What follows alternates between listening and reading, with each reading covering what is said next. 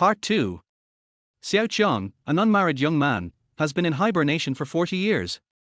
When he wakes up again, he is blessed with 7 daughters of big bosses. Chapter 28 Courtyard Barbecue. Zhan Wuyan saw Xiao Qiang holding the phone and looking at it intently. Quietly asked, "Does it bother you?"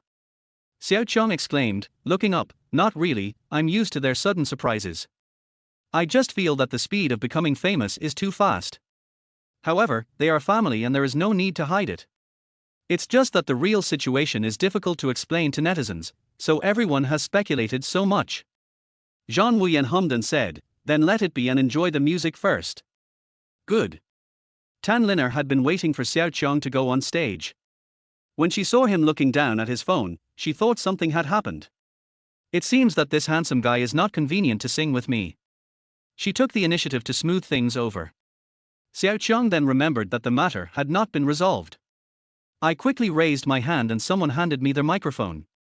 He explained, "No, I was afraid that I wouldn't sing well and would discredit you."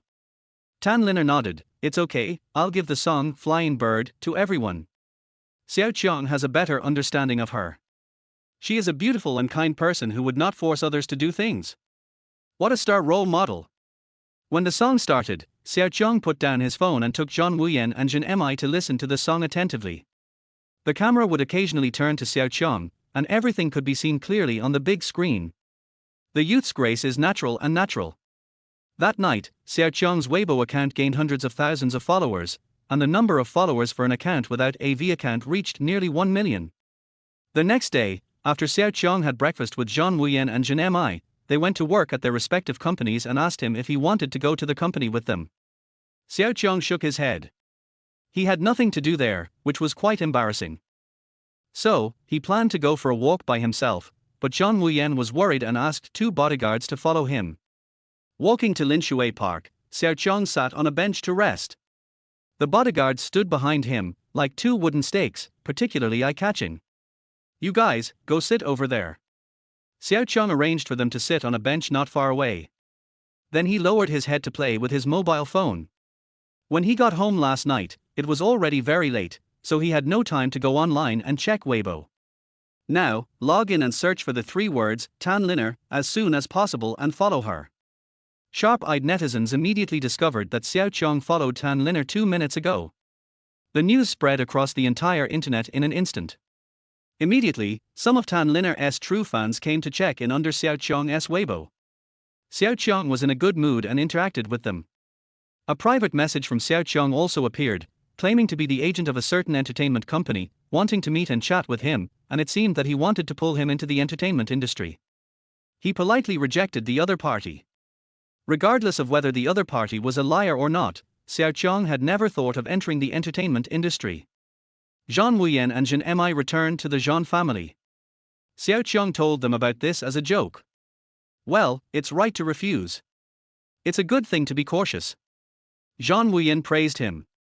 Zhan also went on Weibo while biting a piece of fruit.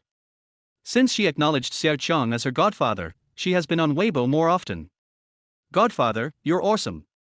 You occupy 4 of the top 10 on the trending search list, and you even pushed our company's list down," she praised. Xiao Qiang refreshed the page and found that he had really pushed Tan Linna's hot search down. "Is she releasing a new song today? I want to go listen to it." Zhan Wuyan had something to do, so seeing that he was happy, she ignored him and went straight upstairs. When Zhan saw Zhan Wuyan coming up, she sat next to Xiao Qiang and said, "Godfather, I'll let N.A. Ari will sign a special copy of Xiao Qiang's album for you." Xiao Qiang listened and nodded quickly. "Okay, by the way, I felt that she gave me a sense of intimacy last night. Is a very popular in your company?" As he spoke, he opened a web page and looked up Tan Linna's Baidu encyclopedia. "Yes, she has a good voice and excellent creative writing." Zhan answered him. Xiao Qiang found that on his phone screen was a photo of Tan Linna's latest look. "Godfather, what's wrong with you?" "Nothing." Xiao Qiang just felt that Xiao Tan's facial features were really good looking and somewhat similar to his own. Exquisite and attractive. A few days later, it was the day to receive the admission letters, and Xiao Qiang got up early. Zhan Wuyan was also waiting at home. For such a big thing, of course she had to accompany her father. Zhan Mi also wanted to accompany him, but she had to review several documents at the company, so before she left, she repeatedly emphasized that he must take a photo of the notice and send it to her. Around 10 o'clock, Uncle Zhu came in with the notice. "Congratulations." Put both hands in Xiao Qiang's hands. Xiao Qiang said thank you, then opened it. Unlike the first notification letter, this one was obviously much more refined. There was the logo of Fengcheng University of Finance and Economics on the outside. When he opened it, a three-dimensional gate of the University of Finance and Economics appeared, filled with blessings and a registration notice. He sighed in his heart and was reluctant to look away. "My daughter, I never thought that I could still be among the top 10 in the country in the second college entrance examination." Xiao Qiang looked at Zhan Wuyan and joked, "Dad, I didn't embarrass you." Zhan Wuyan raised the corners of her lips. "Dad, I've already told you, you've always been the best." While the two were chatting, Xiao Qiang's WeChat rang. It was Zhan Mi who wanted to see the notice. She sent out all kinds of anxious emoticons. Xiao Qiang held up the notice helplessly, and then asked Zhan Wuyan to take a few photos and send them over. The next moment the bell rang. Xiao Qiang answered the call, and Zhan Mi's excited voice came from the other end. "Godfather, you are so handsome. University of Finance and Economics. The most difficult university to get into during the lockdown. Godfather, you are the best." Xiao Qiang was also a little proud. "Of course, my grades are among the top 10 in the country anyway." Zhan Mi smiled even more happily. "Godfather, this is such a good thing, we should celebrate it. What do you want to eat? I'll treat you." Xiao Qiang glanced at Zhan Wuyan, and sure enough, she frowned. "Well, I won't go to that smoky and foul place. Let's celebrate at home. I'll cook." Zhan Wuyan disagreed. "You should enjoy yourself the most today, Uncle Zhu. Go and invite the 10 chefs from Hating Banquet to come to your house to cook." "Yes." Uncle Zhu left with a smile. Zhan Mi heard it and said, "Godfather, the food made by the 10 chefs at Hating Banquet is really delicious. I rarely get to eat it because it's difficult for all 10 of them to get together. I usually eat at Hating Banquet just for the cooking skills of the 10 of them." Xiao Qiang was surprised when he heard this. "If we invite them now, will they be free to come?" "Yes. Haitingyan is the Zhan family's company. If Wuyan asks them to come, they will definitely come." Zhan Mi hung up the phone after saying that. She had to finish it quickly and go home for dinner. Garden barbecue. This refreshed Xiao Qiang's cognition. He and Zhan Wuyan sat there, watching the 10 chefs prepare the food. When he took the first bite, Xiao Qiang realized that what Zhan Mi said about the food being particularly delicious was not an exaggeration at all. The 10 main chefs brought their exclusive recipes. Sprinkle it on baked goods, and you can't help but give a thumbs up after taking a bite. Zhan Mi hurried back, only to find that it had already been roasted. There was laughter and joy here, and they were well fed and well drunk. Xiao Qiang also took Zhan Mi and Zhan Wuyan to play the game of Mission Soul. He wanted to drag Uncle Zhu to join in, but Uncle Zhu remembered the tragedy of the last time and refused to leave. However, netizens were getting a little impatient as they hadn't seen Xiao Qiang online for a whole day. Some netizens started to spread rumors. "This person is not online, could it be that he did not pass the exam? So he feels ashamed." Someone immediately retorted, "You are talking nonsense. The goddess of war accompanied the little brother to the entrance examination, how could he not pass? You can't eat the grapes, so you say the grapes are sour. If you haven't been online for a day, there must be something wrong." Yes, I think so too. Everyone knows how powerful the Zhan group is. Buying a degree from a financial university shouldn't be a problem, right? Oh my, I knew he was going to get slapped in the face. This person has been very high profile recently, but he still doesn't dare to face up to the fact that he didn't pass the exam. Har har. Everyone was discussing this. In order to show that Xiao Qiang's absence was not due to his failure to pass the exam, netizens were really worried and went to Zhan Wuyan and Zhan Mi's Weibo to leave messages and ask, hoping that Xiao Qiang could come online to explain. Xiao Qiang, who knew nothing, went crazy killing in the game. Chapter 29 Family Reunion Travel. After Zhan Mi's game character died, she was depressed and went to the toilet. She logged into Weibo and found those tags and comments. After coming out of the bathroom, he quickly told Xiao Qiang about this. "What? I didn't pass the exam." Xiao Qiang was confused. His phone got a little hot from playing games, so he put it down and drank some water before realizing, these netizens have such a big imagination. Zhan Wuyan held her forehead with her hand. Her father was so charming that he was on the hot search every other day. Does it need to be dealt with? Xiao Qiang thought for a moment and said, let me see how much they jump. He closed the game and logged onto Weibo. He saw the comments and laughed angrily, oh, they are all a bunch of scum.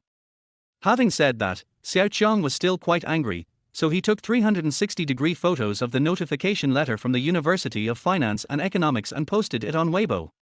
The pictures took up 18 grids.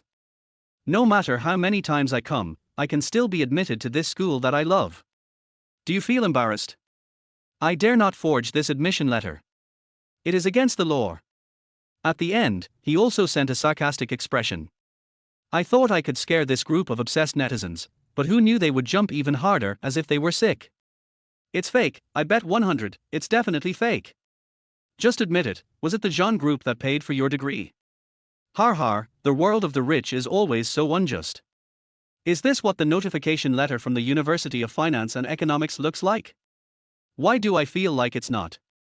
In response to this comment, someone immediately attacked him, asking if he had seen the admission letter from the University of Finance and Economics. There were also senior students from the University of Finance and Economics who came and shared pictures, saying that the pictures Xiao Qiang sent were real, and that they were looking forward to their junior's admission. Zhan Wuyan also kept an eye on the updates on Weibo.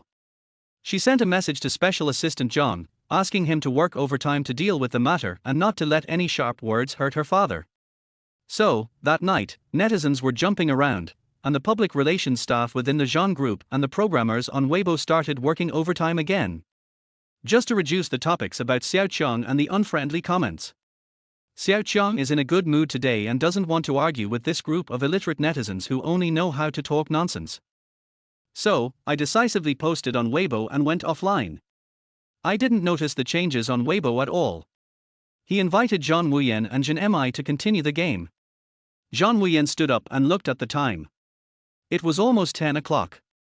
Said, Dad, I still have some documents to deal with, you can play with Zhan Mi for a while and then go upstairs to rest.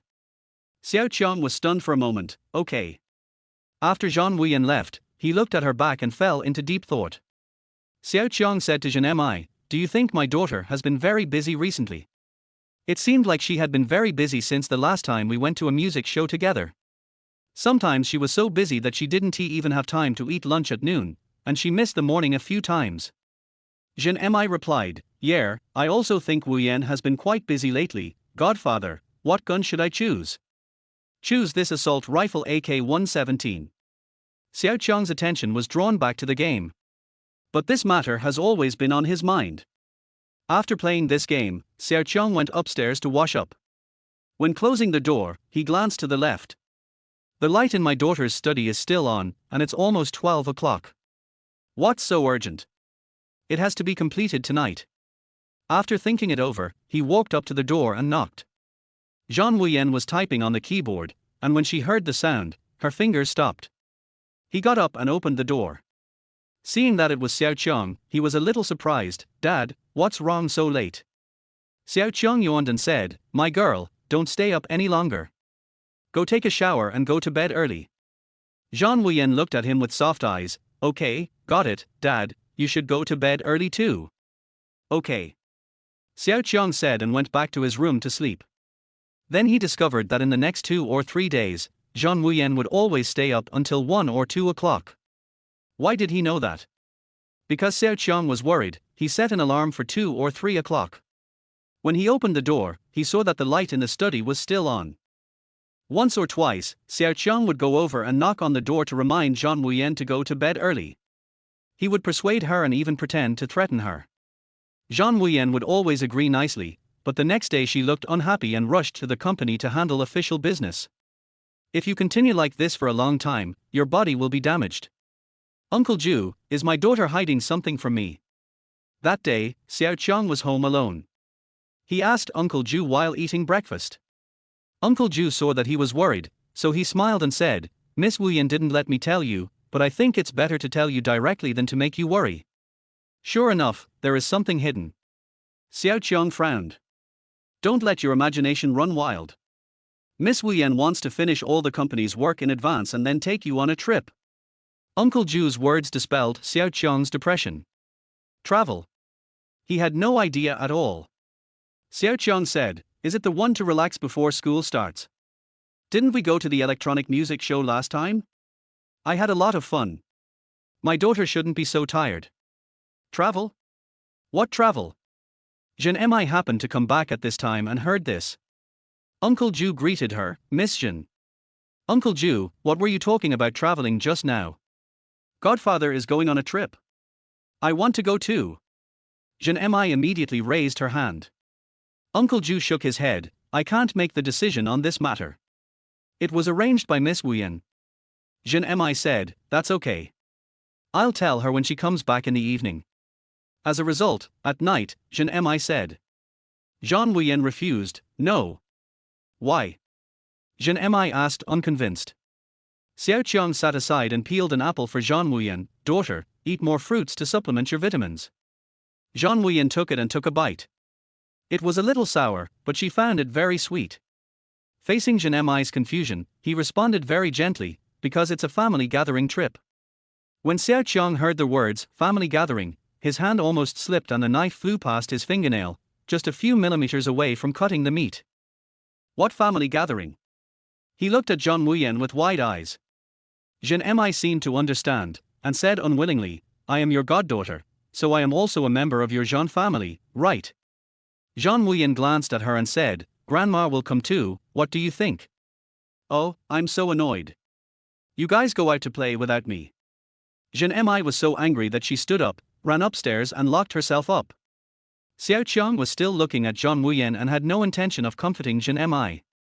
Zhan Wuyan's red lips moved slightly, and after swallowing the apple, she explained to him, "Grandmother wants to see you, so my uncle and I arranged a family gathering, you don't have to be nervous."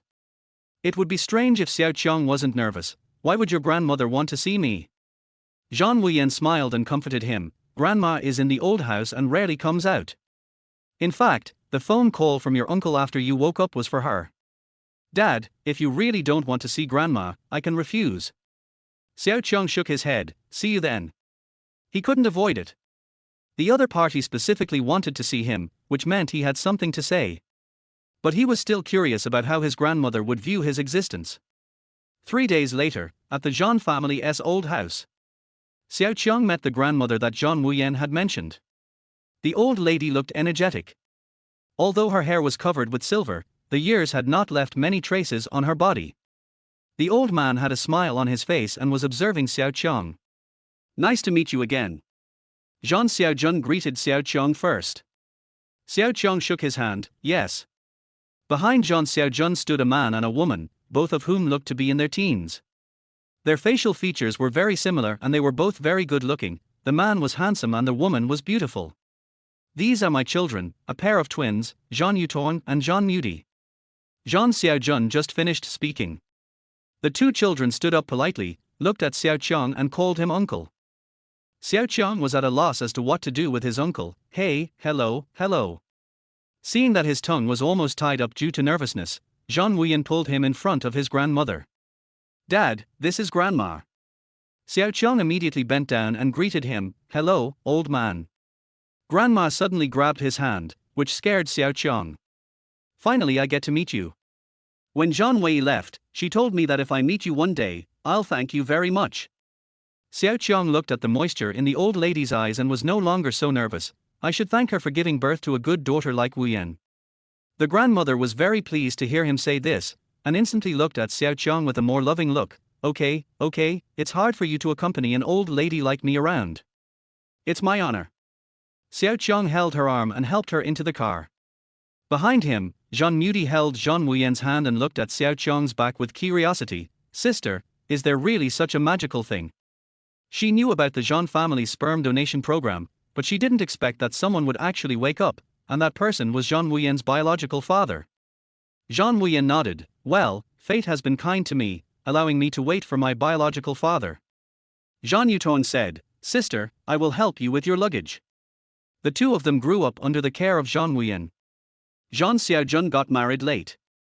It was 10 years after Zhan Wei left that he met his current wife and gave birth to the twin boy and girl. Therefore, they have a very good relationship with Zhan Wuyan, and they particularly admire and like Zhan Wuyan, which is why they are curious about Xiao Qiang. Xiao Qiang asked Zhan Xiaojun, "Brother, why didn't I see my sister-in-law?" Zhan Xiaojun explained, "Your sister-in-law went there a long time ago. She happened to have some business there, so my mother and I were waiting for you and Wuyan to come." Xiao Qiang understood and got in the car. Slowly head towards the airport. Chapter 30, Dare You Pee Me Out?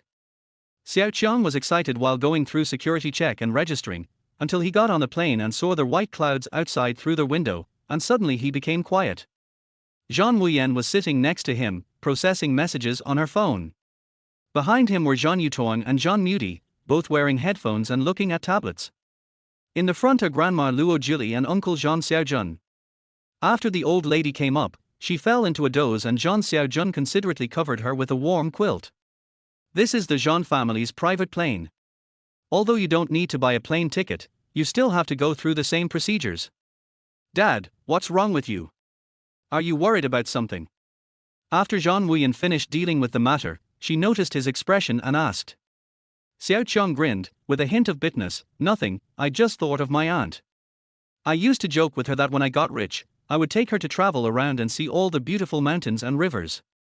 Unfortunately, she didn't make it." Zhan Wuyan held his hand and said, "Dad, you can be my aunt's eyes. All the scenery you see is what she sees. Besides, didn't you say that my aunt has a granddaughter? When I find this sister, Dad, we can take her on a trip to see the world together." Xiao Qiang's eyes turned red after hearing these words. "Yes, we must find her. Then we will see whether we can cure difficult and complicated genetic diseases with the current capabilities of society." Xiao Qiang calmed himself down, glanced out the window, and saw another plane with a bright phoenix totem on its wings. It was not far away, flying parallel to the Zhan family's plane. Xiao Qiang quickly took out his mobile phone and took a few pictures. Zhan Yutong was inspired by him and also looked out, exclaiming, "It's the civil airliner BN16. He is an airplane fan and has collected many airplane albums, except for this one." When he saw it this time, he quickly took out his mobile phone to take a picture. Unfortunately, by the time he took it out, the plane had already flown away from another track and only a small tail could be seen. "Hey!" Zhan Yutong sighed, very unwillingly, "What a pity, it was just a little bit short." Xiao Qiang heard the voice behind him, got up from his chair and looked at him. "What's wrong?" Zhan Yutong was sulking and didn't say anything. Zhan Muti helped explain, "My brother didn't take the photo of BN16. Afraid that Xiao Qiang didn't understand, he added, "It's the plane with the phoenix totem on its wing." Xiao Qiang held up his phone in front of the two of them. "Are you talking about this?" Zhan Yutong lazily raised his head, only to see the clear photo on the screen. He grabbed the phone in surprise and said, "Uncle, did you take this photo? The picture is so good, the whole body of the camera can be seen clearly." Xiao Qiang nodded, "I took this casually. If you like it, I'll send it to you." Okay. Zhan Yutong quickly added Xiao Qiang as a friend on WeChat. Zhan Muti also asked Xiao Qiang to scan the QR code. Xiao Qiang has two more friends. I sent the high-definition original picture to Zhan Yutong, and Zhan Yutong immediately replied, "Uncle, you are my god." Xiao Qiang replied, "That's exaggerated." Zhan Wuyan was still a little worried that Xiao Qiang would not get along with them, but it turned out that she was worrying too much. 2 hours later, the plane landed. A special car took Xiao Qiang and his friends directly to the manor on the island, which is also the property of the Zhan family. As soon as he got to the island, Xiao Qiang found that he was being stared at by a woman. She had a gentle face and gave people a feeling of being bathed in spring breeze. "Wuyan looks like you." The woman stepped forward and suddenly spoke. Xiao Qiang was confused. Zhan Wuyan introduced, "Dad, this is my aunt, Zhu Ci." Hello. Xiao Qiang reacted immediately and greeted. Zhu Ci told him to relax, "Zhan Wei and I are friends. When she was still alive, I often wished that you could wake up earlier so that the family could be reunited. In the end, she still didn't wait for you. This is a sad topic." Xiao Qiang didn't know much about Zhan Wei, let alone get along with her, but through interacting with his daughter Zhan Wuyan, he could understand that Zhan Wei was a very qualified and capable mother. "I'm very sorry about this, but I will take good care of Wuyan and let my daughter live a carefree life. I will always be by her side and fulfill my responsibilities as a father. This was the biggest promise he ever made. Zhu Xi and Zhan Xiaojun smiled at each other, and grandmother Luo Jili looked at Xiao Qiang with eyes full of recognition. The two youngsters had already put aside their differences towards Xiao Qiang through their conversation on the plane, and when their mother finished speaking, they pulled Xiao Qiang towards Silver Beach. Zhan Wuyan followed, and Zhan Xiaojun and Zhu Xi supported their grandmother on both sides. Luo Jili looked at Xiao Qiang's back and was deeply touched. He is a good boy. Several people stood on Silver Beach, with their backs to the sea, and took a family photo. Then, the moment Xiao Qiang put the suitcase into the room, Zhan Mi's WeChat video came. Godfather. Zhan Mi's voice was deafening. Xiao Qiang moved his phone further away before he adjusted himself. Hey, I'm here. Zhan Mi complained, you guys don't play with me. She was wearing something sexy, but her eyes were red and she looked aggrieved. This cute contrast made Xiao Qiang laugh. I can't make the decision on this. Zhan Mi grew up with Zhan Wuyan. She is very familiar with everyone in the Zhan family and understands that this family gathering is not just for fun. I'm afraid he wants to observe or develop feelings with Xiao Qiang. So when Zhan Wuyan said no, she compromised, but she still felt resentful in her heart. After all, this is the first time traveling with my godfather. Oh, I don't care. I'm just going to make a fuss. Zhan Mi started to act like a spoiled child. Xiao Qiang switched the camera on his phone to show her the outside. Stop messing around, I'm taking you to see the scenery, aren't I? Zhan Mi pouted, what's so good about the scenery? I'm not with you guys. By the way, we also took a family photo. I'll send it to you. Xiao Qiang sent photos to Zhan Mi while video chatting with her. After receiving it, Zhan Mi became even more unhappy. Without her, the family was not perfect at all. Dad, are you done packing? There was a knock on the door from outside. Xiao Qiang let her in. Xiaozhen, give me the video. I haven't come yet, remember to clean up. Zhan Wuyan looked at Zhan Mi on the screen and frowned. Zhan Mi curled her lips and smiled. Godfather, I want to post this family photo on WeChat Moments to show off. Xiao Qiang put his phone aside and packed his suitcase. Hearing this, he said without even looking up, okay. You posted our family photo on your Moments, what's there to brag about? Zhan Wuyan poured cold water on her. Zhan Mi said, if I post it, of course I will Photoshop myself in the center position.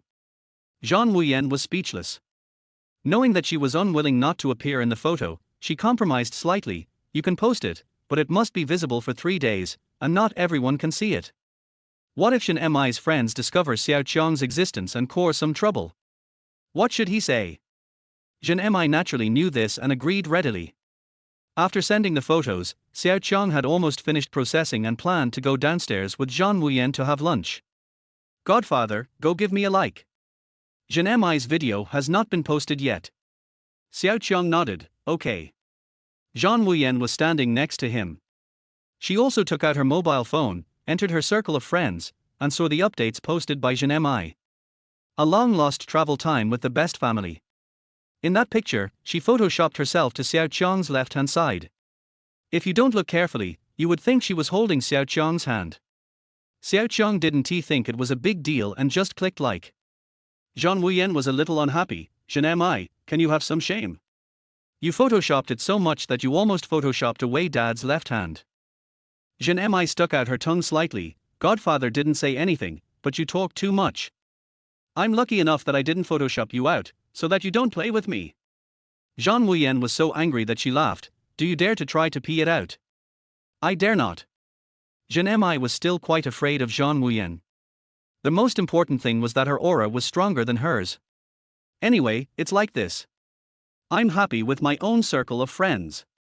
Seeing that the two were about to quarrel again, Xiao Qiang quickly calmed down. Xiaozhen is not here, so let her pee, it's okay if you don't pay attention. Dad, just spoil your goddaughter. Zhan Wuyan said helplessly. Zhan Mi was very happy. My godfather still loves me. Zhan Wuyan snorted coldly. That's because my dad thinks you're pitiful for not coming. Now I'm going to have dinner with my dad. Bye. Having said that, he hung up the video call with Zhan Mi. Zhan Mi was so angry that she stomped her feet. I wanted to call again, but but when I saw that it was already 12 o'clock, I gave up the idea. She didn't want to disturb her godfather's leisure time while he was eating. Mr. Zhan, this is the contract sent by Douyin, please take a look. The secretary came in and brought the contract. Zhan Mi's face instantly became serious as she flipped through the documents. When he arrived at the dining room, the servants had already placed the dishes on the table. As soon as he entered the door, Xiao Qiang heard a familiar song, which was Tan Linna's new song, Flying Through Time. He walked in and found that it was Zhan Yutuang and Zhan Mudi humming. Do you like this song, too? The two looked at Xiao Qiang and said in unison, yes, we are A's fan. Is your uncle also a fan? Yes. Xiao Qiang sat down happily. Zhan Wuyan sat on his other side. Zhan Mudi said excitedly, I just opened a TikTok account and will be live streaming at 7 p.m. Uncle, we can watch it together then. Okay. Xiao Qiang took note of it.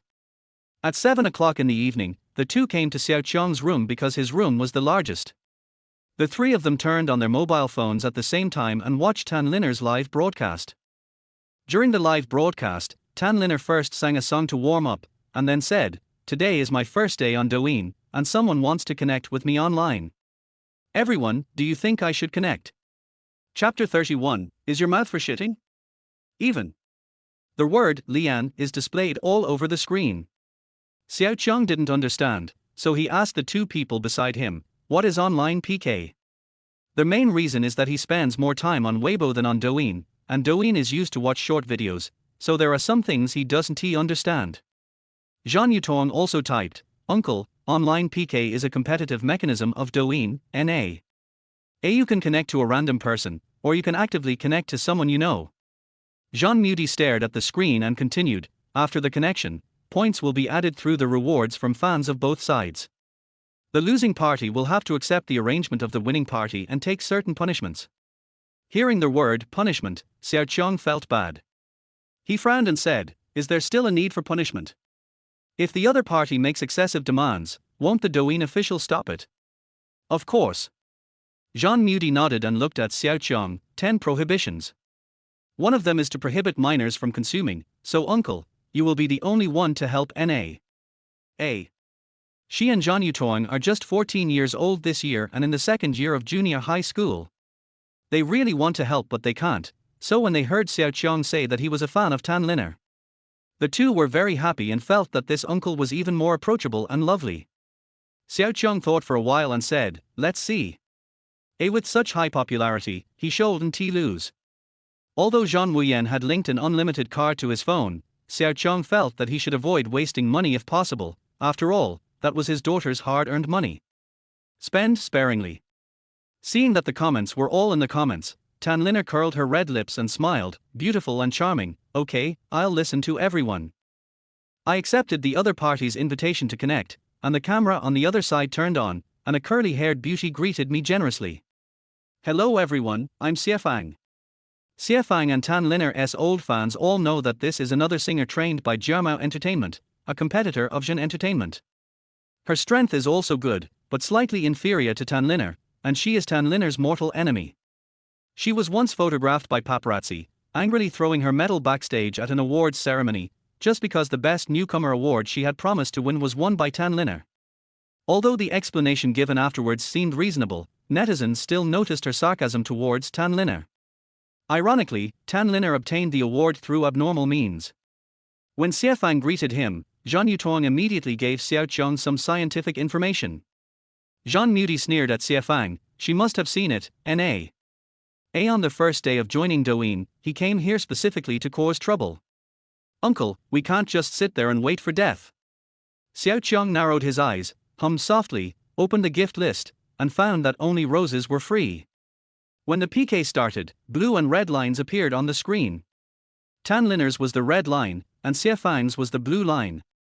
Gifts kept flooding the screen, and the red and blue lines began to argue. Zhan Yutuang and Zhan Mudi were very anxious. They looked at Xiao Qiang beside them and asked, What is my uncle waiting for? Don't want to give gifts? Xiao Qiang was not swiping, he was just observing. His hand accidentally touched the screen of his mobile phone, and as a result, a free rose was given out. Caused an uproar. Who is this guy? Is he here to make fun of me? Roses? Free roses. This is a PK. What's the use of roses? Coybenly, are you an undercover agent sent by the other side? Send us NA. Roses? You are so stingy, get out of the live broadcast room. That's right, everyone, don't worry about this person, hurry up and start the carnival. Can't lose. Tan Linna had been watching the comments, and when she saw this scene, she said, "Thank you for the roses I sent you. Your support is my greatest motivation. Please ask the venue controller to control the situation and not let the chaos affect everyone's mood." As soon as he finished speaking, Xiao Qiang found that the mocking and scolding words towards him became much less. Zhan Muti said, "Uncle, it should be NA. The field controller of a setup screen bullet screen to prevent the bullet screen from being distracted and disrupting the rhythm of the live broadcast." Xiao Qiang nodded, and within a few minutes, he found that his Douyin background had received 99 plus private messages. This familiar taste. When I clicked on it, it was full of insults. Do the netizens of this generation have to curse their parents as a way of appearing? Zhan Muti glanced at Xiao Qiang's phone casually. "Uncle, they are going too far, they even made personal attacks." Xiao Qiang is used to it, but being a habit doesn't mean he will just sit there and wait for death. He wrote down the IDs that received the most abuse and posted them one by one on the live broadcast barrage. "Those who curse me, if you have the guts, don't hide away, confront me head on, curse your father and mother, it's like you popped out of a stone, are your mouths for shitting and farting? Why are they so smelly?" When Tan Linna heard what Xiao Qiang said, she couldn't help laughing, but then she restrained her expression when she saw her agent's gesture. "Seriously, my fans are all of high quality. Those who insult others backstage are not my fans. Please respect yourself." This sentence kept appearing on the screen. Some fans were unhappy and said that Tan Linna was partial to Xiao Qiang and that they would stop being fans. The next second, the number of people in the live broadcast room dropped by several thousand. However, as the live PK became more intense, the number of participants increased. Many of them saw the news on Weibo, saying that someone posted what Tan Linna had just said on Weibo, accusing her of defending her fans. The topic became a hot search. Real fans should not be impatient or curse. We are NA. A real fan, hope everyone can distinguish, don't give NA. Or attracts bad luck. As the number of people increased, the venue controller kept repeating this sentence. Xiao Qiang was also happy about what Tan Linna had said just now. He focused his attention on Xie Fang and found something wrong. Just now, Tan Linna was still at 70%. In the blink of an eye, Xie Fang spawned several big swords and carnivals. In an instant, the red blood bar surpassed the blue blood bar. Tan Linna was at 40%, which was a bit dangerous. There must be some cheating over there. Zhan Yutong also discovered it. Zhan Muti said anxiously, "I just opened my trumpet to go to Xie Fang's live broadcast room, and found that the first, second and third place on the list were originally said to be unable to refresh, but the next moment the third place actually refreshed a lot of carnivals and big swords, and directly killed the first place. I'll go take a look." Zhan Yutong also went over there on his trumpet. They both have 2 mobile phones. The account number 3rd on the list belongs to Xie Fang's agent. I've seen paparazzi reports about it on Weibo. They must have known they couldn't win against him, so they invested money in it. Zhan Yutong was very angry. Xiao Qiang was confused by this operation. How could it be like this? He looked at the health bar and began to get anxious. I directly recharged Douyin, watched a few carnivals, and sent a message to remind Tan Linna. The other side cheated, the agent made money, NA. AA. Tan Linna had been following Xiao Qiang since he swiped a rose. After seeing that he swiped several carnivals, she was obviously surprised, and then she saw this reminder. With a sneer on his lips, he replied to Xiao Qiang, "Everyone calm down. I have just seen the situation over there. Xie Fang, if you want to win, you have to win honestly." Xie Fang put on a professional smile and said, "Tan Linna, I don't know what you are talking about. If you lose the PK, remember to listen to my instructions." So angry. Xiao Qiang and Zhan Yutong were so angry that they gnashed their teeth. This Xie Fang is really shameless. "Uncle, don't you have enough money? I'll transfer the money to you via WeChat and use it to kill the other side." Zhan Muti said angrily. "Yes, I'll transfer it to you too, uncle." Zhan Yutong nodded. Xiao Qiang stopped their actions. Nonsense, uncle has plenty of money. Your sister linked an unlimited card to me, but uncle thought that I should be frugal at that time. Right now, I must kill Xiefang, this biting dog. As he said that, he fired 5 Supreme Salute cannons, filling the entire live broadcast room. One Supreme Salute is worth 66,666 Douyin coins. 1 yuan is equal to 10 Douyin coins. Xiao Qiang shocked everyone, and he also took the number 1 position on the list. Tan Linna's PK bar directly reached 70%. Xiefang's face was distorted with anger, and her eyes were very vicious. Why are you still standing there? Keep brushing. No matter how hard they farmed over there, they still couldn't lower the health bar over here. Tan Linna, you cheated. You let your agent cheat on the charts. Xiefang was desperate and jumped up and down shouting. Tan Linna showed a disdainful look. If you can do it, why can't I? You were the first to break the rules, Xiefang. Netizens all over the country are watching. You can't deny it even if you lose tilde. The next second, bang. An elephant appeared on the screen with its trunk raised, and its roar echoed throughout the live broadcast room. The legend of Baoxiang directly caused Xiefang's health bar to explode. PK lost. At the end of a live broadcast, Xiao Qiang and Zhan Yutong high-fived and cheered. Zhan Yutong and Zhan Mudi left contentedly. Xiao Qiang closed the door and washed up, and then received a follow-up message. I didn't expect it to be Tan Linna. Xiao Qiang thought he was seeing things, but it turned out that Tan Linna had really unfollowed him. Hello, Koi, I'm Tan Linna. Thank you for your help today, but you shouldn't spend so much. Please send me your bank card number. I will return the money you spent on the gift to you in full.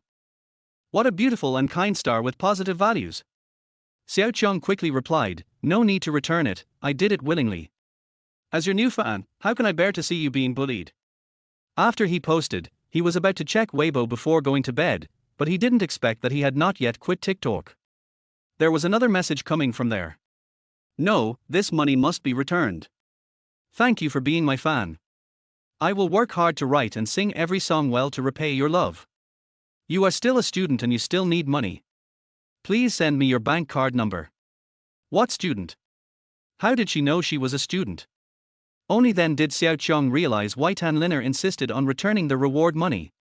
It turned out that when he created the TikTok account, he randomly chose the age of 17. Xiao Qiang wanted to explain, but the other party sent him some more words and insisted on getting the bank card number. He sighed, replied with an okay, and sent the card number in the form of sentences, because Douyin has strict regulations that ID numbers, bank card numbers, and phone numbers cannot be sent casually. Xiao Qiang thought that even if he sent the number, it would be impossible for Tan Linna to send the money so quickly. Unexpectedly, he received a text message the next second. Chapter 32. What the hell are you talking about? At 12 o'clock in the middle of the night, Xiao Qiang's text message alert sounded. After checking, it was found that a sum of money had been deposited into the black gold card given by Zhan Wuyan. It was the money he used to buy a gift for Tan Linna. Xiao Qiang sat up straight and looked at his phone. This guy is too straightforward. It is neither more nor less. He really has a crush on a good person. Xiao Qiang had a good sleep that night. When he woke up in the morning, he opened the window and could see the silver beach. The sound of the sea awakened Xiao Qiang's body. He stretched, washed up, and quickly went downstairs. Greeted Zhan Wuyan and others, good morning, everyone. Then he greeted his grandmother alone, old lady, did you sleep well last night? The old man nodded and said, you slept well. You must be hungry. Come sit down and have breakfast. Xiao Qiang sat down, picked up the bun and took a bite. Zhan Mudi came down second and greeted Xiao Qiang first, uncle. Good morning. The warmth made the biological parents feel jealous. Zhu Xi muttered, isn't this child aloof? Zhan Xiaojun glanced at Xiao Qiang and said, perhaps easygoing people are very popular. Zhan Wuyan knew that Xiao Qiang watched the live broadcast with his sister and others last night, so it was normal for their relationship to improve.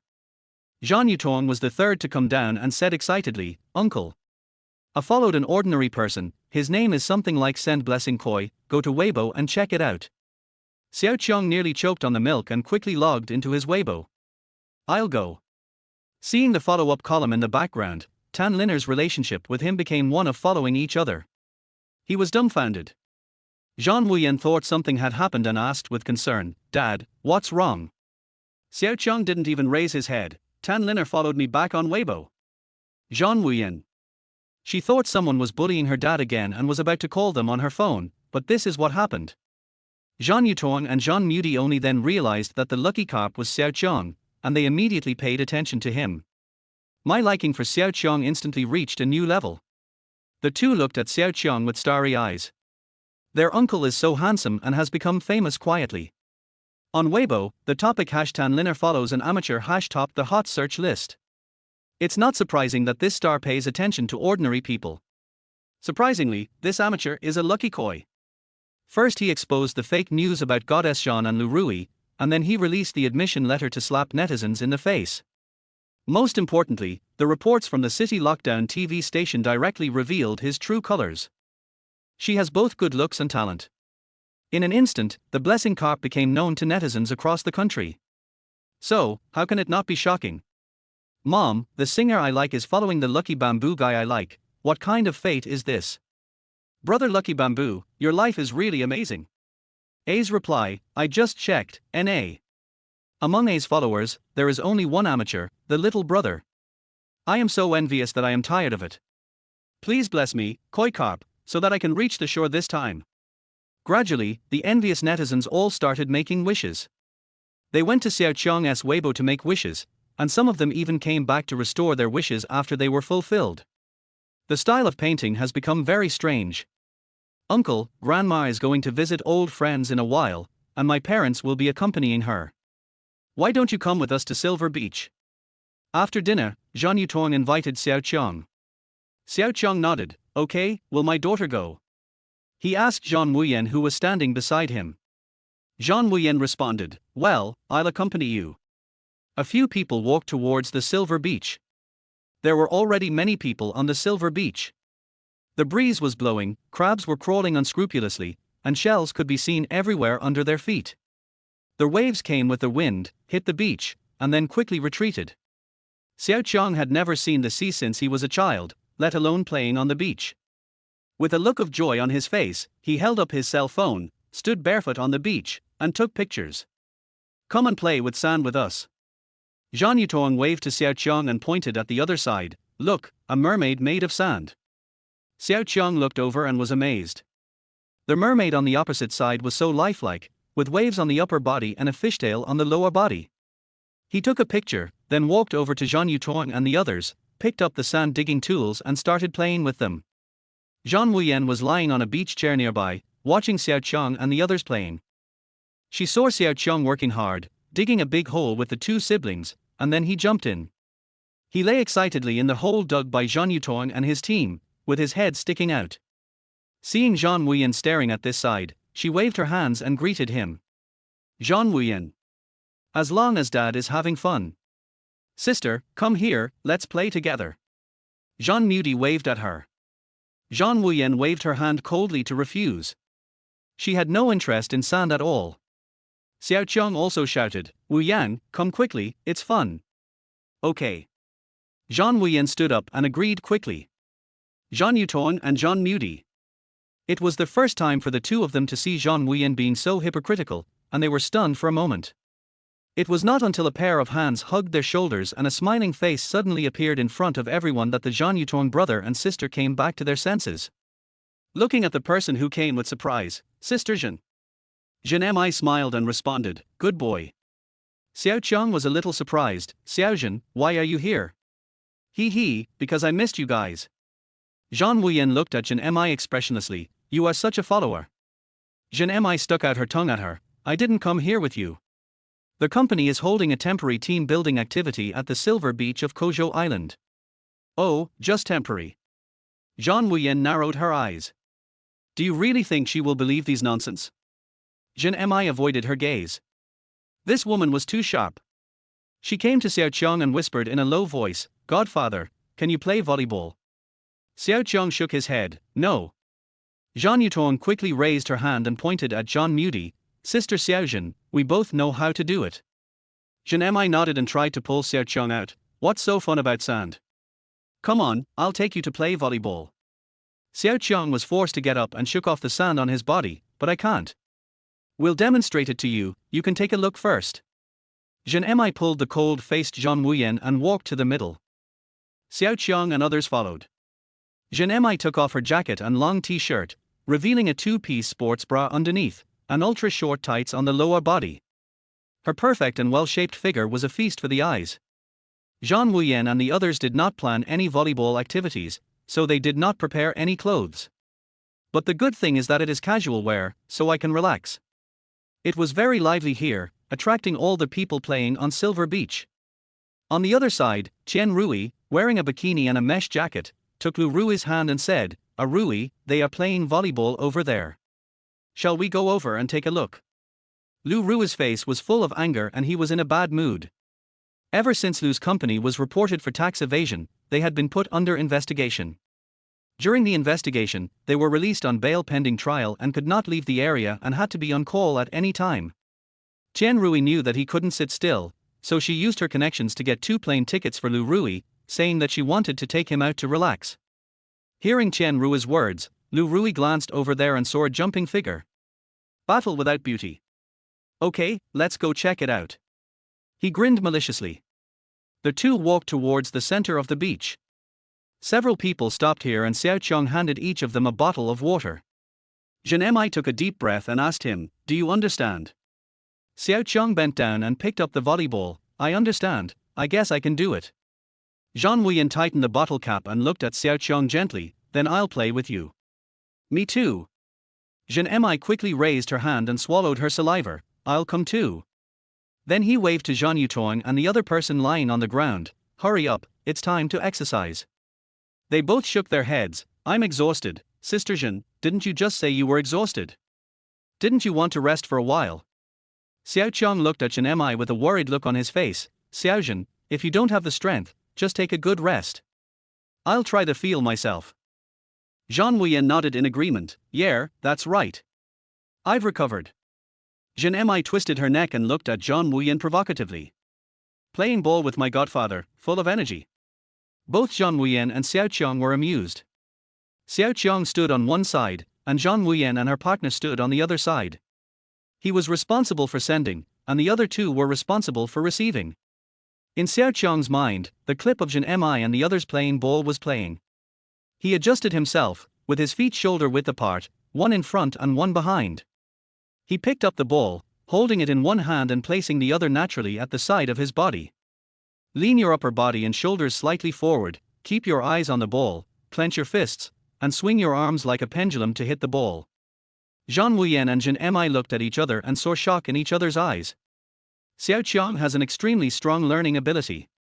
After watching it only once, he memoized all the movements, and his movements were perfect. The ball flew over the high net, and everyone's eyes followed the ball. Zhan Wuyan and Zhan, one in front and one behind, both planned to catch the ball. As a result, Lu Rui rushed into the court with Chen Rui, and the ball hit his head accurately. Ouch! He squatted down in pain. Everyone was stunned. Someone was hurt. Chen Rui's voice was very sharp. Xiao Qiang was stunned for a moment, then quickly ran over to ask, Are you okay? What do you think?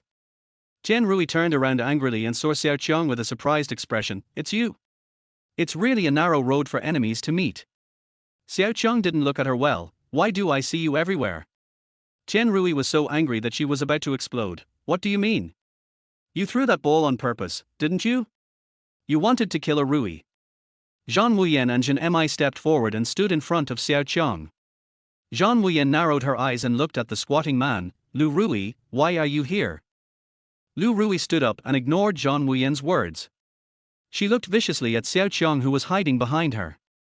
He smiled coldly. Xiao Qiang, what kind of man are you? Do you plan to hide behind a woman for the rest of your life? Xiao Qiang immediately became angry. What the hell are you talking about? Chapter 33 I can also beat the shit out of you. Wu Yang retaliated against me for you, causing Lu's enterprise to be investigated. Right after Lu announced bankruptcy, Zhan's group sent us a takeover plan. It's all because of you that I'm in such a mess. Lu Rui's forehead flushed and his face looked grim. Xiao Qiang understood as soon as he heard it. Lu's enterprise was reported for tax evasion, and Lu Rui blamed it all on him. Hey, is it true that kind people are often bullied? Tax evasion is against the law. You enrich yourself and smear shit on other people's faces. Aren't you disgusting? Xiao Qiang stood up. He was not afraid of Lu Rui. At the beginning, I thought about trying not to cause trouble for my daughter. He was just being nice to Lu Rui, but he turned out to be so aggressive. So there was no point in being nice to him. The crowd began to whisper and point fingers at Lu Rui and Qian Rui. Qian Rui couldn't stand it and her face turned red. Lu Rui didn't feel that he was wrong at all. That's better than you. You can only act like a woman's little tail and make a lot of noise on the internet. In the end, you still have to rely on women. If you have the ability, why don't you rely on them? Zhan couldn't bear to listen any longer. Watch your mouth. Qian Rui defended Lu Rui and yelled at Zhan, a Rui is not wrong. What's wrong? You two are not clean and you don't allow others to talk about it. I'll tear your mouth. Zhan stepped forward viciously. Zhan Wuyan grabbed him and said, "You've dirty your hands."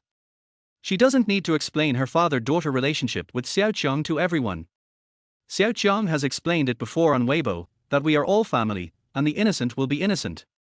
If someone throws feces at you and you get angry and step forward and get yourself stinked, wouldn't that be playing into their hands? Moreover, both the father and son of the Lu family were under investigation. Logically, Lu Rui had no chance to appear here.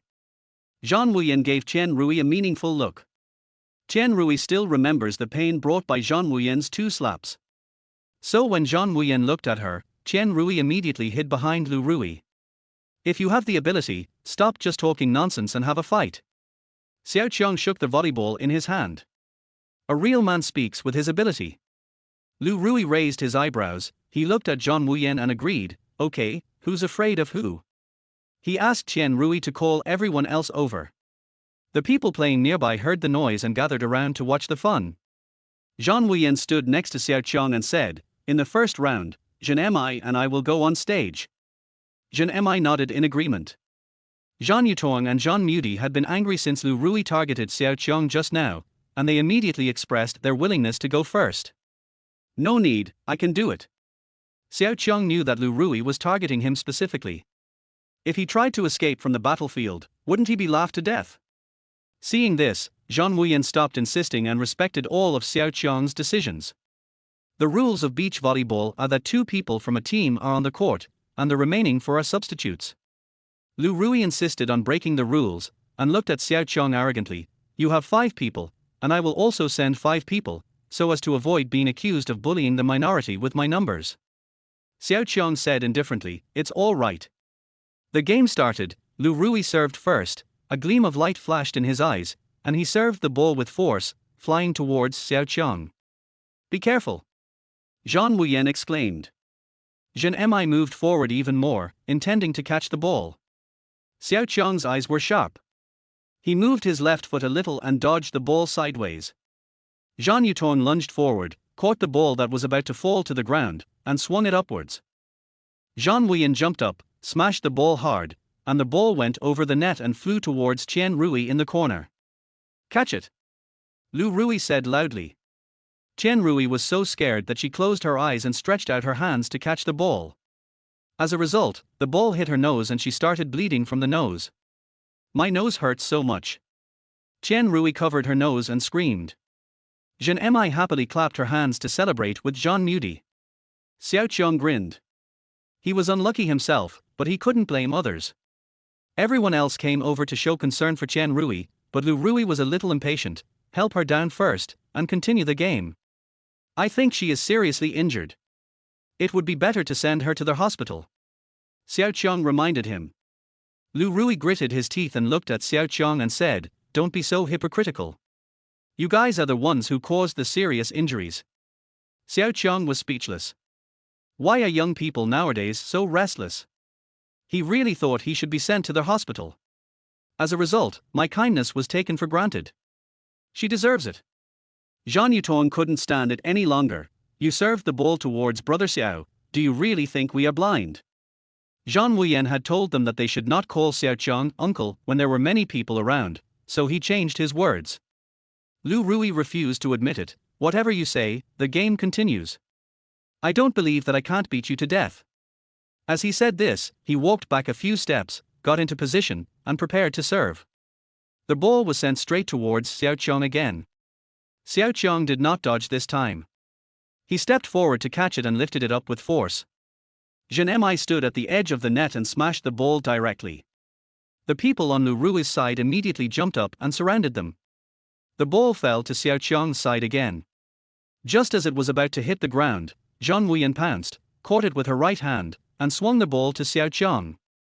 Xiao Qiang jumped up and hit the ball hard. The ball went over the net and landed in the opposite circle, earning him a point. Yes, Zhan Muti said excitedly. Zhan Wuyan and others were very happy, and Xiao Qiang was also a little excited. He didn't expect that he would score a point the first time he played volleyball. Lu Rui was so angry that he cursed, mad. His friend advised, "It's okay, next time we will just hit the ball directly into the man's face." Good. The third serve was served by Xiao Qiang. Lu Rui stared at Xiao Qiang like a wolf. He was surrounded and protected by other people. Xiao Qiang held the ball and wanted to laugh when he saw how cautious they were. Zhan Muti and Zhan Yutong looked at each other and reached a tacit understanding. No way, someone is so scared that he needs so much protection. Isn't it? The human wall tactic, wow, it's so funny. Lu Rui knew they were mocking him. I am aware of my own self-protection. Do you think I am just like you, stupid and just standing there? The two were about to retort angrily, but Xiao Qiang stopped them. He looked at Lu Rui sarcastically and said, "Even if you hide in your turtle shell, I can still beat the shit out of you. Do you believe it?" Lu Rui wanted to say he didn't believe it, but he just raised his head. Xiao Qiang suddenly served the ball with great force, which directly broke through the human wall protecting Lu Rui and hit him in the mouth. One of Lu Rui's teeth was knocked out. Arr! He covered his mouth in frustration, blood gushing out. Seeing this, the other people lifted the high net and prepared to beat Xiao Qiang. Zhan Wuyan snapped her fingers, and with a snap, a dozen bodyguards in black appeared around her. Directly deal with the people brought by Lu Rui one by one. Fuck you. Lu Rui's words were barely audible, and he wanted to take advantage of the chaos to punch and kick Xiao Qiang. As soon as he stretched out his legs, someone grabbed his hands. Who is it? How dare you touch your grandpa? Lu Rui turned around angrily.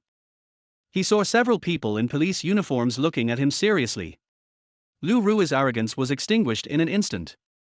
Xiao Qiang took out his phone and gestured in front of him. When Wuyan asked you why you were here, I checked and opened a case for investigation. I can only stay in this city and cannot leave the country. As an excellent citizen, I called the police. Otherwise, why do you think I suggested the game? Because I wanted to keep you until the police arrived. Lu Rui was dumbfounded. He had never expected that Xiao Qiang would do such a thing. When he was arrested, he kept cursing unwillingly. The onlookers got a big kick out of the fun and immediately shared the news on the beach. What Xiao Qiang didn't know was that he had become an internet celebrity again. Zhan Muti looked at Xiao Qiang, stunned, and asked Zhan Wuyan, "Sister, has Brother Xiao always been so powerful?" Zhan Wuyan curled her lips. Well, very smart, very good. At that time, she wanted to ask the bodyguard to drive Lu Rui away, but after Xiao Qiang secretly told her the plan via text message, she chose to cooperate and play the game. Zhan reacted and was a little angry. So you and Xiao Qiang both knew about the plan? I'm the only one who was kept in the dark. Xiao Qiang quickly comforted him. I was thinking that you were impulsive, so I didn't dare to tell you, but you performed very well, really. Zhan felt a little better after hearing this. As it grew darker, they walked back to the villa, and Zhan Muti told Zhan Xiaojun and the others about the situation on the beach. Looking at Xiao Qiang with admiration, Uncle is so amazing. We never thought that the man sneaked out, but Uncle quietly used a powerful move to delay time, allowing the police to show up and arrest the man. Sure. Zhan Xiaojun nodded to Xiao Qiang. Grandma also watched with a smile. Xiao Qiang said a little embarrassedly, actually, after I woke up, I have been studying the model of the current society. I have also been exposed to the legal field. So when facing such people who can only talk nonsense, of course I have to use legal means if I can solve it. In the next few days, Xiao Qiang went to other tourist attractions with Zhan Wuyan and the others. The family trip ended only when my grandmother got tired of playing and wanted to go back to the Zhan family's old house. After returning to the closed city, Xiao Qiang first cultivated his character for 2 days before he was able to get the energy to prepare for the start of school. That night, during dinner, Zhan suddenly asked, "Godfather, can you drive? As a back-to-school gift, how about I give you a car? Can you come with me to the 4S store tomorrow to check it out?" Xiao Qiang ate his meal without even looking up. "No, it's too expensive, and I can't drive." Zhan thought for a moment and said, "That would be very inconvenient for you to go to school." "It's not inconvenient. I can pick you up anytime." Zhan Wuyan wiped her mouth and said lightly. Xiao Qiang put down his bowl and chopsticks, looked at them seriously and said, "Actually, I thought about it for a long time last night. I still want to live on campus and live with my roommates." Chapter 34, Envy Says Tired. After hearing this, the atmosphere became a little quiet. Zhan Wuyan actually didn't want Xiao Qiang to live on campus, because some of the courses at the University of Finance and Economics were still very heavy, so the school had regulations that would implement closed management from time to time, and students were not allowed to go home on weekends. Unless there are special circumstances, you can take leave to go home. Xiao Qiang wants to live in the school dormitory, which means she won't be able to see her father for a long time. This was very uncomfortable for Zhan Wuyan. She didn't want to be separated from her husband after being reunited for so long. However, her father is a free individual and should not live a restricted life because of her selfishness. "Okay, then I'll accompany you to the school to register." Zhan Wuyan made this request. Zhan could see the loneliness in Zhan Wuyan's eyes at a glance. She thought that she was just like herself, reluctant to let her godfather live in the school. She nodded and said, "Me too, godfather. I want to sign up with you too." Xiao Qiang looked at the two of them, their serious and persistent eyes made him unable to refuse. Zhan suggested, "Godfather, you live on campus, so we can hardly see you. You must miss me. By the way, let's play a few games later. We haven't played games together for a long time." Xiao Qiang agreed, "Okay." Zhan Wuyan stood up and planned to go to the study, and warned the two, "Don't play too long. I know. Yutong and the others said they would come to Fengcheng to see me tomorrow. I will go to bed early tonight." Hearing Xiao Qiang say this, Zhan Wuyan was stunned for a rare moment. "Why didn't they tell me? Dad, do you want me to arrange it?" "No need." Xiao Qiang waved his hand. "I am familiar with the city lockdown now, and when the time comes, I can just let Uncle Ju drive along." Zhan Wuyan hummed, with a smile in her eyes, "Okay, call me anytime if you have anything." Xiao Qiang nodded and opened the game with Zhan. Entering the game page, Xiao Qiang entered the room built by Zhan and suddenly found that there was one more person. The name of the game is Civic. "Is this your friend?" Xiao Qiang asked Zhan who was standing beside him. Zhan nodded, "I know the masters who play games. They all have good skills. The most important thing is that I can win every time by following Civic. The latest new activity is to bomb the Japanese island to get a magic weapon. You need to collect the 5 elements. I played with Civic twice and got it." Xiao Qiang understood and greeted the man first. "Hello, great god." Civic's eyes flickered slightly and he replied with one word. Civic is a well-known gaming power leveling service, but due to its high price and long work schedule, it only receives a few orders. Zhan was impressed by her enthusiasm for playing games. She told Xiao Qiang that when Civic played games, he became a different person. Her command ability and combat proficiency make her look like a super warrior rather than a gamer. This is particularly exciting. Xiao Qiang thinks that people who are good at playing games have cold personalities. But when Xiao Zhan described him as a super warrior, he felt that was a bit exaggerated. Only after seeing the operation of the Civic with his own eyes did Xiao Qiang realize that what Zhan said was not an exaggeration at all. With every knife and gun strike and brutal action, Xiao Qiang seemed to see the soldiers he had seen on TV dramas in the character of a game. The most distinctive feature is that Civic will appear silently, take the opponent's head, and then shoot again. Xiao suppressed his surprise and was distracted, almost being noticed by the enemy. Civic came flying over on a motorcycle, stood on the motorcycle, and fired a few shots, killing the opponent. Being dazed will only give the enemy an opportunity to take advantage. "How many lives do you have?" Civic said coldly into the microphone. The game character operated by Xiao Qiang was lying in the grass, petrified. "I saw the big word win on the screen and didn't notice that the Civic was offline." It was not until Xiao Qiang and Zhan Mi were the only ones left in the room that he came back to his senses from the shock. A girl. He never expected that the civic, who was so skilled in operation and could easily capture people, was actually a girl. Her voice sounds a bit soft and cute, but her tone is very cold. Zhan Mi didn't expect this to happen. Yeah, didn't I say that? Xiao Qiang shook his head. No. But it is indeed strong. Yeah, I think so too. Suzhou and Hangzhou are planning to hold the Mission Seoul national competition at the end of the year. This is a normal competitive sports event. I plan to recommend Civic to give it a try. Zhan Mi expressed her plan. Xiao Qiang knew that in addition to being the boss of Zhan Entertainment Company, Zhan Mi also invested in several competitive teams and built a professional esports school. He saw Civic's operations and methods tonight and felt that Zhan Mi's proposal was feasible. The next day, Xiao Qiang got up early in the morning. He was going to the airport to pick up Yutong and the others. When he met the person, he asked them what plans they had. If they had none, he would tell them what plans he had. Zhan Muti shook her head. I don't have any plans. I was just planning to come and see you. Yes, school is about to start, and it will be even harder to see you then. Zhan Yutong also nodded. Xiao Qiang likes these two young people very much. He feels that there is no generation gap when getting along with them. Okay, I heard that there are a lot of movies released recently. How about I take you to see a movie? Okay. The two agreed readily. In the past, Xiao Qiang wanted to go to the cinema but had no money to buy a ticket. Nowadays, I watch movies in the Zhan family's independent cinema, so the atmosphere is somewhat lacking. So Xiao Qiang has always wanted to go to the mass cinema to watch a real movie and feel the atmosphere. Hearing the two people's agreement, he immediately asked Uncle Ju to drive to the largest movie in the closed city, and he was full of anticipation along the way. After buying movie tickets and grabbing popcorn and coke, the three of them sat on the recliners in the VIP room and watched a science fiction movie. When he came out, Xiao Qiang still felt a little unsatisfied and planned to watch one more show. Hello, Mr. Xiao, our chairman wants to see you. Who knew that when Xiao Qiang was buying the ticket, a man suddenly appeared behind him.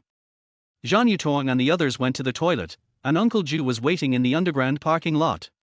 Xiao Qiang looked at him and asked with narrowed eyes, "Who is your chairman? Please follow me." The man was going to lead the way. Xiao Qiang was not a fool. He didn't move a step and looked at the other party cautiously. The other party was anxious and was about to say something when a man came out and raised his hand to let the man back behind him. "Hello, my name is Lu Chenyuan, the father of that bastard Lu Rui. I want to talk to you." When Xiao Qiang came to his senses, he said that he felt familiar with this person when he first saw him, and he was indeed related to Lu Rui. When Zhan Yutong and the others came out, they saw this scene. Worried that Xiao Qiang was being bullied, they hurried over. "What's going on?" Xiao Qiang gave them the tickets and popcorn. "It's okay, just wait for me over there." The two refused, but Xiao Qiang assured them, and then they walked aside, staring at Lu Chenyuan with a fierce look. Zhan Muti sent a WeChat message to Zhan Wuyen. "Sister, there is an old man pestering my uncle." Zhan Wuyen was confused after reading the information and asked Special Assistant Zhang to investigate, only to find out that Lu Chenyuan had actually found Xiao Qiang. Special Assistant Zhang asked, "Do you want me to handle it?" "No, my dad will take care of it."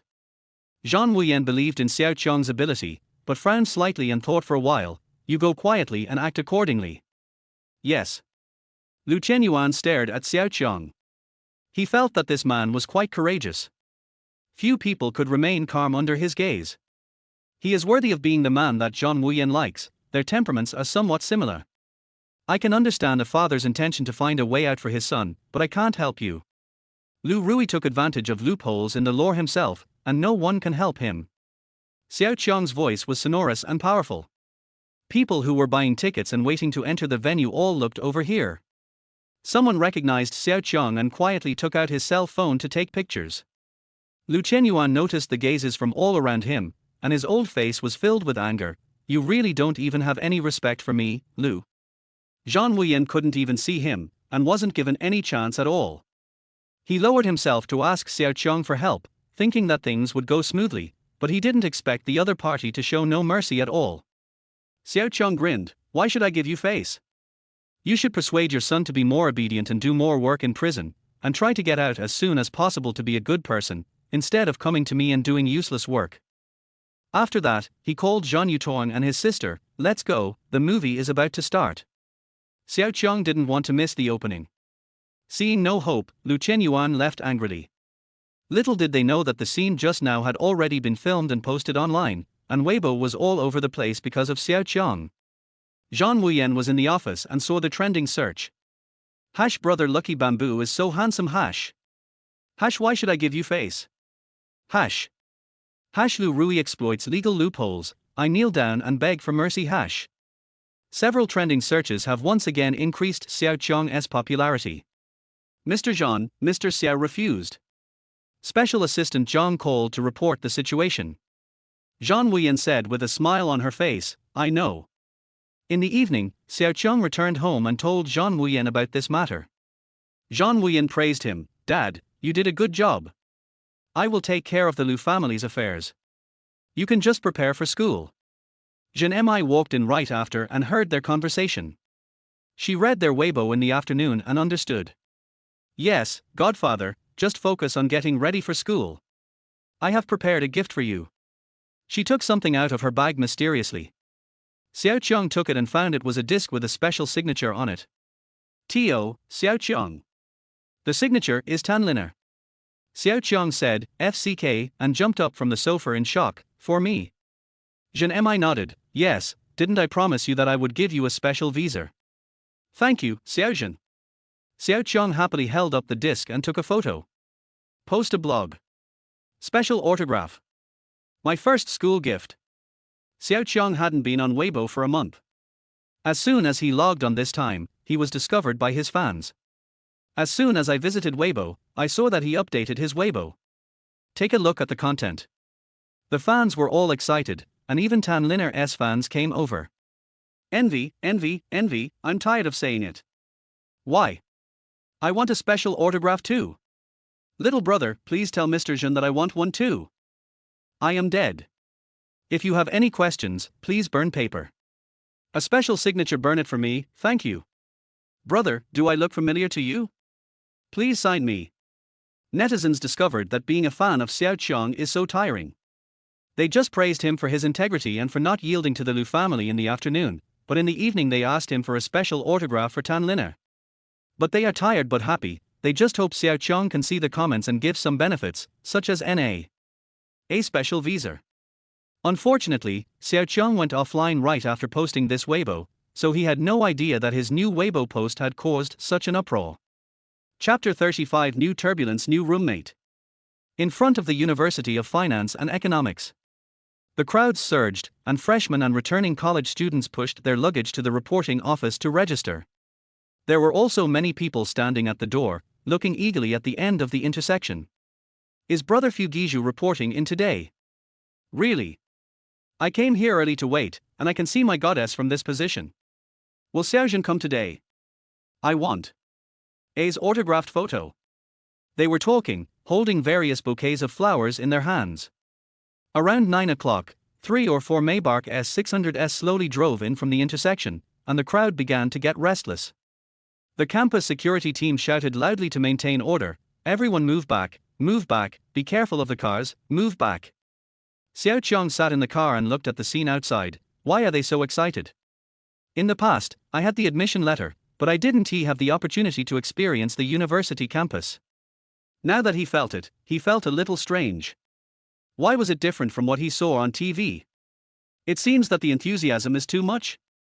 Zhan Wuyan glanced at him indifferently and reminded him, Dad, remember to reject others later. What? Xiao Qiang didn't quite understand what his daughter said. It wasn't until the car stopped, the door opened, and Xiao Qiang came out that I understood. Everyone greeted him at once, and then handed the bouquets in their hands to Xiao Qiang, with such enthusiasm that he almost couldn't resist. It was only with the help of Zhan Wuyan and Zhan Mi that Xiao Qiang was able to escape from the crowded crowd. Xiao Qiang took a breath and said, Can't these people let me sign up first? Zhan Wuyan gently took the petals off his hair, so I said you have to know how to say no. Xiao Qiang was speechless. He had refused, but who knew that those people would become even more enthusiastic? Zhan Mi pulled Xiao Qiang's luggage and smiled, just enjoy your college life. Remember to send me messages and play games at any time. Military training will start in a few days. I've asked Uncle Ju to pack your things in the largest suitcase. If you need anything, just let me know and I'll deliver it to you personally. Zhan Wuyan instructed. Xiao Qiang said he understood, don't worry. On their way to the reporting office, several people were recognized, and some people asked Xiao Qiang to take a photo with them, saying that he was at the University of Finance and Economics and had already become famous.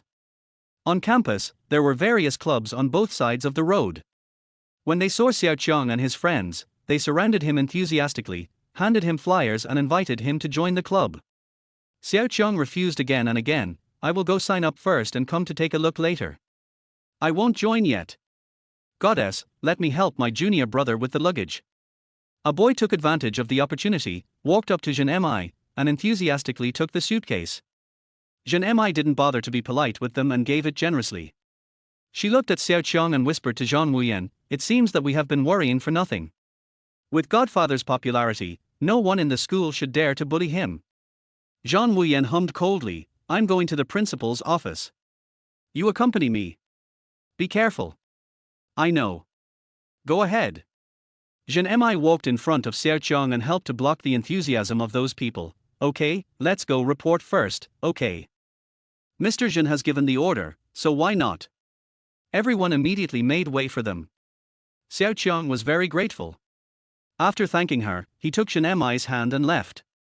Click, there is the sound of a camera taking pictures behind me. The finance campus network is very lively. Freshly out. The photo of the little brother and Mr. Zhan holding hands. Someone posted a photo and the floor immediately became higher. They all said that the two of them were very good looking and the handsome guy and beautiful girl were very pleasing to the eyes. The guy is 10 times more handsome in person than in the photo. Someone commented. Immediately got the approval of a group of people. Of course, there are also people who are jealous and say whatever they want. What's so great about being handsome? The University of Finance and Economics is not a place to collect junk. What's the point of relying on appearance alone? If he has the ability, he can get the first place in every subject. The person above, you must have eaten too much pickled radish, it's so sour. TSK, I think what the person on the 1251st floor said is right. Being handsome is useless.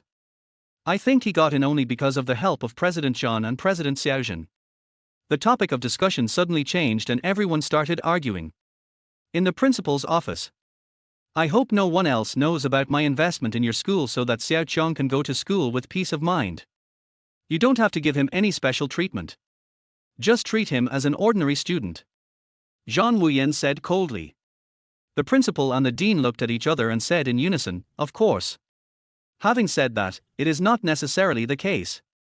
After all, this Xiao Qiang was recommended by Zhan Wuyan, and he is also related to President Zhan.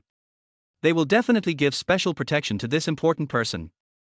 Zhan Wuyan saw through their thoughts at a glance but did not point them out because she hoped that Xiao Qiang could finish college safely and without worries. After the conversation, she walked out of the principal's office and called Xiao Qiang, but the other party did not answer. Zhan Wuyan called Zhan Mi again, where are you? Male dormitory campus. Zhan Mi was stopped by someone while answering the phone while walking inside.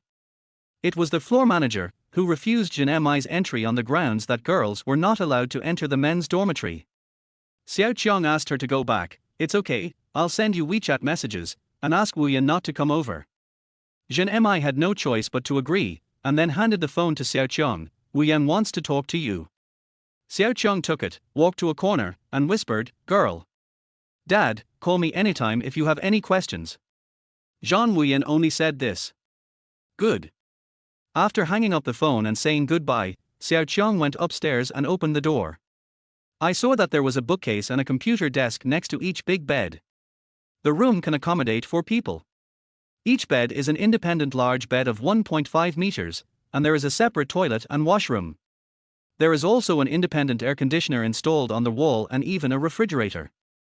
Xiao Qiang looked at the new environment with curiosity, touching here and there. In the past, when he received the admission letter, he went to the University of Finance and Economics once and visited the environment inside. Compared to now, it's far worse. I didn't expect that in 40 years, the living standards of universities have risen sharply. What he didn't know was that Zhan Wuyan was afraid that he would not live comfortably, so when he wanted to continue studying at the University of Finance and Economics, she spent money to renovate all the dormitories on campus, increasing the space and creating a comfortable environment. Xiao Qiang found that he was the first to arrive, but there was already a small luggage bag on the bed on the left. He opened his suitcase and began to pack his things. "Yo, new roommate." A few minutes later, a voice came from behind. Xiao Qiang turned around and saw a boy who was shorter than him. The boy was wearing black framed glasses and had a small round face, which made him look quite cute. "Hello." He was the first to greet.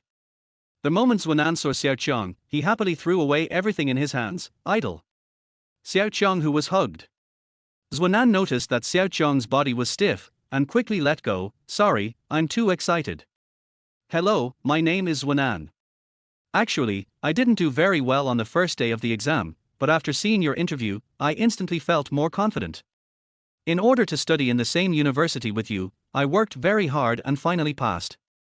He became more and more excited as he spoke, and his eyes became moist. Xiao Qiang didn't expect that he would have such a profound impact on others. "Thank you, we will be roommates from now on." The door opened again and two more people walked in. One person tugged at his collar and complained, "Wow, it's so hot outside." "Hey, you look familiar."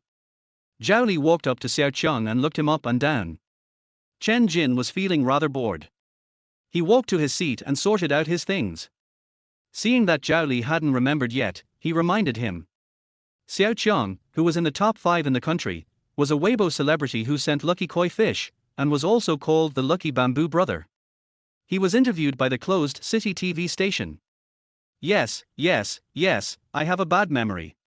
"Hello, brother, my name is Zhao Li." Zhao Li put his arms around Xiao Qiang's neck in a familiar manner. Xiao Qiang was surprised at Chen Jin's familiarity with him. Zhunan explained, "Chen Jin's idol is Tan Linna.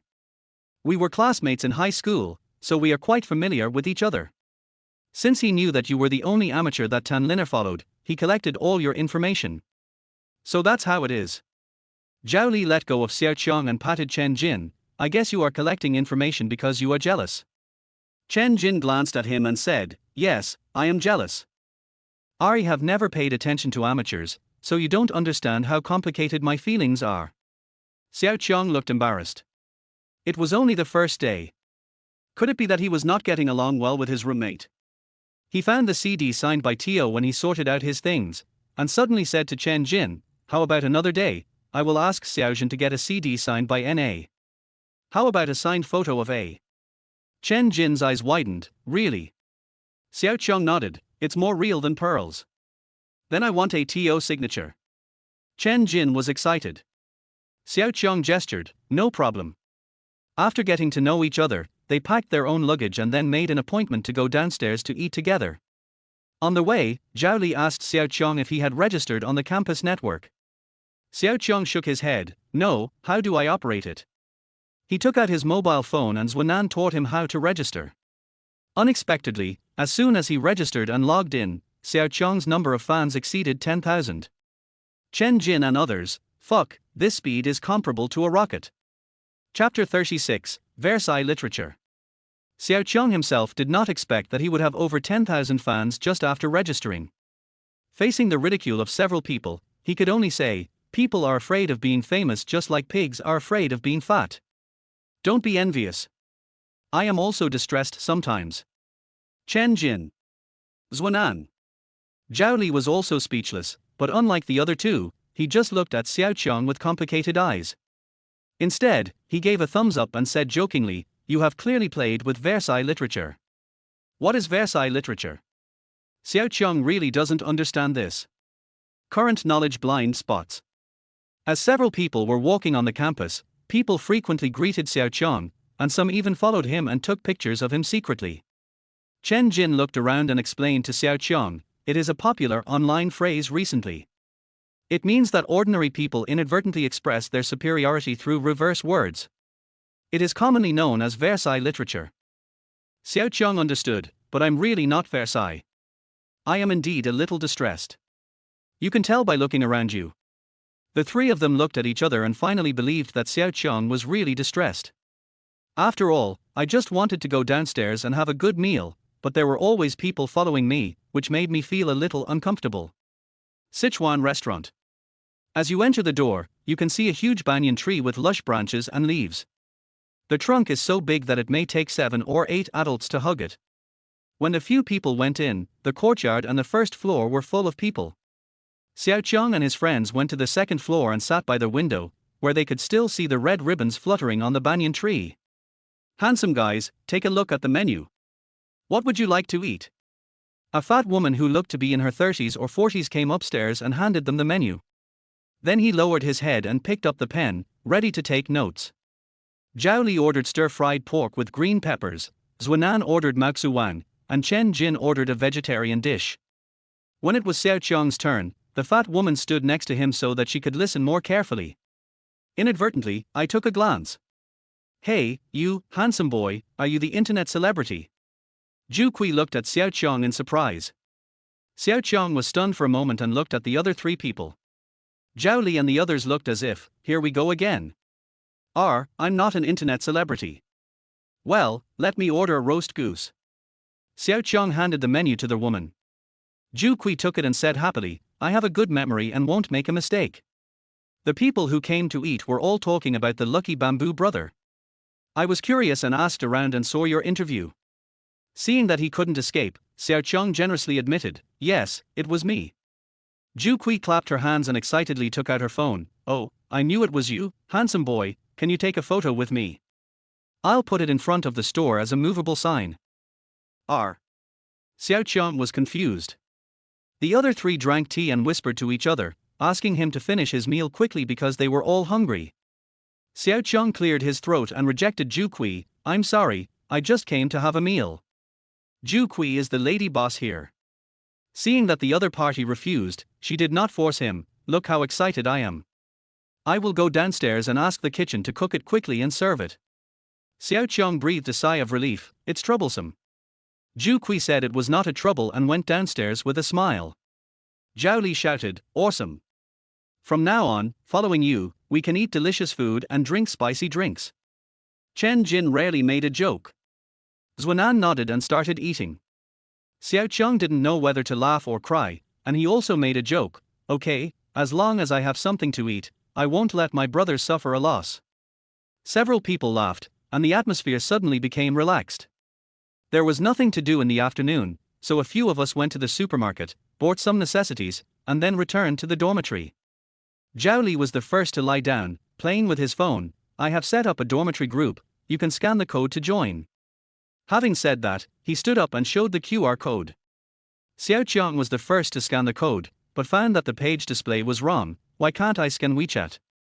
Zhao Li looked at him in surprise, this is the QR code of my QQ group, brother. Xiao Qiang returned to the main page and indeed saw a software named QQ. I usually use WeChat and Weibo more often, and I have never opened and registered this one.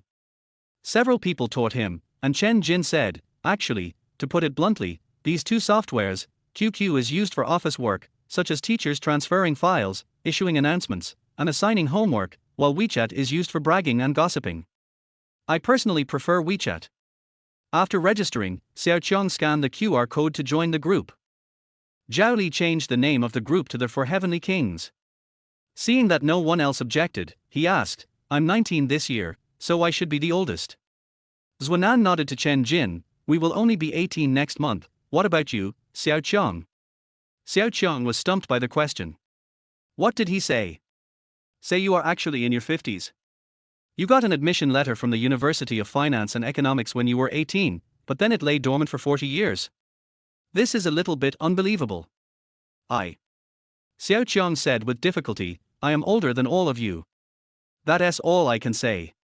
Zhao Li handed the group leader over to Xiao Qiang, okay, you are the boss, you will be the boss of the dormitory from now on. Anyway, your prestige and reputation are greater than the 3 of us, and you said you would take us to eat delicious food and drink spicy drinks, you can't cheat. Zhuanan nodded, yes, I support my idol to be the boss. Chen Jin didn't care, it's all right. We're in a dormitory with 4 people, so we just need to be of one mind.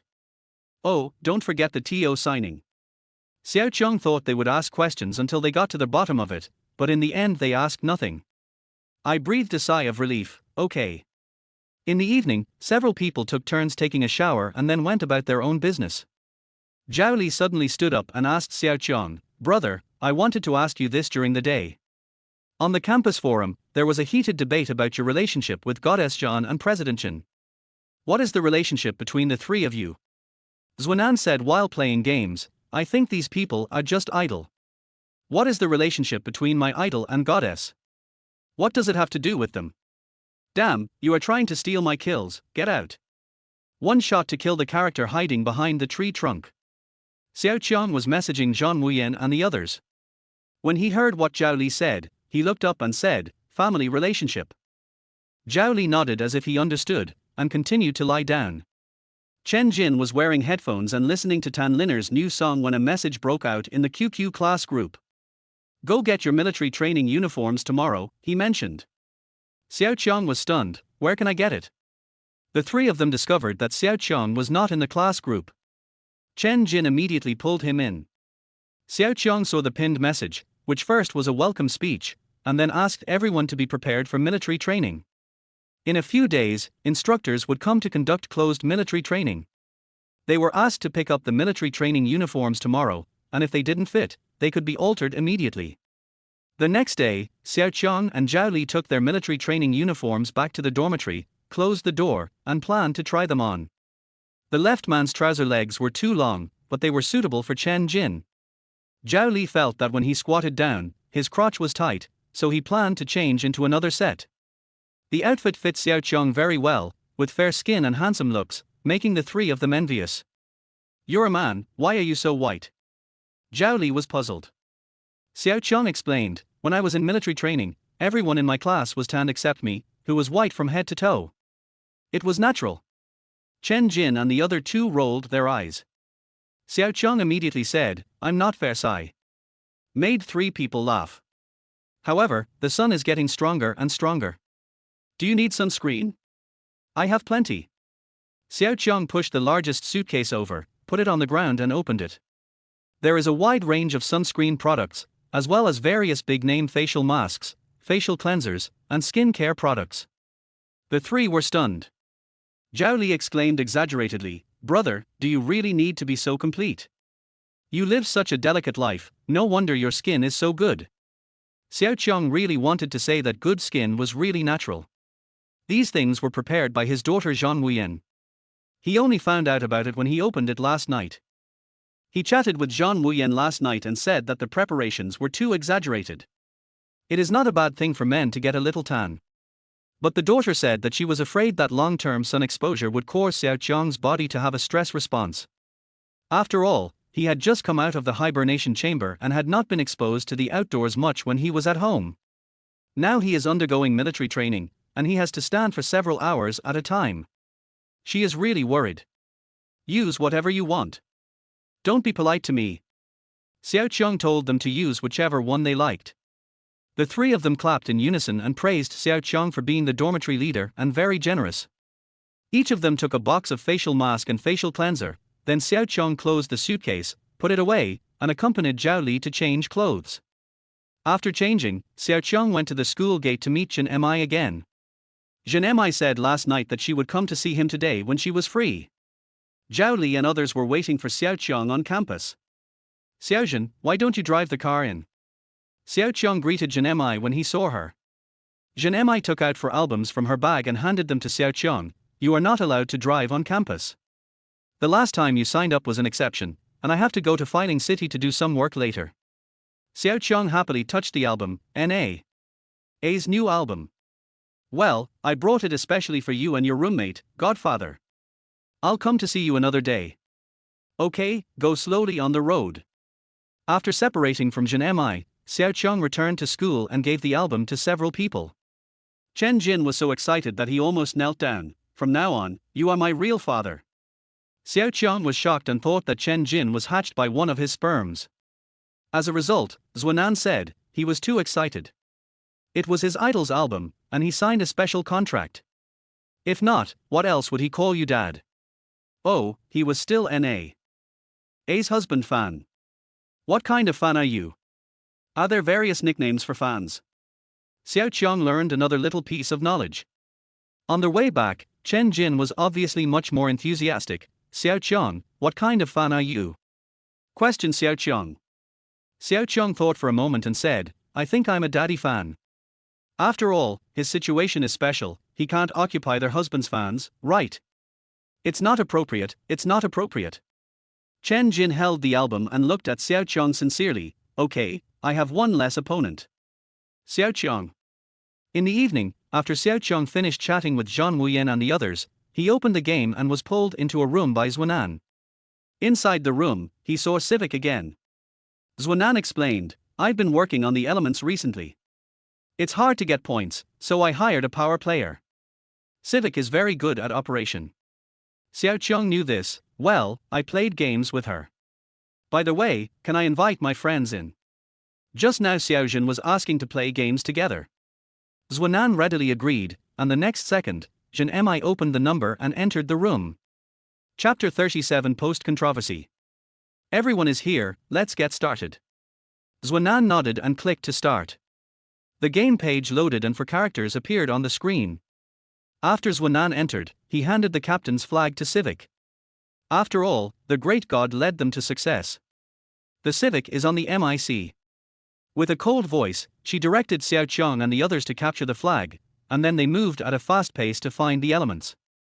The enjoyable gaming time passed quickly, and after 2 games, it was almost 12 o'clock. Zhan Mi was afraid of being nagged by Zhan Wuyan, so she reminded Xiao Qiang to log off and have a rest. Civic saw that one person was missing and was a little confused. Brother Xiao is not playing anymore. Xiao Qiang was stunned for a moment before he realized that Civic was calling him. I quickly explained the situation through Zhuanan's microphone. I don't want to play anymore. I need to take a break. We'll get together again if there's a chance. Civic hummed, then stopped talking on the microphone and typed on the public screen. Okay, I'll take you next time. Xiao Qiang was lying on the bed, and he sent a WeChat message to Zhan Mi. How did Civic know my last name was Xiao? Because he didn't reveal his information when he was playing before. Even the name of the game doesn't have any authenticity. Zhan Mi didn't want to hide it from Xiao Qiang, so she explained, I mentioned it before, asking her to go to the training camp and then participate in the competition in Suzhou and Hangzhou. She didn't agree or refuse. I said she could make a lot of money in the competition, but she said she didn't lack money and just wanted to live a quiet life and play games. I mentioned that you also like to play games, and asked her to take you with her when she is free. Godfather, Civic was very impressed with you because she said she had never seen anyone so diligent in giving away heads. Xiao Qiang sent a dog head, You don't have to remember it in such detail. The two chatted for a few more sentences. Zhan Wuyan should have noticed it and asked Xiao Qiang if he had slept. Xiao Qiang sent an emoji of someone sleeping peacefully to Zhan Wuyan before putting his phone down. Ever since Xiao Qiang learned about the classification of fans, he went online to look up a lot of information and discovered that fans have many strange titles. And for the first time he knew that Tan Linna's fans had a famous name. His name is Li Zi. Friendly and cute. So, Xiao Qiang went online to the campus network and changed the name he hadn't thought of yet to Chestnuts Are Really Delicious. As a result, a butterfly effect was triggered. Some people started to follow suit. Sugar roasted chestnuts, chestnut cake, chestnut roast chicken, all kinds of chestnut-related words came out. Looking around, the campus network has become a market for random names. Some people find it amusing, some people find it funny. At noon, a sarcastic post appeared on the homepage of the campus network. Seeing people eating shit makes one feel itchy. When people eat shit, everyone follows suit and smells the fragrance, which ruins the reputation of the University of Finance and Economics. After clicking on it, I saw that the poster was saying in a condemning tone that ever since Xiao Qiang appeared at the University of Finance and Economics, the atmosphere has become increasingly worse. Whatever he does and whatever he eats, people will follow suit. People are no longer talking about various knowledge, but various news about him. Even the security guards at the school gate were talking about how amazing Xiao Qiang was. He ranked among the top 5 in the country, which triggered a new wave of registration. The poster sarcastically said that it is because of the existence of people like Xiao Qiang that the social atmosphere has become distorted. As soon as the post was published, it immediately received many responses, some of which scolded the poster and some agreed with him. At the beginning, the original poster would jump out to reply one or two comments, but then the insults grew louder and louder. The post was deleted. Chen Jin was the first person to see the post. He was very angry and started to operate his computer. He wrote a program and entered the background of the campus network. He wanted to see who posted the post. While typing the code, Chen Jin found a familiar ID, named Li Mai, the deputy monitor of their class. After Xiao Qiang and the others came back, Chen Jin took the opportunity to tell Zhuanan and Zhao Li about the post. Damn it! Zhao Li clenched his fists. Li Mai must be itching for trouble. Zhuanan was also very angry. Xiao Qiang is taking a shower in there, why don't we go find Li Mai now and teach him a lesson? Chen Jin nodded, let's go. The sound of the door opening caught Xiao Qiang's attention. He had just come out of the shower and asked, where are you going? No one wanted Xiao Qiang to get involved in this matter, so they said to him, go out for a while and come back soon. Xiao Qiang didn't doubt it and watched them leave. Who knew that this trip would last the entire afternoon? And then Xiao Qiang was stopped by people from the next dormitory, and only then did he know that Chen Jin and the others were going to look for Li Mai. The dean is very angry. The school has just started and there have been fights before military training. He said he would ask them to call their parents. The guy in the next dormitory is called Zhang Fei, and he has a good relationship with Chen Jin and the others. So when he knew that Chen Jin and his friends were caught by the dean for besieging Li Mai, he immediately came to find Xiao Qiang.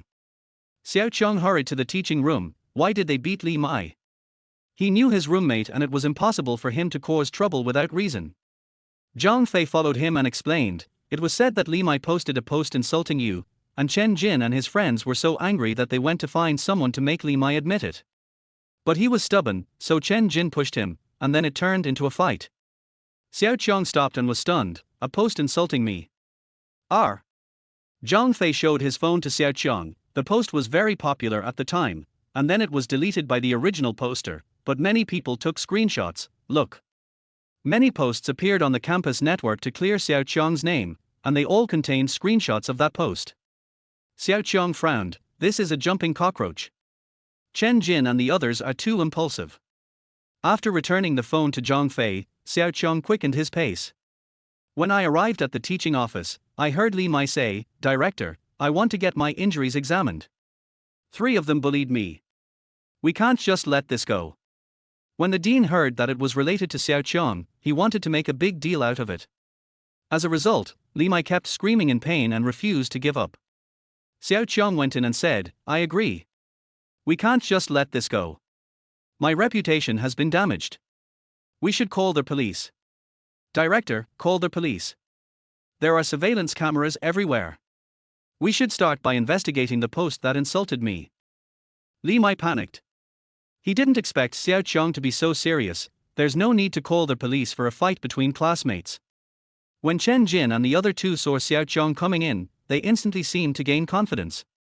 They had been keeping their heads down and saying nothing just now, but now they were looking at Li Mai arrogantly. We support calling the police. After all, the 3 of them didn't hit Li Mai just now. They just pushed him, and Li Mai fell out by himself and hit his head on the table.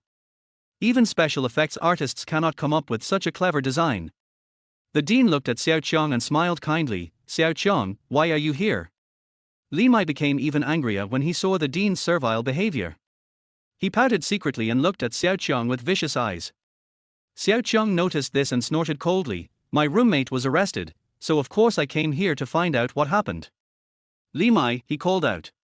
Li Mai immediately retracted his venom and pretended to be in pain. What? I'll pay for the medical expenses. You just said that we can't just let it go like this. So should we call the police? Xiao Qiang looked at him sarcastically. Li Mai was scared. He didn't think of calling the police, no need. It's all a misunderstanding. Zhao Li got angry and said, I misunderstood you, MP. You are the one who posted this. You dare not admit it. Li Mai shook his head, I didn't. A dead pig is not afraid of boiling water. Xiao Qiang finally understood what was going on and asked the Dean of Studies, Dean, what do you think we should do? Things have to be left to professionals. The Dean nodded and said, we will have military training in a few days. It's hot and people are hot-tempered. I understand you. Go down. I hope there won't be a next time for the post. Xiao Qiang winked at Zhuanan and the others, and they said reluctantly, "Thank you, director," and left.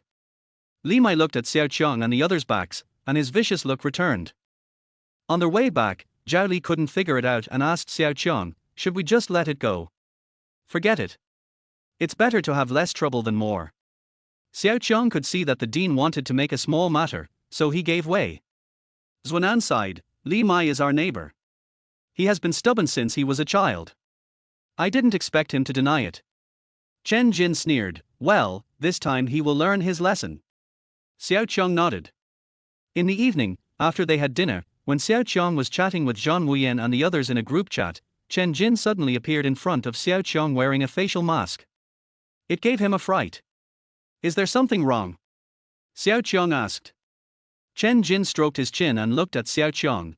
"Although I have one less rival in love, I have one more father. No matter how you look at it, I am at a disadvantage.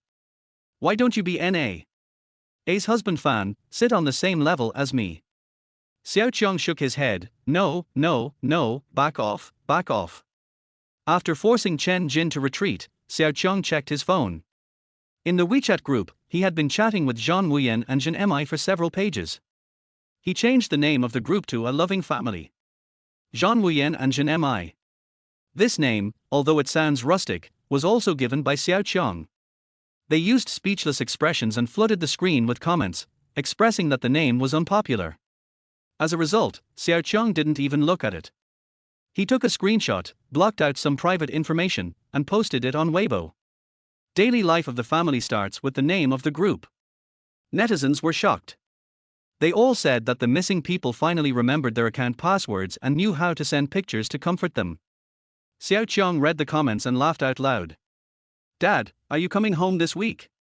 We're going to have military training next Monday, will you come back to see us?" Zhan Wuyan posted a new message on WeChat. Xiao Qiang saw it and switched back to WeChat to reply.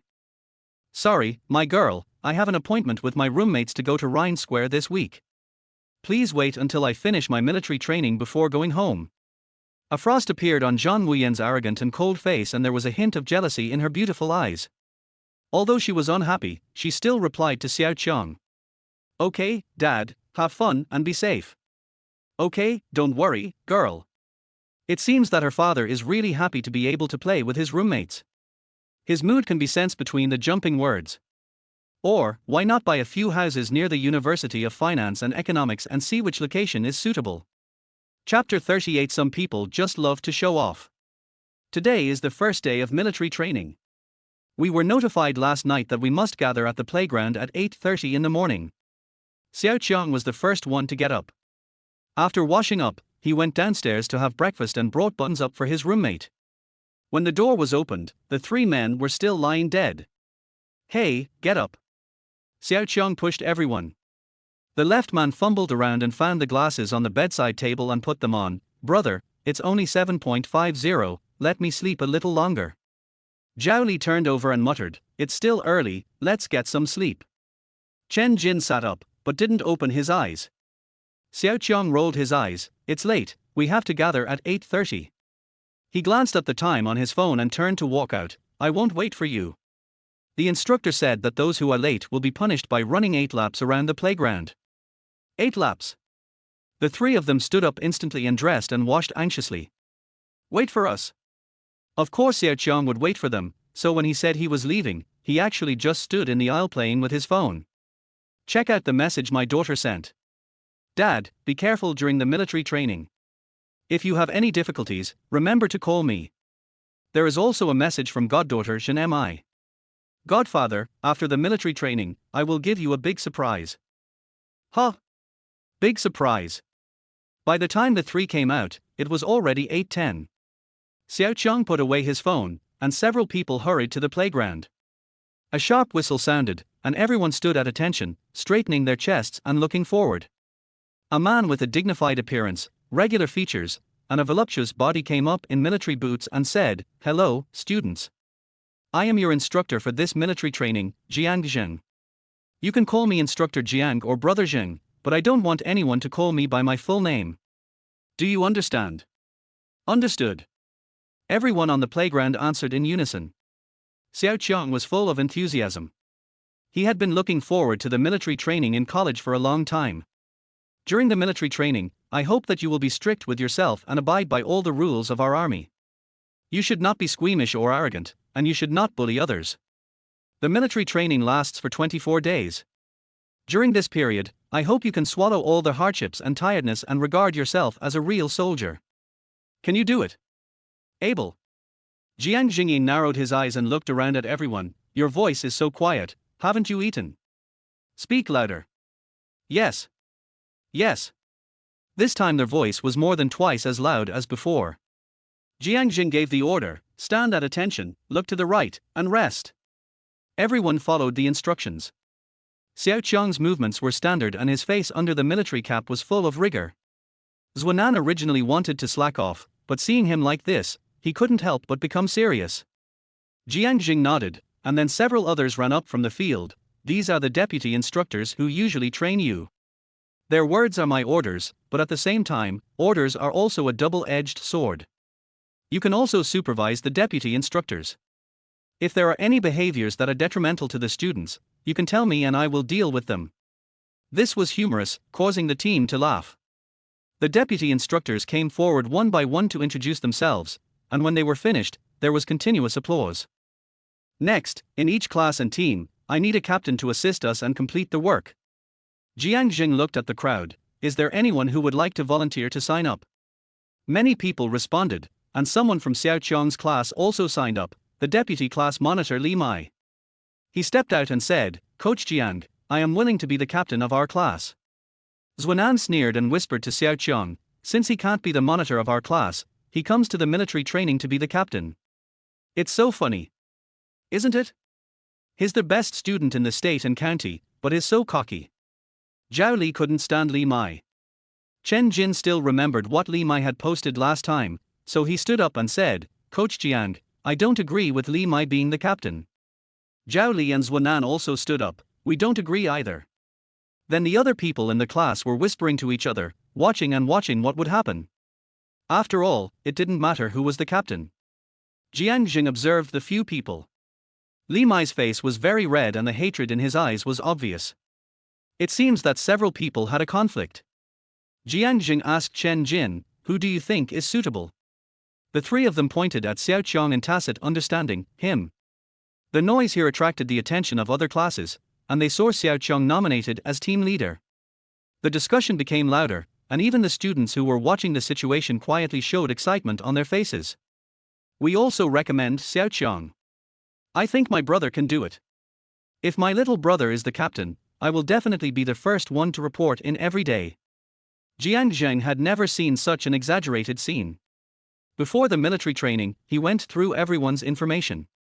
He also knew Xiao Qiang, a well-known internet celebrity who first became famous on Weibo and was later interviewed by a TV station. He thought about it and nodded, okay, then you will be the captain of your class, do you have any objection? Xiao Qiang stood straight and answered loudly, Instructor, I can do it. Since these three people support me so much, I must be capable of doing the job. Applause broke out and everyone had a smile on their face, except Li Mai. He bit his cheek, glared at Xiao Qiang's back, snorted coldly, and returned to his seat. The first lesson in military training is to stand at attention, with your head up and chest out, and your fingers clenched together against the seams of your trousers. Under the sun, everyone is already sweating profusely, but they still have to stand in a standard posture. Compared with the military training in high school, this is nothing. The instructors will keep an eye on them at all times, and those who are even slightly hunched over or slack will be singled out and made to stand in front of everyone. After an hour or two, a word of "take a break" suddenly made everyone collapse, crying out in pain. Why don't you sweat? Zhuanan looked at Xiao Qiang enviously. His body looked clean and fresh, without any sweat stains at all. Xiao Qiang took off his hat and said, Yes, my forehead and hair are all wet. Zhao Li was dissatisfied, Don't you feel tired? Are you tired? Not bad. Xiao Qiang really didn't feel tired. His body stood in the sun for 2 hours without feeling the heat at all. Apart from a little soreness in his feet, everything else was fine. Maybe this is what my daughter said, a special physique. Chen Jin had the weakest constitution, and only felt better after drinking some water. I'm convinced, really convinced. Li Mai sat in the corner, looking at Xiao Qiang, who looked relaxed, and deliberately said loudly, "Some people just like to show off." Everyone looked at Li Mai. Frowning, this guy can't stand others being better than him, he must be sick. What? Did I say something wrong? Li Mai was dissatisfied. Xiao Qiang confronted Li Mai. He didn't want to spoil this guy. I have to show off with confidence. If you have the ability, you can also show off. I really don't feel tired. Li Mai pointed at him angrily. You. What are you doing? You still want to hit someone? Chen Jin jumped up and stood in front of Xiao Qiang. Zhao Li and Zhuanan also stood up. Li Mai gritted his teeth. He didn't dare to confront these people head on. Pointing at Chen Jin, he said, "If you have the guts, challenge me in a one-on-one duel." After saying that, he walked behind the big tree. Chen Jinsai was not afraid of him. Who is afraid of who? Zhao Li didn't even hold him back. Zhuanan glanced at the instructor not far away and said anxiously, "The instructor said we can't fight." Li Mai deliberately set a trap. Xiao Qiang frowned. "I'll go in and take a look, you guys wait outside." He walked in. Zhao Li and Zhuanan were keeping watch outside, being careful not to be discovered by the instructor. When Xiao Qiang entered, he just happened to hear Chen Jin say, "Are you looking for a fight?" He thought Chen Jin was going to attack, so he quickened his pace, but when he saw that Chen Jin didn't move at all, Li Mai slapped him in the face and fell to the ground, screaming in pain. Chen Jin and Xiao Qiang looked at each other and said, "I didn't do anything." "I know." Xiao Qiang gave him a reassuring look. Li Mai's shouting attracted the instructor's attention. Jiang Zheng and the two deputy instructors looked at Li Mai's red and swollen face and asked coldly, "What happened?" Li Mai was the first to complain, pointing at Chen Jin and saying, "Coach Jiang, Chen Jin beat me up." Chen Jin clenched his fists angrily. "If you have the guts, don't hide behind the instructor. I can beat you to death right now, believe it or not." Jiang Jin scolded him. "What? Do you still want to fight?" These words seemed to have concluded that Li Mai was beaten by Chen Jin. Zhao Li and Zhuanan didn't know the situation, but they still stood on their brother's side and said that Chen Jin would never hit Li Mai. Chen Jin said, "I didn't hit him, he hit himself." Xiao Qiang saw it. Jiang Jing looked at Xiao Qiang and noticed that this handsome boy had not spoken a word. "What did you see?" Xiao Qiang handed the phone to Jiang Jing. "Li Mai challenged Chen Jin to a duel. I was worried, so I came in. The screen recorder on my phone was on, and I recorded the whole process." Li Mai was feeling proud just now, but now he is panicking. He had never expected that Xiao Qiang would record the video with his mobile phone. Jiang Jing watched the video and angrily said to Li Mai, "What else do you have to explain?" Li Mai was nervous. I fell down by myself." The classmates all gathered around and heard the whole process. They all believed Xiao Qiang and were full of admiration for his wisdom. Jiang Jing returned the phone to Xiao Qiang, and then angrily scolded Li Mai, "You deliberately framed your classmates, and you are punished by running 5,000 meters. I was wrong, Instructor Jiang, I just couldn't get angry, I was really wrong." Li Mai knelt down and admitted his mistake. But no one paid any attention to him. Jiang Jing led everyone back to the playground. After the speech, we were dismissed for lunch and continued military training at 2 p.m. Li Mai ran 5,000 meters under the scorching sun with the instructor watching him. When he returned to the cafeteria, there were not many types of food left. He was so angry that his chest hurt. During the afternoon military training, Jiang Jing demonstrated how to march in step and suggested that students come forward and give it a try. Almost everyone backed off, and no one dared to step forward and show off their skills in front of the instructor. Xiao Qiang didn't dare to do that. Just because he could stand at attention well, it didn't mean he could march well. People should be more humble. So no matter how Zhuanan and the others instigated him, he refused. Li Mai saw it. He raised his hand to recommend, "Instructor Jiang, I think Xiao Qiang should be able to walk well, why not let him demonstrate it to everyone?" Among the group of people just now, Xiao Qiang's marching was indeed better than anyone else's. Jiang Jing looked at Xiao Qiang, step out. Xiao Qiang was speechless and had to agree to step out. Chen Jin looked at Li Mai's smug face and whispered, "I should have really beaten him up just now." Zhuanan's eyes were complicated. Li Mai was still so jealous. Zhao Li snorted coldly, just wait, there will be a chance to deal with him. Jiang Jing demonstrated the goose stepping to Xiao Qiang again. Xiao Qiang watched it very carefully. There was a strange light in his pupils. He did not miss any delicate steps. Then when he started walking, Jiang Jing's eyes lit up and he sighed, what a good candidate. Chapter 39, There must be something hateful about a poor person. Xiao Qiang's upper body is upright, slightly leaning forward, and the angle is perfect. Kick your left foot forward 75 centimeters, and keep your right foot weightless, so that they rise and fall with each other. One left, one right, one board, one straight, whoosh, the trouser legs interact with the wind, taking perfect steps. Everyone was stunned, and the three roommates' faces were filled with pride. As expected, their eldest brother was the most powerful and handsome. Jiang Jing hadn't seen someone marching so neatly and accurately for a long time. Other training instructors accidentally looked over here and saw Xiao Qiang marching in step. After arranging the rest, everyone gathered around. Brother Jiang, what a great talent. Everyone stared at Xiao Qiang and couldn't stop sighing. Jiang Jing nodded proudly, then regained his serious tone. Why are you gathering here? Go do what you need to do, walk, walk, walk.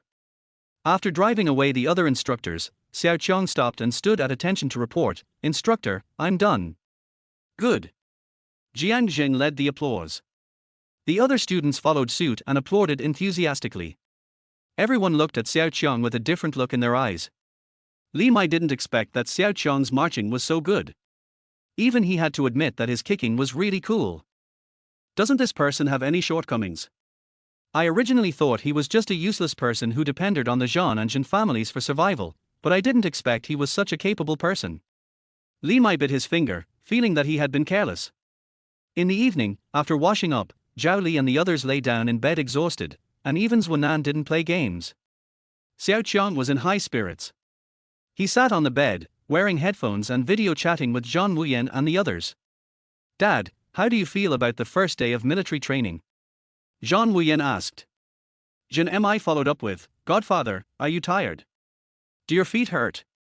I'll buy you a massage chair for your bedroom. Oh, and do you want a foot bath? Xiao Qiang shook his head, I'm not tired. I don't want the massage chairs anymore. If someone sees them, they will make a fuss about it. Zhan Wuyan looked at Xiao Qiang with a slight movement in her eyes. Dad, why didn't you tell us that someone was deliberately making things difficult for you? Yes, Godfather. Xiao Qiang was stunned. How did you know? He didn't say it because he didn't want to make his daughter worry. Also, Xiao Zhan has an impulsive personality. What if she gets angry and runs to the school to help him get revenge? The dean called me and told me about this, and Zhan Mi heard it. Zhan Wuyan explained. Xiao Qiang nodded. I thought the matter had been resolved, and he was just jealous, so I didn't want to make you worry, so I didn't tell you. Zhan Mi was angry. This kind of person deserves to be punished. I think we should talk to the principal tomorrow and ask him to transfer to another class. Be good, calm down. There's no need to make such a big deal about this. He got into this class through his own efforts, which is still commendable, so there's no need to let him transfer classes. Xiao Qiang persuaded. When Zhuanan heard the word transfer class, he looked at Xiao Qiang and said, Boss, are you telling Boss Zhan and the others about Li Mai? Well, just chatting. Xiao Qiang saw that he looked troubled and asked, Why? Actually, Li Mai is my neighbor and high school classmate. He's a nice guy, but he's very jealous. Zhuanan said, glancing at Xiao Qiang. He knew he shouldn't say this because Li Mai's behavior was indeed hateful. Chen Jin disagreed with Zhuanan's words and retorted, Zhuanan, are you sick? So what if Li Mai is your neighbor? He bullied our boss, and you were kind enough not to make him drop out of school. The man on the left lowered his head and said nothing. Zhao Li was also a little annoyed when he heard this. Zhuanan, are you out of your mind? This is not how you should use sympathy. Chen Jin walked to Zhuanan's bed and kicked the bedside table. Zhuanan stood up and glared at Chen Jin. What are you doing? Fuck you. Chen Jin took a step forward, and the two men glared at each other. You have water in your brain, I can help you get out. Zhuanan turned his eyes away. You are the one with water in your brain. There was a quarrel here. Xiao Qiang quickly said a few words to Zhan Wuyan and the others, then hung up the video. Then he put down his phone and headphones, walked up to the two men, and pulled them apart. We are all good brothers, there is nothing to quarrel about. Chen Jin shook his shoulders and said angrily, I don't have a brother like that who can't tell right from wrong. Zhuanan slapped Xiao Qiang's hand away and was also very angry. Who is his brother? Bar. The two of them snorted coldly and returned to their seats, ignoring each other. The atmosphere suddenly became awkward. Zhao Li didn't expect that the two of them started arguing after a while. Xiao Qiang didn't sleep well that night. The scene of Zhuanan and Chen Jin quarreling kept playing in his mind. Really, young people are full of vigor. Xiao Qiang originally thought that the two would reconcile in the morning, but who knew that in the morning, they went their separate ways. Zhao Li and Chen Jin said hello to Xiao Qiang and left. Zhuanan glanced at Xiao Qiang and left. The group of 4 who went to the playground together yesterday became a group of 3 today. Today's military training is to review yesterday's content, but with the addition of a new standing turn. On their way, Jiang Jing said, whichever team performs well today will have target practice in the afternoon. Everyone was excited. It was target practice, which meant they could touch a real gun.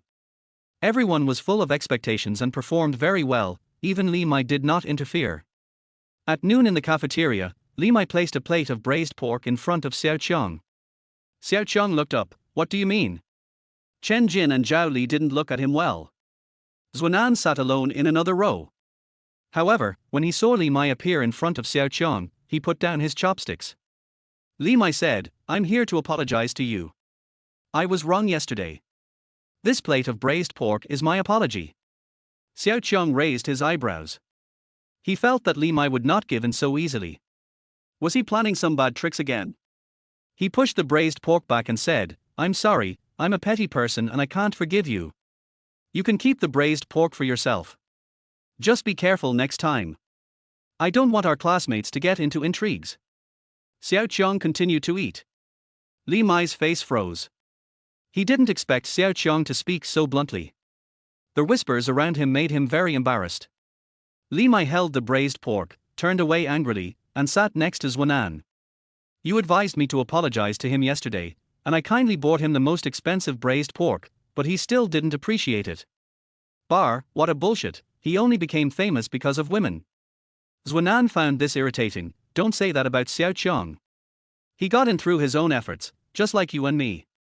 We all worked hard to get in. Zhuanan regretted that he should not have sympathized with Li Mai yesterday, because the two families were neighbors and they grew up together. Zhuanan did not want Li Mai to ruin his future because of jealousy, so he persuaded him to apologize to Xiao Qiang. Unexpectedly, he showed no remorse at all.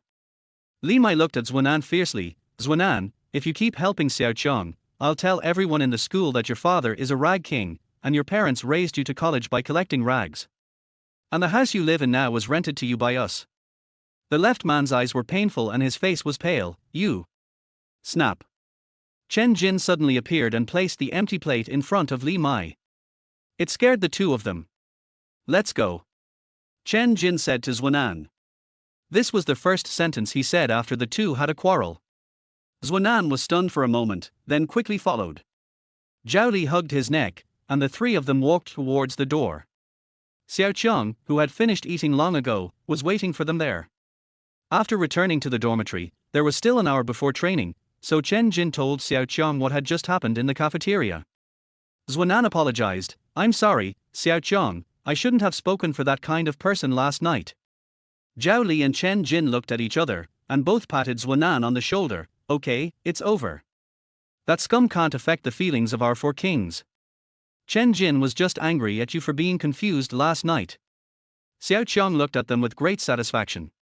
These little cubs exuded youthful vitality and were very cute. Sure enough, going to college was the best decision he had ever made. However, some people are a bit uncomfortable. During nap, Xiao Qiang found Li Mai in another boys' dormitory. The roommates were all surprised to see Xiao Qiang appear. Li Mai felt everyone's attention and felt a little proud. What do you want from me? He thought Xiao Qiang came to him to apologize for what he said during the meal. Xiao Qiang saw through his little pride and poured cold water on him. You threatened Zhuanan and staged a plot to frame me. I didn't want to argue with you about everything, but I found that you are so thick-skinned that you won't cry until you see the coffin, so I just sent the video to the Dean of Studies. Video. What video? Everyone was talking about it. Li Mai's expression changed, he naturally knew what the video was. I thought this matter had been forgotten by everyone, but Xiao Qiang handed it directly to the Dean of Studies. He begged Instructor Jiang for so long not to report the matter to the director, but now all his efforts have been in vain. Sure enough, Li Mai was absent from the afternoon military training. It is said that he was caught by the Dean of Studies. After the shooting, during the break, Xiao Qiang discovered that the words "Deputy Monitor" were no longer in front of Li Mai's name in the class group. On the third day, when Xiao Qiang went to the toilet, Li Mai was blocked inside by senior students.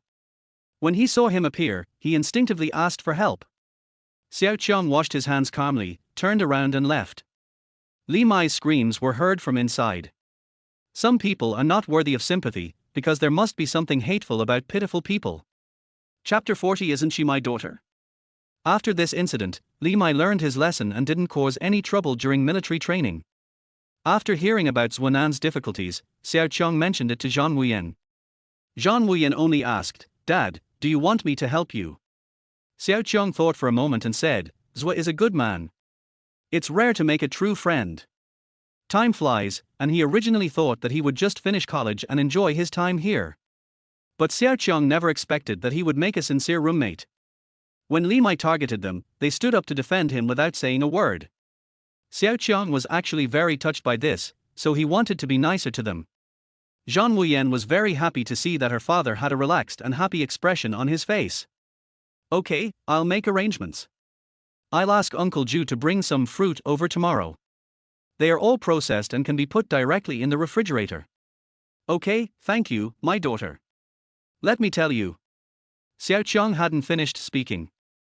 Zhuanan knocked on the bathroom door. "Xiao Qiang, are you okay? I can't hold it any longer." "Okay." Xiao Qiang responded and opened the door. Zhuanan rushed in and closed the door. Xiao Qiang smiled and said to Zhan Wuyan, "That's it for now. By the way, don't stay up late. Don't think no one is watching you when I'm not around. I'll ask Xiaozhen. If she says you stayed up late, I'll be angry." Zhan Wuyan paused typing on the keyboard and pursed her lips helplessly. "Okay, I won't stay up, I'll go take a shower and go to bed now." Xiao Qiang was very pleased with his daughter's understanding and obedience. "Be good." After hanging up, he turned around and saw Zhao Li looking at him with a smirk on his face. "My dear, big brother, your tone is so gentle that it can squeeze water out of me. It feels like you are coaxing your daughter to sleep. Isn't she a daughter?" Xiao Qiang ignored him and went to bed to play the game. Zhan Mi has been very busy lately and hasn't made much of a fuss about playing games with Xiao Qiang. In addition, military training was very tiring and Zhuanan attended less often, so it was basically Xiao Qiang and Civic who played together. Because of Zhan Mi's arrangement, Xiyu would take the initiative to greet Xiao Qiang and invite him into the room as soon as he saw him online. Civic opens the microphone. "Brother Xiao, how many rounds are there tonight?" Xiao Qiang looked at the time. It was almost 10 o'clock. "1 round." "Okay." Civic's voice was cold, but it softened a bit when he spoke to Xiao Qiang. Because Xiao Qiang is the person who has played games with her for the longest time, her personality will soften a little after accepting it. Pay attention to the opponent's eagle eye range and dodge carefully. Civic reminded Xiao Qiang again. Xiao Qiang has become different under her training. "Don't worry, I won't be dazed anymore." Civic was silent, loaded both guns, and fired a few times, left and right, and killed the 2 people hiding in the bushes. When Zhuanan came out of the toilet, he saw Xiao Qiang playing games and was speechless. "Oh my god, how can someone still have the energy to play games? I really can't even lift my hands and feet." Chen Jin lay on his stomach and laughed at him. "Can you compare with Brother Qiang? I'm afraid there are few people in the country who can compare with his physique. Physical fitness is a strong point." Zhuanan threw the pillow over. "Big brother, don't talk about second brother, aren't you lying down too?"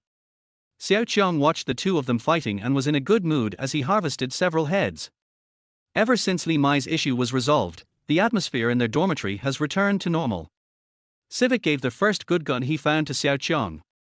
Xiao Qiang said thank you, then remembered the training that Zhan Mi mentioned, and asked Civic, "I heard from Xiaozhen that she wants to arrange for you to go to the training camp for training so that you can participate in the official competition."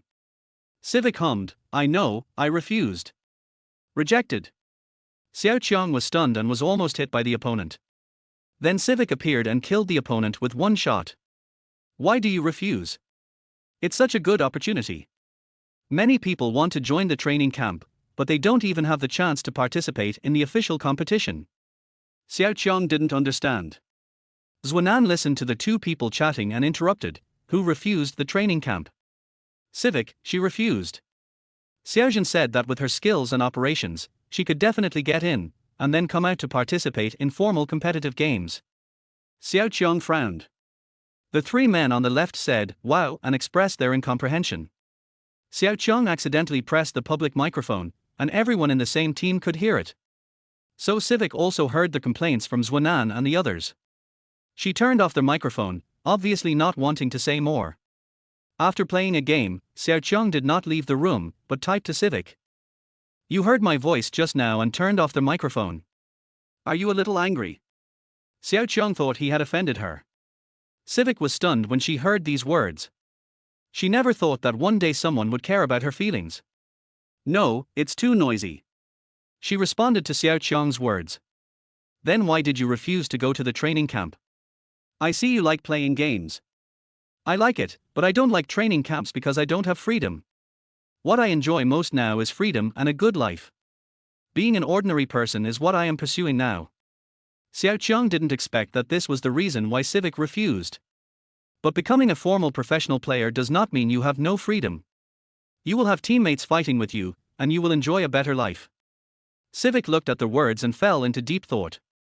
She bit a lollipop and read every word over and over again 2 or 3 times. There is a different kind of beam in those sharp eyes. Brother Xiao, why are you telling me this? Human nature is treacherous. This is the first lesson that society taught Civic after she grew up. So when she met someone like Xiao Qiang, she found it a little difficult to understand. Although he was on guard, he couldn't help but be moved by what Xiao Qiang said.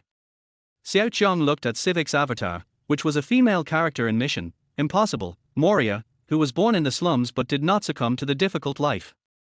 She soared into the sky, holding the god of war M416, and created a world of her own. Zhan Mi wanted Xiu to join the training camp, so she would naturally investigate. Therefore, Xiao Qiang knew that the girl opposite was actually about the same age as Chen Jin and the others. At this age, you are full of youth and energy and should not waste your precious time. Because I think you deserve better. After Xiao Qiang sent this message, he didn't receive a reply for a long time. During military training, the lights in the dormitory will automatically turn off at 12 o'clock. The lights went out, and Civic replied with a message, lighting up Xiao Qiang's phone screen. She said, "Well, thank you, Brother Xiao, I will think about it."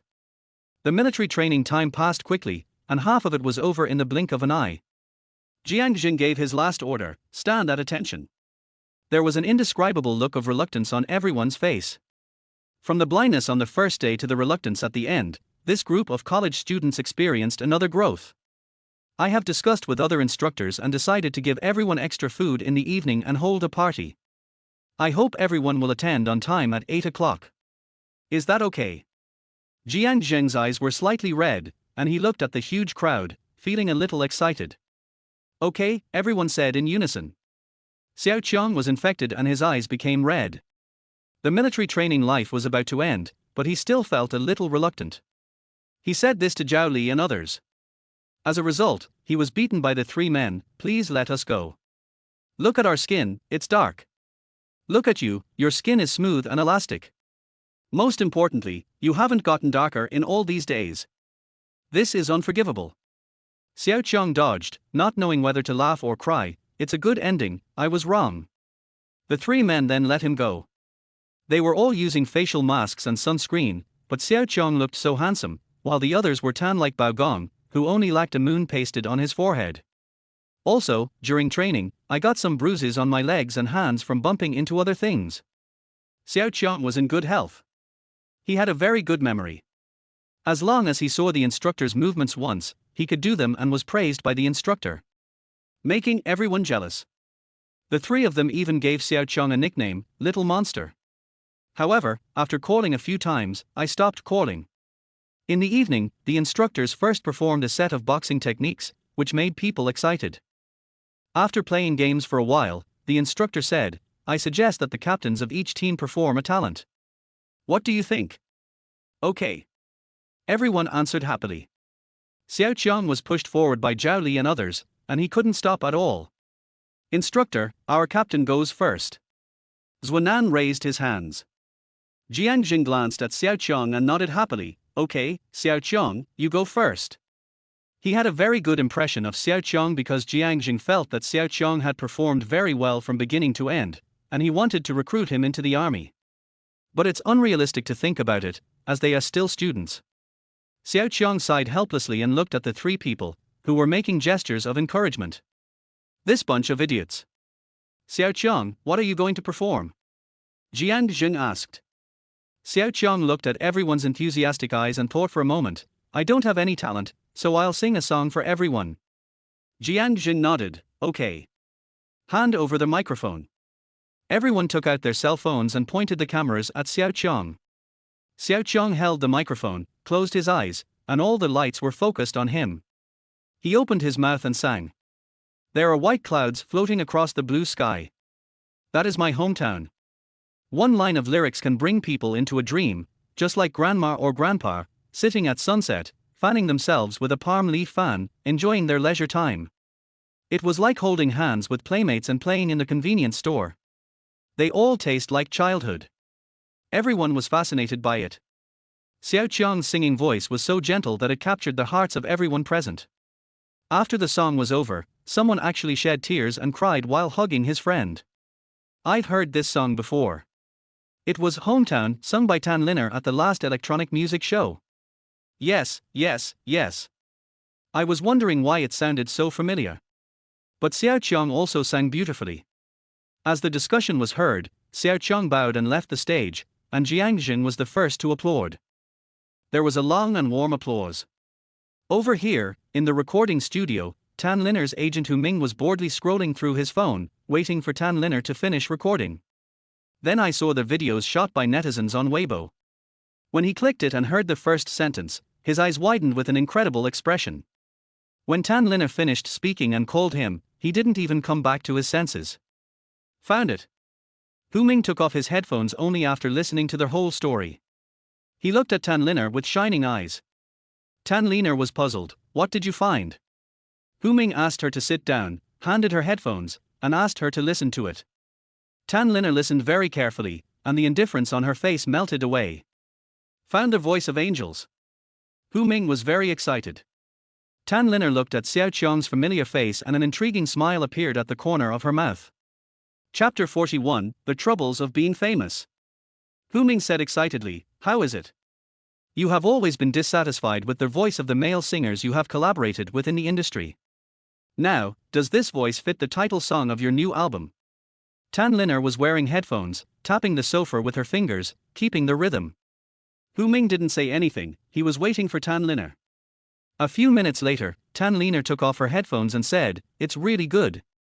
His voice is exactly what I'm looking for. Do you remember the electronic music show? Hu Ming nodded. Of course I remember, what's wrong? He is the one who refused to sing with me. Tan Linna said, pointing at Xiao Qiang on the phone screen. Hu Ming was shocked. No way, someone rejected you. Tan Linna nodded. Yes, so I was deeply impressed. Later, when I logged onto Weibo, I found out that he was the lucky cop. I thought he was interesting, so I followed him back. I just didn't expect that it would be used by netizens to make a fuss. During that time, Tan Linna was very busy preparing for her new album, so she couldn't get involved in the things on Weibo. Later, I logged onto Weibo and saw Xiao Qiang's post, and I felt relieved. Find a chance to talk to him and see if he's willing to cooperate. Tan Linna returned the phone to Hu Ming. Hu Ming nodded to show that he understood. The two walked out of the recording studio. Tan Linna got in the car and reminded Hu Ming, when you go to the school to look for someone, be low-key and tidy up your appearance. Don't let people think you are unreliable. Hu Ming has an untidy beard and is running around dealing with matters concerning the new album, so his image is somewhat unpleasant. I know. Are you still not confident in my ability to do things? Tan Linna closed her eyes and didn't say anything. Xiao Qiang had no idea that he had become popular again and was being targeted by others. After the party, Xiao Qiang had new troubles, but Zhao Li and the others thought it was nothing. Instead, they joked that following Xiao Qiang, they would have a good time. The reason is that no matter where Xiao Qiang goes, there will be people blocking his way. They are not crazy people, but politely keep their distance. So even if Xiao Qiang feels it is troublesome, he cannot yell. During the lunch break during the military training, even the people serving food in the cafeteria would treat Xiao Qiang specially. Their portion of rice would be very large, and the dishes would have more meat and less vegetables.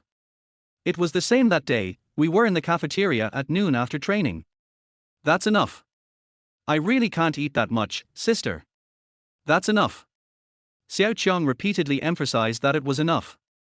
But the lady who served the food just put all the food on his plate. Not enough, how can it be? Young man is in the growth period, eat more.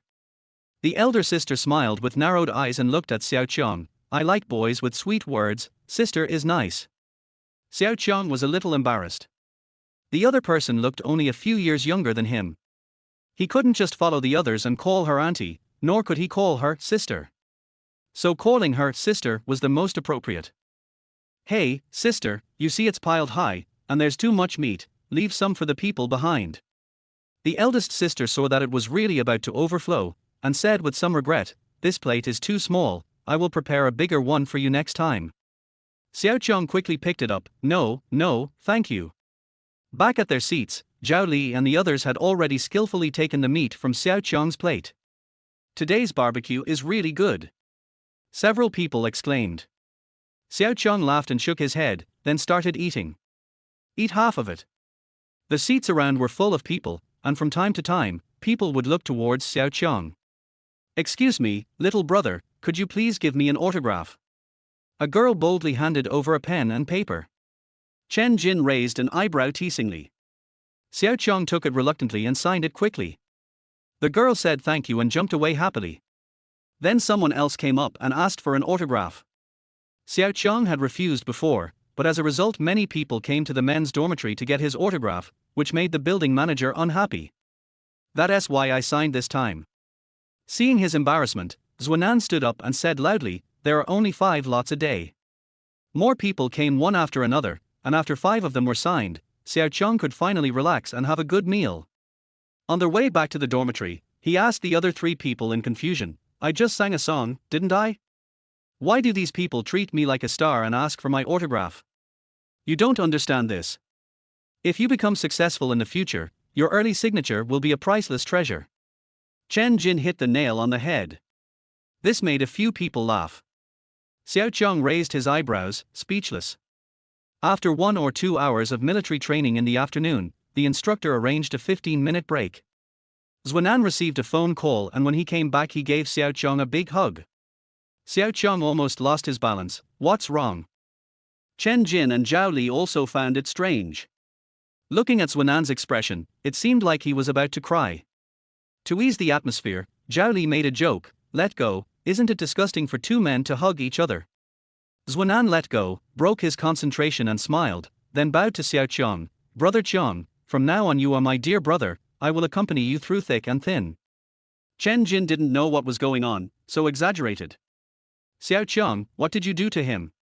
Xiao Qiang received a message from Zhan Wuyan in the morning.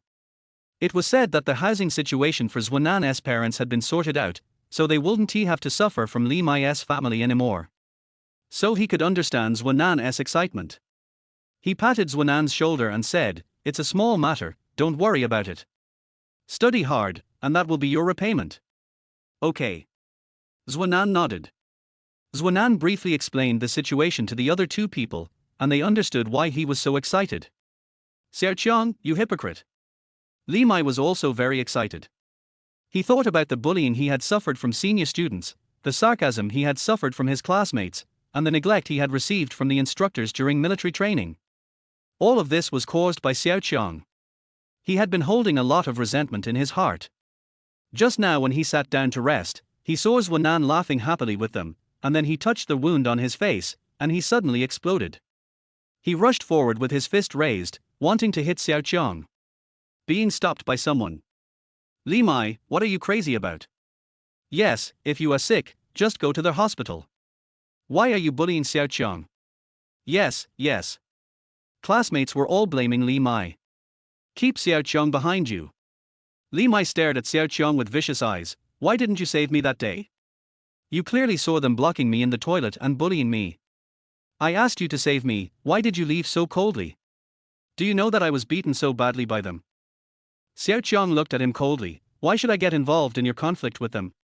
And what is there about you that is worth my help? Then why do you want to help Zhuanan? You are so kind-hearted, why don't you just buy a house for Zhuanan? Li Mai laughed sarcastically. Zhuanan angrily said to him, Li Mai, you are a mad dog, biting people randomly. Shut up. You heartless thing. If my family hadn't helped you and kept the rent to the lowest, do you think your parents have the money to let you go to the University of Finance and Economics? Who the hell are you? You don't deserve to go to this school. Li Mai was really mad. Xiao Qiang didn't want to waste time talking to him, so he called Zhan Wuyan directly and said, I think your suggestion last time was very good. Just let him transfer to another school. This kind of person is not worthy of studying in the University of Finance and Economics in my mind. Zhan Wuyan didn't ask him what was wrong, but she could hear the anger in Xiao Qiang's tone. Okay, Dad, I'll call the principal. Yeah. Xiao Qiang was really angry. He didn't want to trouble his daughter, nor did he want to make a big deal out of it, but with Li Mai, he had touched his bottom line.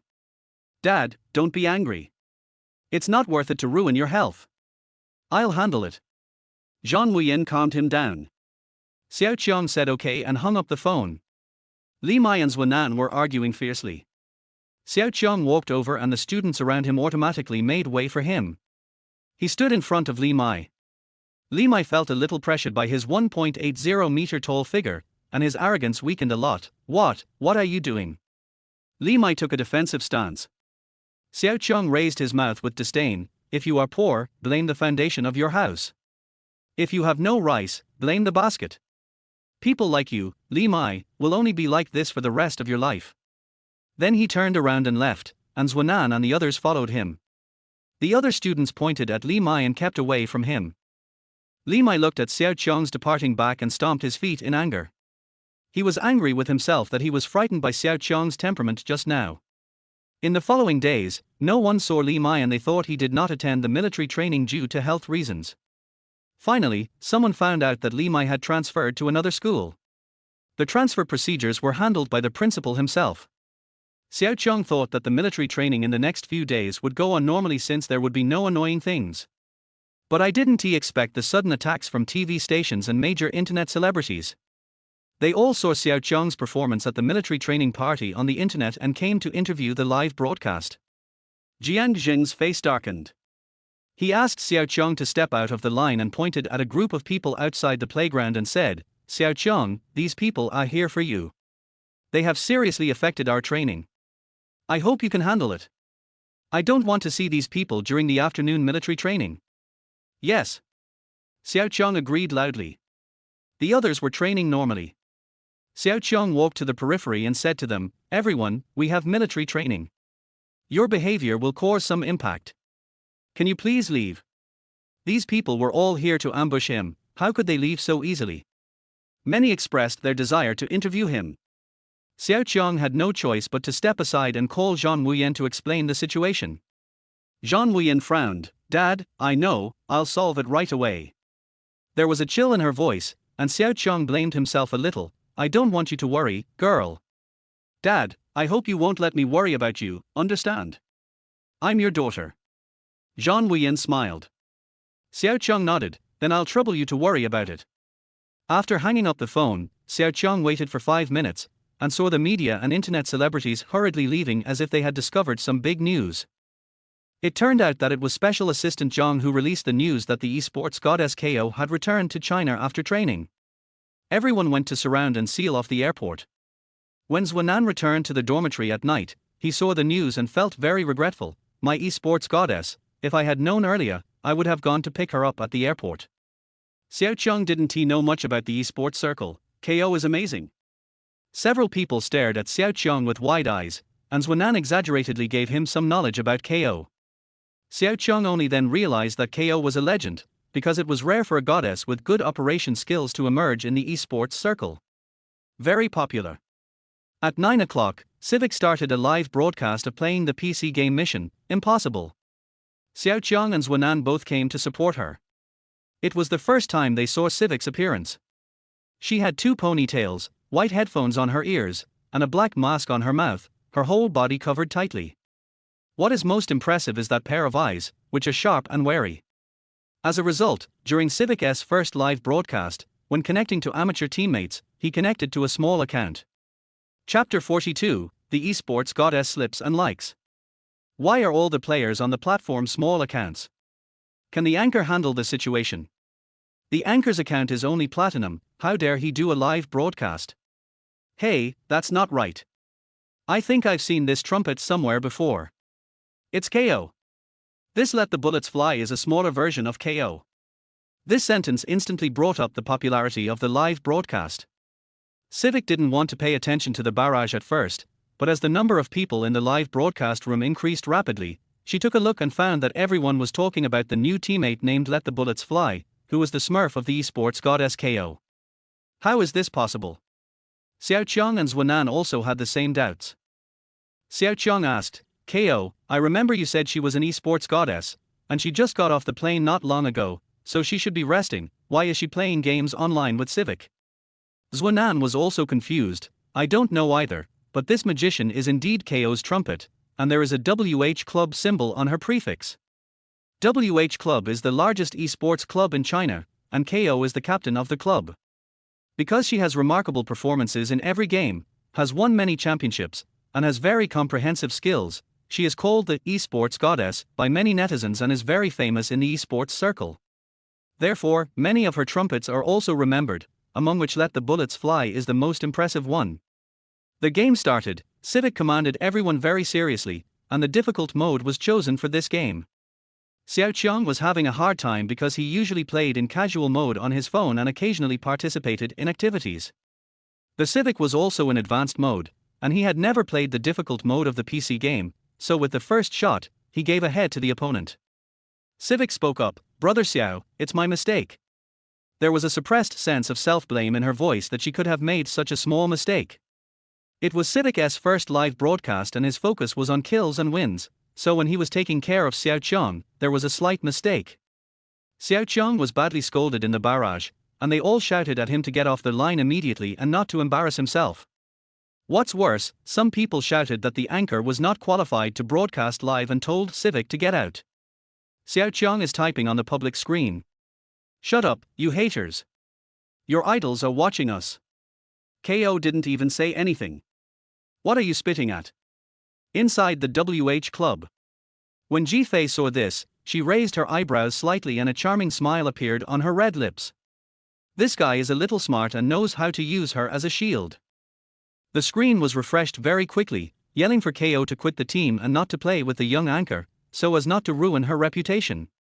Jifei actually knew Civic a long time ago. When she was training at the Los Angeles club, she would always meet him in the middle of the night. Seeing that Civic was good at playing, she would use her secondary account to play ranked games with Civic. Xiu didn't know her identity. Jifei came to connect just to play games with Xiu and to show her support.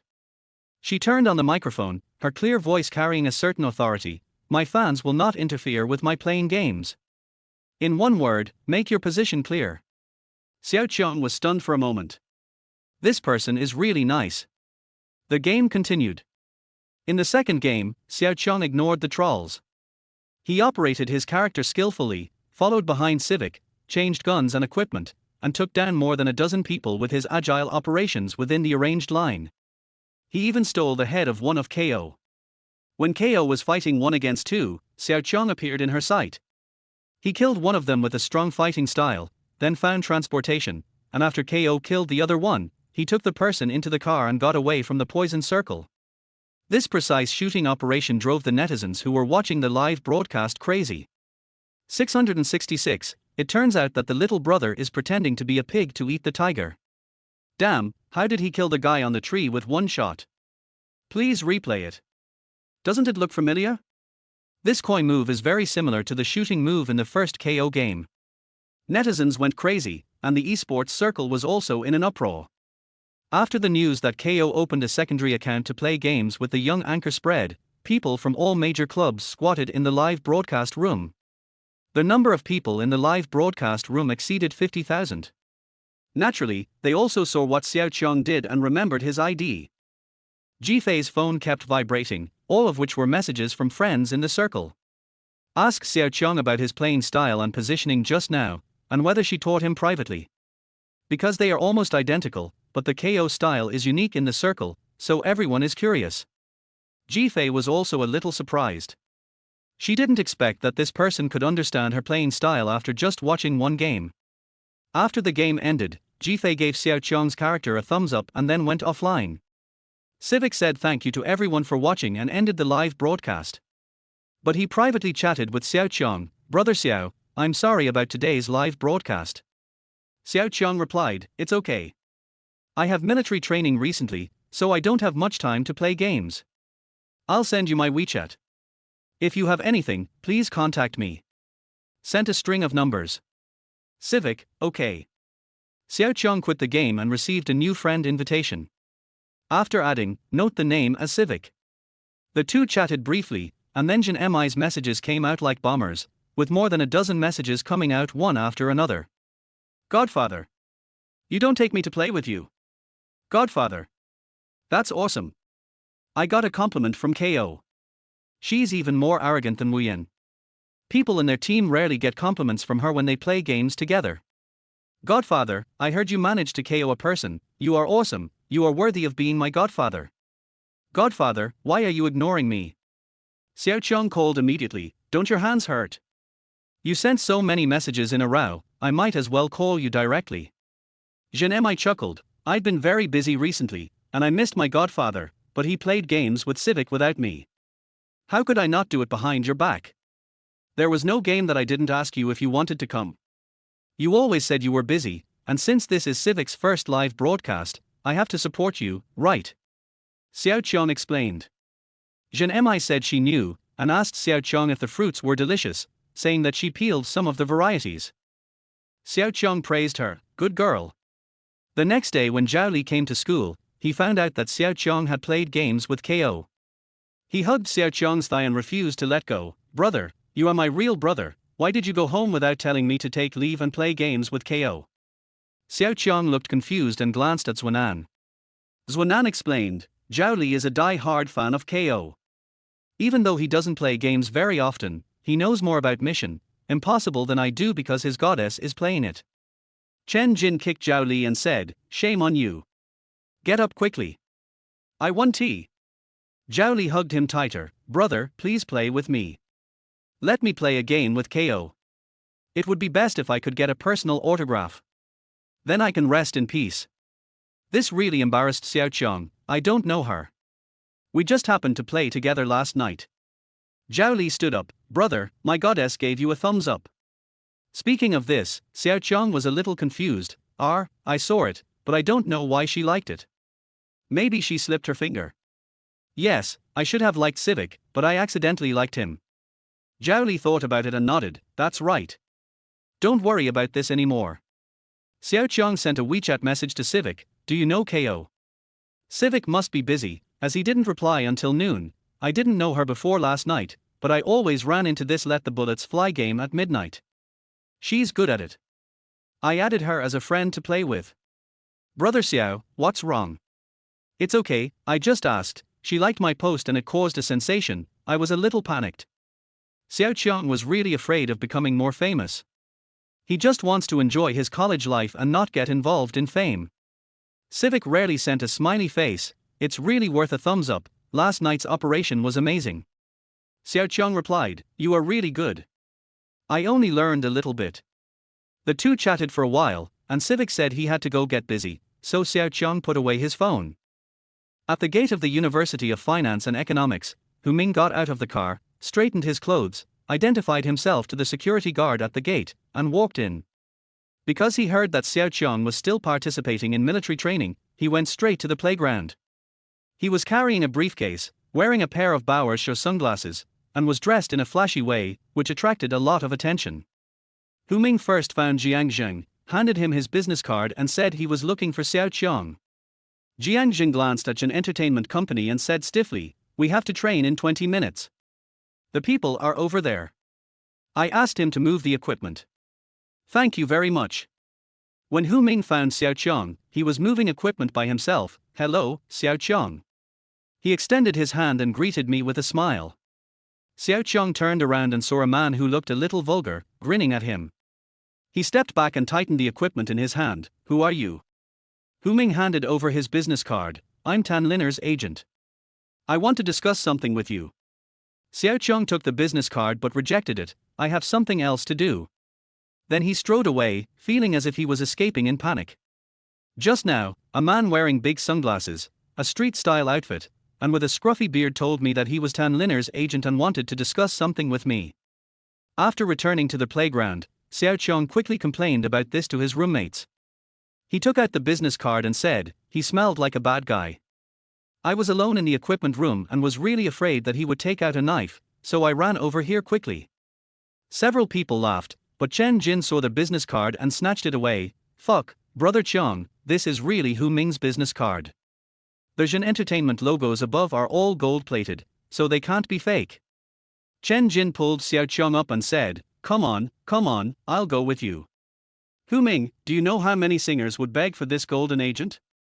You actually treat him like a gangster. Xiao Qiang told him not to worry. First, I really don't know any gold medal agent Hu Ming. Second, his smile at that time was really too vulgar. Third, if this business card is real, you can just call and ask and you will know the situation. Chen Jin thought about it and it made sense. The training would start soon and there wouldn't be enough time. Then you fight quickly. Xiao Qiang took out his cell phone and dialed the number on the business card. After a few rings, the call was connected. Hello, I'm Xiao Qiang. Hello, have you figured it out? Hu Ming said excitedly while sitting in the car. Xiao Qiang thought for a moment and said, there was a misunderstanding just now. I'm calling you now mainly to ask, what do you want to discuss with me? He needs to know the specific content before he can give this person an answer.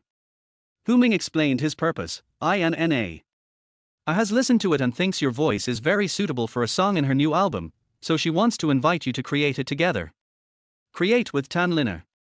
Xiao Qiang grasped the key point, and several roommates nodded frequently, asking him to agree quickly. He replied, sure, but we need to meet and discuss the details. Chapter 43 I just don't like you. Hu Ming nodded happily. Okay, now. Not now, I still have military training. After the training is over, I will call you and make an appointment. Xiao Qiang asked. Hu Ming was in a bit of a dilemma. Tan Linna's second new album had only just decided on the theme song, and the official Weibo account had already announced that the album would be released as early as the end of next month. So he didn't dare to agree to Xiao Qiang immediately. However, if I don't hold him back, I'm afraid Xiao Qiang will change his mind. Hu Ming thought for a moment and said, how about this, you still have a few days of military training, how about we add each other on WeChat to keep in touch? After your military training, we can make an appointment and settle this matter as soon as possible. Xiao Qiang could hear the urgency in his voice. Okay, this is my WeChat number. Okay, I'll add you right away. Hu Ming hung up the phone and quickly added Xiao Qiang on WeChat. Then we drove to the studio where Tan Linna was shooting the cover of her new album. Did he agree? Hu Ming's mouth was dry, so he drank a glass of water before answering Tan Linna. I did agree, but he wanted to talk about the specifics. I said we should settle it as soon as possible, but he was still in military training, so there was nothing I could do. Tan Linna could understand. No hurry, wait for him to make an appointment. Hu Ming stared at her with wide eyes. Beautiful lady, this is urgent, okay? The second album will be released at the end of next month. If he doesn't come for the audition, how can we know if it will work? If this doesn't work, it will delay a lot of things. Tan Linna closed her eyes and put on makeup. You can't eat hot tofu in a hurry. I think he can do it. After listening to Xiao Qiang singing, her affirmation became even more obvious. Hu Ming replied perfunctorily, okay, I'm the most anxious. In the next few days, Hu Ming would always send messages to Xiao Qiang, inviting him to meet. Xiao Qiang initially replied that he would meet to discuss the matter in detail after the military training. He felt a little impatient being pestered and didn't reply to Hu Ming's messages. Hu Ming also complained in front of Tan Linna, which made Tan Linna laugh at him for being too impatient and burning his mouth. On the last day of military training, Jiang asked everyone to sit under a big tree. The light was dim, and it poured down from the lush leaves and fell on everyone. This afternoon, I told the other instructors that I won't train you anymore. Let's just chat and talk together. Everyone knew that Jiang's arrangement was actually a preparation for his farewell. There was a look of reluctance on everyone's face. Jiang also had one. He pulled a piece of grass and looked at everyone. Don't be so serious. Just say whatever you want to say. Everyone was a little cautious at first, but after the first student spoke, everyone became bolder. There were even girls who handed love letters to their instructors, which was so bold that it was admirable. Xiao Qiang felt their happiness and always had a smile on his face.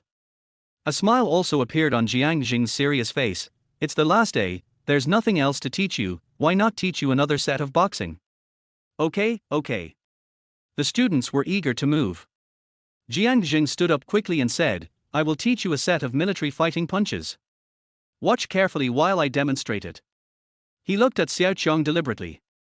Then he took a preparatory step for actual combat, and quickly threw out a set of punches, chopping the wind with his palms with a murderous aura.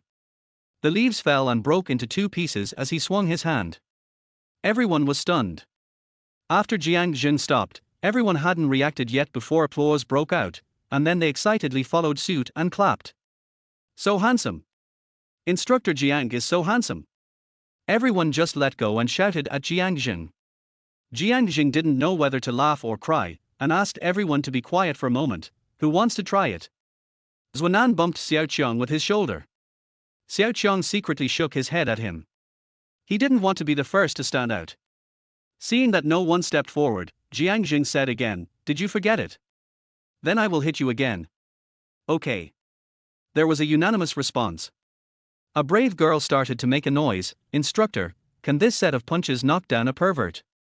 Everyone looked at her, and Jiang nodded. Of course you can, but this punch is too powerful. I'm afraid you'll beat the pervert to death after learning it. So, I'd better teach you a set of anti-wolf punches with less power. The girl nodded and said thank you instructor. Chen Jin and the other two followed suit and said, Instructor, we are also afraid of perverts and we also want to learn how to defend ourselves from perverts. The angry girl stood up and chased Chen Jin and the others. Everyone laughed. Jiang shook his head helplessly. Both boxing styles are actually very practical. Fists don't have eyes. Remember, they can only be used to protect yourself. Do you understand? Clear. Jiang brought several deputy instructors and practiced military boxing and anti-wolf boxing several times, and also led everyone to practice together. While Xiao Qiang was practicing, he had already memorized the fighting techniques of the two sets of boxing in his mind. He planned to teach them to his daughter and Xiaojin when he got home. Every movement he made was almost perfect. Jiang noticed it and stepped forward to correct Xiao Qiang's posture. After the two sets of boxing were finished, he looked at Xiao Qiang and asked, Do you want to stand up and fight me? Xiao Qiang quickly waved his hands to refuse. No, I have only touched the surface, and I haven't grasped the true essence yet. Instructor, please let me go. At the end, he put his hands together, looking innocent and funny. Jiang was very impressed with him. Okay, then I'll look at others. Instructor. A few tall and strong men came from a distance. It attracted everyone's attention. Jiang frowned and looked over, then after seeing a few people, he showed a serious expression. It's you.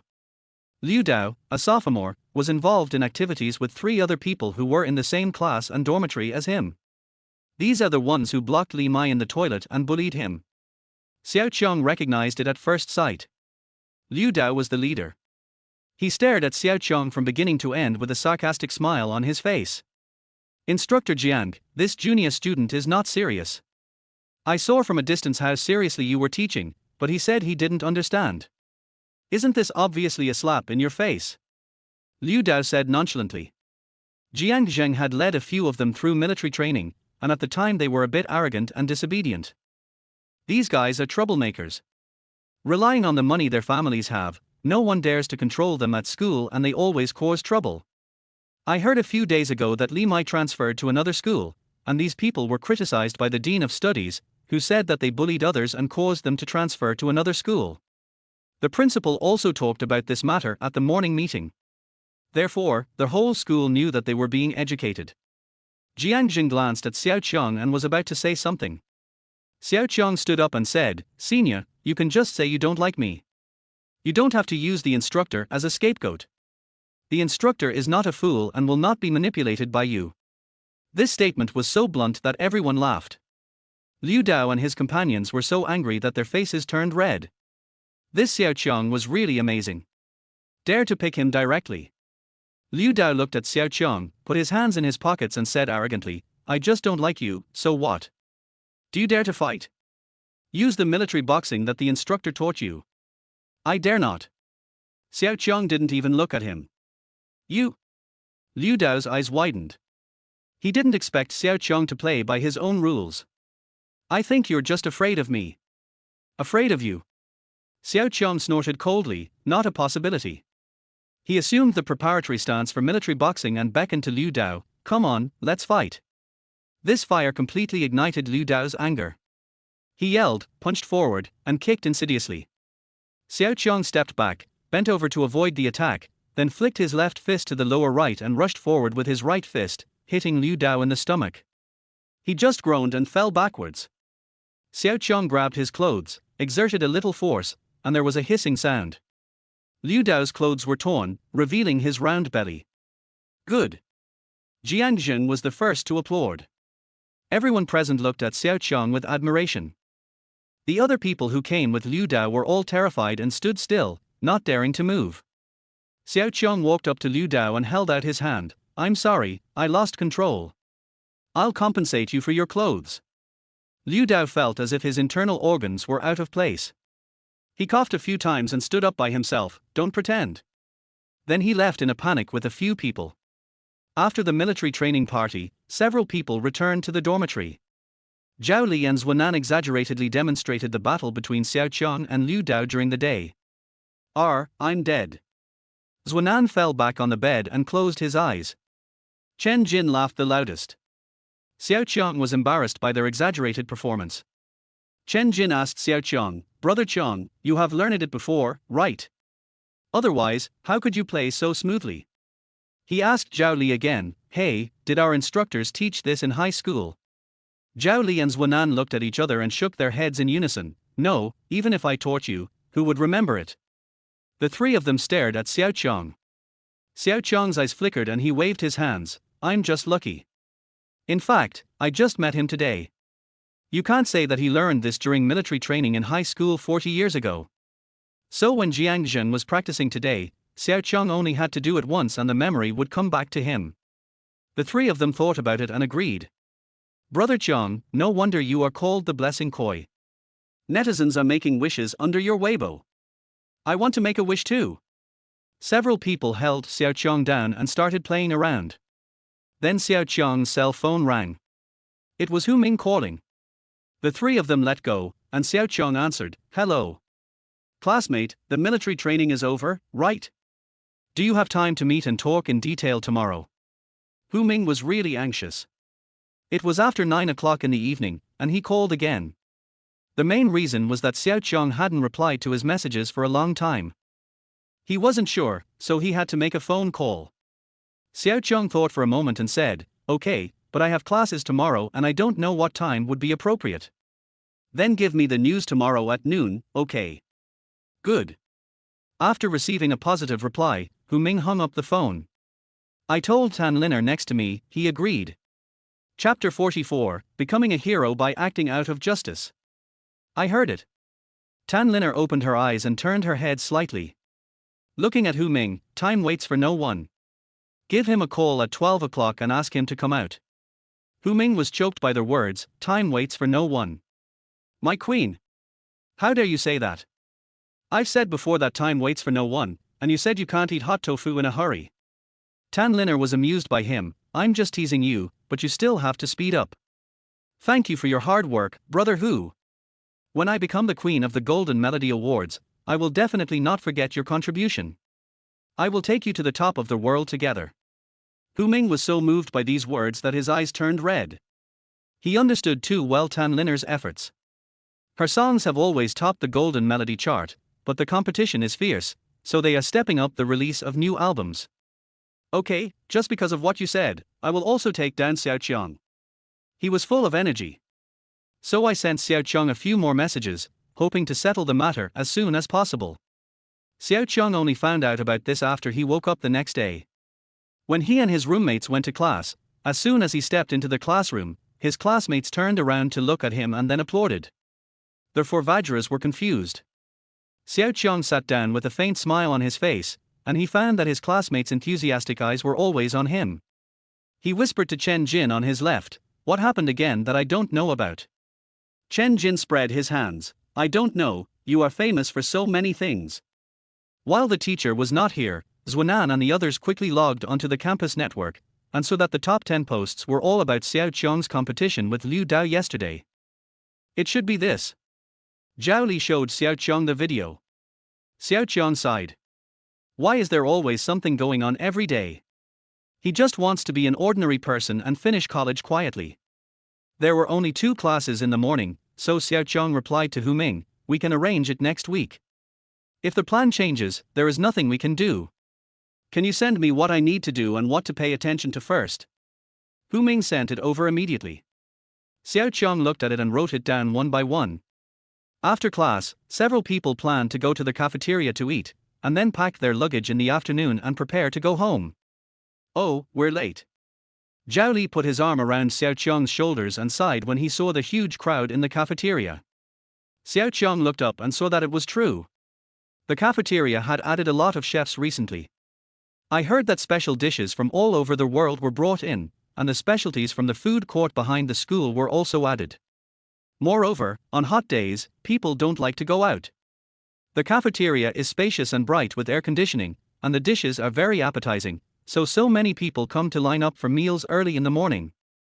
Let's go, line up and see what delicious food is available today. Xiao Qiang put his cell phone in his pocket. Chen Jin and the other 2 followed him. "Xiao Qiang, it's Xiao Qiang." When someone saw it for the first time, he shouted out in excitement. "Xiao Qiang?" He looked in the direction of their voice and saw everyone looking over here with their plates in hand. "Brother Qiang, come here, I'll let you get your meal first." "Go away, Brother Qiang loves meat the most." "Brother Qiang, here I have some cold mixed white meat, which is perfect to go with rice." "Brother Qiang, use my meal card. Just swipe it and you can eat whatever you want." Facing the crowd's enthusiasm, Xiao Qiang put his hands on his chest and refused repeatedly. No, you guys fight your way," said standing at the end of the line. Then the first person quickly ran to the back, and the others followed.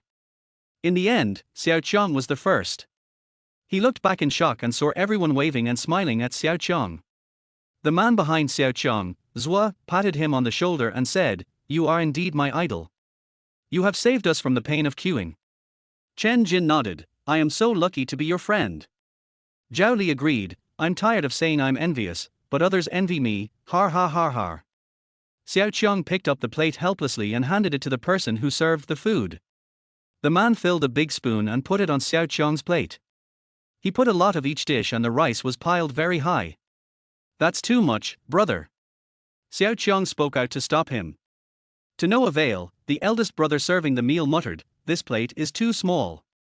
The lady at the window next to him agreed, "That's right, I have Cantonese food here, and I'll bring a plate for this handsome boy." Xiao Qiang's eyes widened. He quickly took away his plate and sat down. The classmates around him greeted him warmly. Xiao Qiang asked in confusion, "What's going on with everyone? I used to be very enthusiastic, but today I was obviously too enthusiastic." "Because you taught Liu Dao a lesson. They relied on their family's riches to do whatever they wanted. Both the new and old students disliked them. You made Liu Dao miserable yesterday, and everyone regarded you as a hero." A classmate explained. "So that's how it is." Xiao Qiang had an awkward smile on his face, "I'm just lucky." Then he lowered his head and started eating. When they returned to the dormitory, the 3 roommates were still talking about the cafeteria, and they all looked at Xiao Qiang with envy. "Brother, do you have any abilities that we don't know about?" Zhao Li asked. Xiao Qiang pulled up the suitcase and said, "No, I'm just an ordinary person. You guys exaggerated me. See you next week. I'm leaving first. The driver is waiting for me. See you next week." As Xiao Qiang walked on the campus, People frequently greeted him and he responded politely. I'm tired of raising my hands. I didn't feel relieved until I got in the car. Uncle Ju greeted him, Good afternoon, sir, is campus life tiring? Xiao Qiang frowned when he heard the address, Uncle Ju, it's been a long time since we last met. You can't even address me correctly. I'm not tired, it's just that being famous is too tiring. It's my fault, Xiao Qiang. Miss Wu Yan wanted to pick you up in person, as did Miss Zhan, but they had work to do, so they asked me to take you home. Uncle Ju said as he drove. Xiao Qiang looked at the scenery outside the window and said, I know. They told me. He said last night that the military training is over and he will go home this week. My daughter and Xiao Zhan were very happy and said they were sorry they couldn't come and pick him up in person. Xiao Qiang didn't think it mattered. He couldn't delay his daughter's work because of his own affairs. Then the door of the Zhan family's villa opened. As Xiao Qiang walked in, he heard a few bangs and fireworks fell on his head. Dad, welcome home. Godfather, welcome home, why are you standing there? Zhan Wuyan and Zhan Mi both held firework sticks and stood at the entrance looking at Xiao Qiang. Xiao Qiang was startled, and only came back to his senses when he heard the sound. Oh my god, I thought the light bulb exploded. The servant pushed Xiao Qiang's luggage in, and Zhan Wuyan stepped forward and held his left hand. Zhan Mi trotted over and held his right hand. Zhan Wuyan glanced at her coldly. Zhan Mi raised her eyebrows and hugged him tighter. Godfather, I told Wuyan that I couldn't pick you up, but actually I was decorating the house. Look. Zhan Mi pointed inside the house. Xiao Qiang immediately saw a large round table under the crystal chandelier, on which was a 9-layer cake. Each floor was decorated differently, and there were several servants standing nearby, holding champagne and other things. There are many dining tables around, with all kinds of meals on them. That's thoughtful. Xiao Qiang nodded to them. Dad, I'll accompany you wherever you want to go today. Zhan Wuyan handed him a glass of champagne. Xiao Qiang was indeed thirsty, so he took a sip and asked, Will it delay your work? The two shook their heads and said in unison, Work can be done anytime. It's rare for you to come home, so being with you is the most important thing. Okay, thank you, my daughter, and thank you, Xiao Zhan. Xiao Qiang patted the backs of their hands, feeling deeply moved. Sure enough, home is the warmest harbor. Their vacation time passed quickly, and Xiao Qiang returned to school again, and his suitcase was filled with Zhan Wuyan and the others. There are not only men's cosmetics, but also various clothes, food and drinks, and they even thoughtfully prepare a set of foreign brand clothes for each roommate. Xiao Qiang thought it might be too expensive. Zhan Mi waved her hand, It's just a little something. Zhan Wuyan said, Friends that Dad recognizes are the ones that we recognize. When Xiao Qiang gave the gifts to the three people, they were so shocked that they said, fuck, several times. Brother Qiang, ask your family if they still need brothers. I can be your younger brother. Zhao Li couldn't let go of the clothes. This statement received affirmative nods from the other two. Xiao Qiang was embarrassed, no need. By the way, is the new class schedule out? Zuanan looked at the class group and wailed, Dodi, why is there still a class with Devil Deng Bura this Wednesday? What? Let me see. Chen Jin and Zhao Li looked at the phone. Suddenly his face was filled with pain. Xiao Qiang asked in confusion, Who is Deng Bupao? Deng Bupao is a nickname given to him by others because they are angry with him. His full name is Deng Lin. He is a well-known devil professor in the University of Finance and Economics. Mobile phones are not allowed in his class. If you talk in class, you will be warned. If you are late or absent, he will punish you mercilessly and deduct credits. Deng Lin. Xiao Qiang felt that the name was familiar because he had a classmate in high school named Deng Lin. But the world shouldn't be that small. Xiao Qiang shook his head, then we should all pay attention. On Monday, the classes were not very tight, so Xiao Qiang and his classmates were very relaxed. Until the student union came. Hello, Xiao Qiang. I'm Liu Bo, the president of the student union. I'm here to invite you to join the student union. I've seen your grades and recent events, and I think you're very capable and can handle the work of the student union. Xiao Qiang looked at the hand in front of him, stepped forward and shook it, then let go. Sorry, I'm not interested in joining the student union. Liu Bo pushed his glasses up, and everyone around him looked over. He said gently, is that so? It seems that Xiao Qiang doesn't understand the student union. Xiao Qiang shook his head, even if I understand, I don't want to join. He wasn't interested at all. The atmosphere was a bit awkward. Zhao Li popped his head out from behind Xiao Qiang and said, President, I'm very interested in the student union. Would you consider me? Chapter 45, Don't stay up late and be safe. Xiao Qiang stood beside him and said, my friend is really good. You can recruit such talents. After hearing what he said, Liu Bo finally looked Zhao Li in the eye. Okay, the propaganda department just needs someone, you can go and try first, and report in tomorrow. Zuanan and Chen Jin had gone to run errands for the teacher, so when they returned to the dormitory and heard that Zhao Li was going to join the student union, they were mostly envious. Don't worry, I will do well in it and take you all to great heights. Zhao Li patted his chest proudly and promised. Xiao Qiang smiled and shook his head. This guy was obviously getting carried away. Zuanan looked at Xiao Qiang and asked in confusion, Brother Qiang, why don't you join the student union? There are so many people who want to join, but they still have to apply for various things. It's so prestigious for the president to personally invite you. Zhao Li didn't understand this either. Yes, why did you refuse? Xiao Qiang looked at the three people and explained, the student union has many people and many things to do. I'm famous enough now and I don't want to make a name for myself. I just want to live a low-key life. Do you understand? Understand. The three nodded. I understand it so well. At the beginning, I envied Xiao Qiang's fame and enjoyed all the good things with him. But as time went by, it became very inconvenient that people even followed him to the toilet. Really, there is no free space at all. Zuanan opened the Mission Soul app on his computer and called Xiao Qiang, Brother Qiang, want to play a game? Okay. Xiao Qiang nodded. Pull Chen Jin and Zhao Li together, and the four of them form a team to play together. After the first game, another person entered the room, it was Civic. Master. Zuanan was very excited. Civic typed on the public screen. Xiao Qiang also greeted Civic, long time no see, Civic. They seldom played games during their military training, so they had less time to rank with Civic. This time, Civic did not type on the public screen, but turned on a microphone.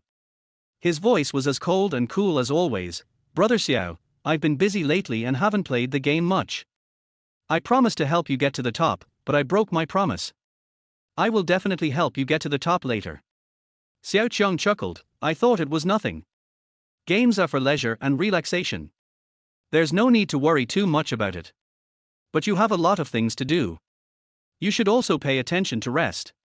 Don't just focus on work and ignore your body. His daughter is like that. Xiao Qiang suddenly became concerned about Zhan Wuyan's health, so he turned off his microphone and sent a message to the family group. Daughter, have you stayed up late recently? Are you feeling unwell? Are you behaving well when daddy is not watching over you? Zhan Wuyan replied quickly. Dad, I'm very good. I didn't stay up late. I'm very obedient. Don't worry. Xiao Qiang saw it and nodded with satisfaction. Then, I heard Civic's voice in my ears, thank you for your concern. I don't feel tired. On the contrary, the fulfilling life now is what I have always wanted. Several people in the dormitory heard these words and were curious about what kind of environment Civic was in that made him say such things. Zuanan asked, Master, how old are you? Why do I feel like you have been through so much? As my parents often say, tired but happy. Chen Jin said jokingly. Zhao Li kicked him and said, Master, why don't you sound like a middle-aged person? You sound like us. Master, are you a student too? Civic replied coldly, no. Xiao Qiang followed up with, it feels a bit complicated. His voice was cool and cold, with a smile at the end, giving people a very comfortable feeling. Civic was stunned for a moment, the lollipop was crushed in her mouth, and then she hummed with her nose, yes, it's complicated. Do you still want to fight? I'll lead you. Before Xiao Qiang could figure out what she meant, he was confused by the words of Zuanan and the others who were vying with each other. In the second game, Civic led them to kill all around, and Xiao Qiang once again felt the excitement as if it were a real gunfight. When playing games with Civic, I really don't dare to breathe heavily, because who knows what skills she will show off. Xiao Qiang also became very powerful, and the number of heads he grabbed was comparable to that of Civic. Zhuanan and the others were very excited. Early the next morning, Zhao Li reported to the student union and even took half a day off for this purpose. After Xiao Qiang and his classmates finished their class and were on their way to the cafeteria, Zhao Li caught up with them, hanging his hands on Zhuanan and Chen Jin's shoulders with a look of despair. Xiao Qiang frowned and looked at him. What's wrong? After Zhao Li calmed down, he said, don't mention it. I regret joining the student union. I was asked to run around all morning without taking a break or even drinking a sip of water. Xiao Qiang handed over his water cup. Didn't you say you were capable of doing the job? Zhao Li opened it, took a sip, and stared at the tea leaves in the cup with wide eyes. No, Brother Qiang, are you taking care of your health? You make tea with hot water, so you won't make it with wolfberries next time, right? I have this idea. Xiao Qiang took back his cup. What happened to the hot water? He just likes to drink hot water. There's no problem with my physical strength. The key is that the vice president named Yang Miao is so annoying. Zhao Li sat down to eat and hadn't finished complaining yet. Xiao Qiang's plate was full again today, so Zhuanan and Chen Jin didn't need to order too much, they could just eat directly from his plate. He asked Zhao Li, what's wrong? Zhao Li thought for a moment and said, she was very domineering. She said if you dare to go east, she would think of all kinds of ways to make you suffer. She was not gentle at all. She spoke very loudly and called my name. People on the third floor could hear it. For the sake of image, he even demonstrated it with his hands on his hips. Xiao Qiang almost spit out his food, making people around him laugh. After eating, Chen Jin said to the others, my goddess is still gentle, no one can compare to N.A. Right, Brother Qiang. Xiao Qiang recalled several interactions with Tan Linna and nodded with deep feeling, yes, but I don't think anyone can compare to my family. For example, his sensible, well-behaved and capable daughter Zhan Wuyan, and his goddaughter Zhan Mi, who is lively but not very smart. Whose little girl would send a message to her godfather at 3 in the morning, and it was a voice message, asking why he didn't care about her. Xiao Qiang would wake up in the morning and find out. He was afraid that Zhan Mi would not get the answer and would come to the school to find him, so he would quickly reply to her with a long text. Dayo also asked her to take care of her health, as her godfather didn't want Xiao Zhan to get sick or feel uncomfortable. After receiving it, Zhan Mi sent many happy expressions. Extremely easy to satisfy. Xiao Qiang felt a little distressed after seeing this. This child must be so lacking in love that he is so satisfied. After they finished eating and were collecting the plates, Liu Dao and his friends came up. Xiao Qiang's expression suddenly changed and he looked at them coldly. The people eating around dispersed, not wanting to be targeted. Zhao Li and his friends protected Xiao Qiang behind them and started to show their arrogance. Chen Jin sighed and looked at Liu Dao. What do you want to do now, you defeated general? I haven't met Liu Dao and the others for such a long time, and I thought they had been educated to be obedient and not so rampant anymore. Finally, he showed up again today, looking like someone who is not someone to be trifled with. Liu Dao stopped and looked at Xiao Qiang. Don't be nervous, I just want to say that I will treat you tonight at Jushian Hotel as an apology for last time. Xiao Qiang, give me some face. Zhuanan advised Xiao Qiang, don't go, there might be a scam. Yes, that's right. Zhao Li and Chen Jin nodded. Xiao Qiang walked out from behind them and faced Liu Dao. It's okay, he can't eat me, right? Let's make it clear first, I'll give you face for this meal, but later, I hope you won't come to me again. Let's go our separate ways. Okay. Liu Dao opened his hands and smiled. Turn around and prepare to leave. Zhao Li called him, hey, we want to go too. He was worried that Xiao Qiang would be in danger if he went alone. Liu Dao raised his mouth with contempt. It doesn't matter, you can all come together, the table is big enough anyway. After saying that, he left. In the evening, the three followed Xiao Qiang to Jushian Hotel. The restaurant owner recognized Xiao Qiang and entertained him warmly. He wanted to arrange the best seat for him, but when he heard that Liu Dao was the one inviting him, his expression immediately changed. He warned Xiao Qiang, classmate, these guys are not to be trifled with. If a fight breaks out, you can use the cup as a signal and I will call the police immediately. Xiao Qiang. This boss must have watched too many anti-Japanese dramas. But he still followed Zhuanan and the others and silently gave a thumbs up. This boss can handle it. When we arrived at the private room, it was a bit smoky. Liu Dao and his friends were smoking and laughing. When they saw Xiao Qiang and his friends come in, they pointed to a few empty seats and said, "Sit wherever you want." Zhuanan and the others glanced at Xiao Qiang. Xiao Qiang walked to their window and opened all their windows before sitting down. He sat down, and the other three followed suit. Liu Dao raised his eyebrows and looked at his companion, then put out his cigarette and pointed at Xiao Qiang and asked, "Can you drink?" The first glass of wine Xiao Qiang drank was champagne given by Zhan Wuyan. He was a little uncomfortable with it at the time, but later he gradually liked the taste. He shook his head at Liu Dao, "No." Liu Dao sneered and called the waiter, "Bring up a few cases of beer and the hot dishes quickly. Do you want to starve my brother to death?" The waiter quickly agreed. After a while, several boxes of beer were brought in by several people and one box was opened at once. There are 24 bottles in a box. Liu Dao gave 3 bottles to Xiao Qiang and the other 3 people, placing 3 bottles in front of each of them. He picked up a bottle, clinked it with the bottle in front of Xiao Qiang, and drank half of it himself. Liu Dao gestured and said, "Brother, I'm really sorry for the last military training. I'll do it first. Don't you want to show your appreciation?" Xiao Qiang looked at him and said coldly, "I said, no."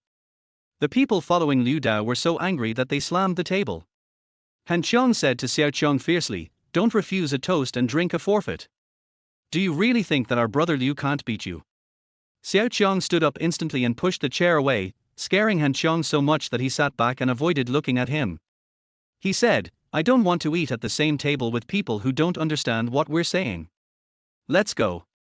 Xiao Qiang left as soon as he said he would, without giving any face at all, and Zhao Li and the other 3 immediately followed him. Liu Dao was so angry that he threw their half bottle of beer on the floor. The loud noise attracted the boss to come and watch. "What are you looking at?" Han Qiang cursed. Seeing that nothing serious had happened, the boss put his phone in his pocket and left. Han Qiang said to Liu Dao, "Brother Liu, this freshman is really too arrogant, shouldn't we deal with him?" Liu Dao wanted to beat Xiao Qiang up, but thinking of the punch he received during the last military training, he was still a little scared. He just said stubbornly, "He has the support of the Zhan and Zhan families. He's not that easy to deal with. But, it's okay to make a joke." There was a cold light in his eyes. On the morning of the 3rd day, the 4 of them had a class taught by Professor Tan Linna, so they got up early for fear of being late. As a result, the door lock was broken and could not be opened from the inside. They had to call the dormitory manager to get out of the predicament. They hurried to the 4th floor, but were still late. Tan Linna didn't let them in at all and made Xiao Qiang and the others stand in the aisle and wait for the get out of class to end. Zhuanan and the others were muttering, it's over, why did the door lock break at this time?" Xiao Qiang looked at the man's back on the podium and was shocked. Tan Linna noticed a passionate gaze outside the door. He frowned and looked, then saw Xiao Qiang. He looked at the familiar face, his body became stiff, and the chalk in his hand fell to the ground without Tan Linna noticing. Chapter 46, My Girl is Angry. Not him. After Tan Linna calmed down, he picked up another piece of chalk and continued teaching. Xiao Qiang also withdrew his gaze. He needed to digest the information in his mind. When I first heard the name Tan Linna, I thought it was just a name with the same surname, and I sighed that the world couldn't be that small. As it turned out, the world is so small, and Tan Linna is his best deskmate and good friend in high school. Xiao Qiang became even more certain when he saw the scar on his right wrist. Because the injury occurred when the 2 of them were working together during the summer vacation and encountered thugs. Tan Linna was stabbed in order to protect him. After class, Tan Linna called the 4 people to his office. "Ask a few people why they were late."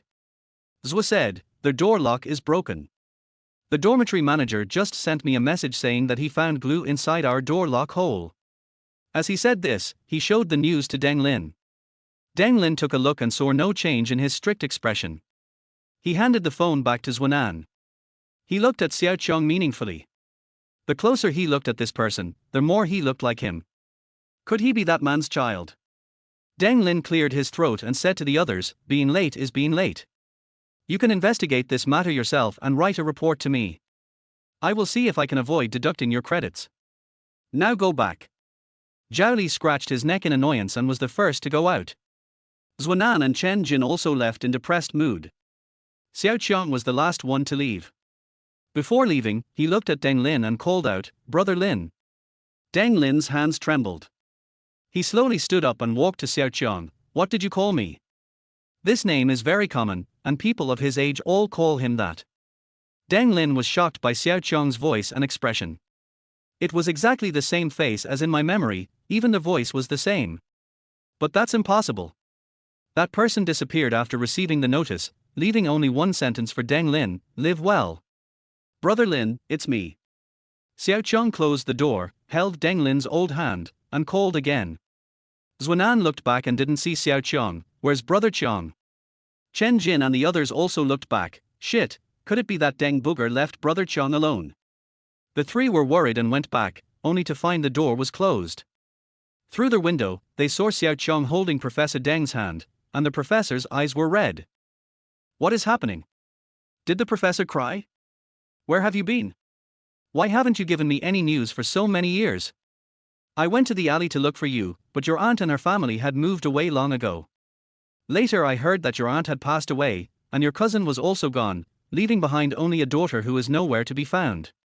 Deng Lin looked at Xiao Qiang and sighed. He was really shocked. Shocked that Xiao Qiang still looked so young and hadn't changed at all. Shocked, Xiao Qiang still chose China University of Finance and Economics and insisted on what he liked. Shocked, Xiao Qiang became his student. Xiao Qiang was also a little excited and briefly explained the Zhan group's dormant plan. Deng Lin found it a little unbelievable, but he still accepted it because the man was Xiao Qiang, his best friend in high school. It's good to be alive. He patted Xiao Qiang's arm. Xiao Qiang nodded. Yes, it's good to be alive. By the way, I also have a daughter. I will introduce her to you some other day. What? You are married. Deng Lin opened his mouth wide. We're not married, and the pregnancy was conceived naturally through sperm donation. The relationship involved is very complicated. I'll tell you about it another day. My roommates are still waiting for me, so I'm going to go out first. After Xiao Qiang finished speaking, he turned around and saw three heads outside the glass. I was startled and thought to myself, maybe I didn't hear the conversation just now? Deng Lin also saw it and comforted him. Don't worry, the windows and doors are closed, and they can't hear it clearly from a distance. That's good. The main thing is that this matter is very bizarre. The fewer people who know about it, the better. Deng Lin agreed, opened the door, and walked out with Xiao Qiang.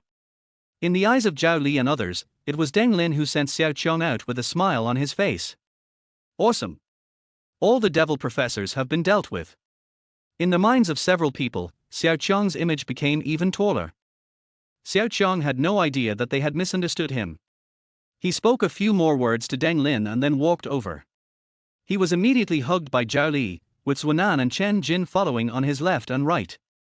Tell me the truth, what did you say to Professor Deng? Did he cry just now?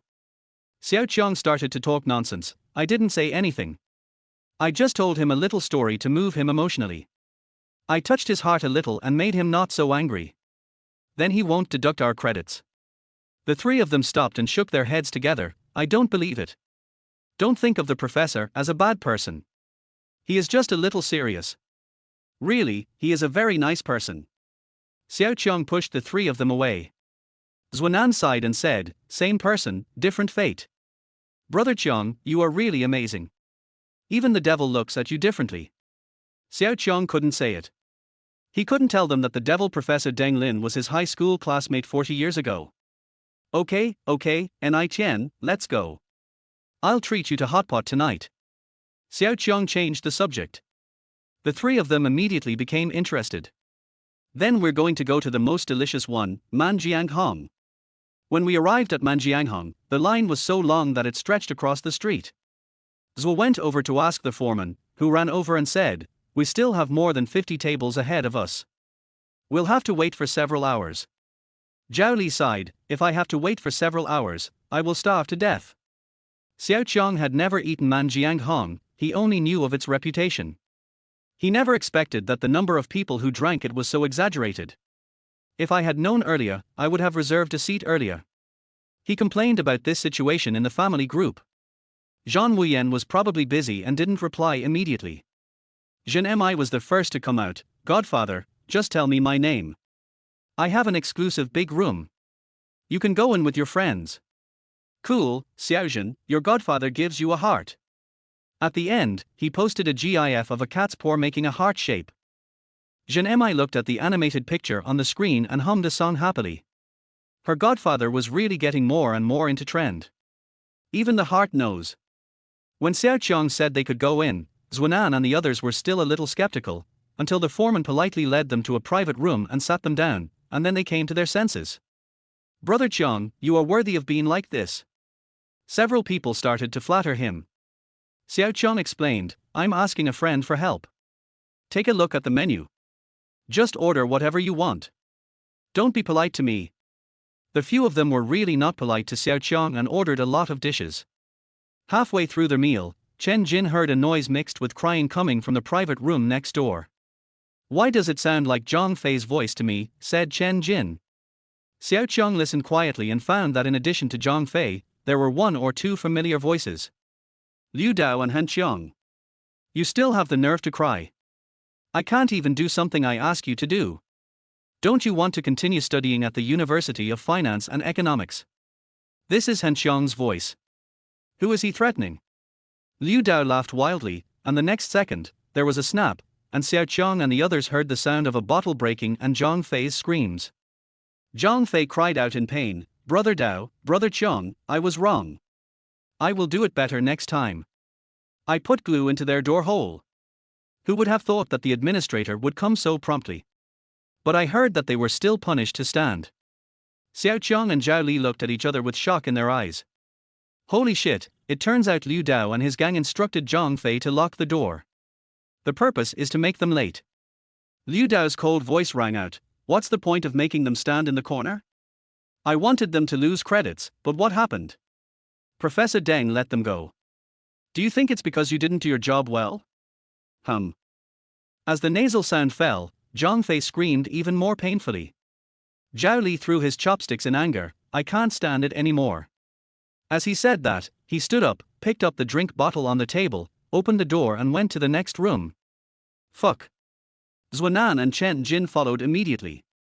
They knew how impulsive Zhao Li was. Xiao Qiang was also shocked. Why do these kids always act impulsively? Out of concern, he followed. You bastard, you've been doing bad things in secret. If you're brave enough, come and confront me head on.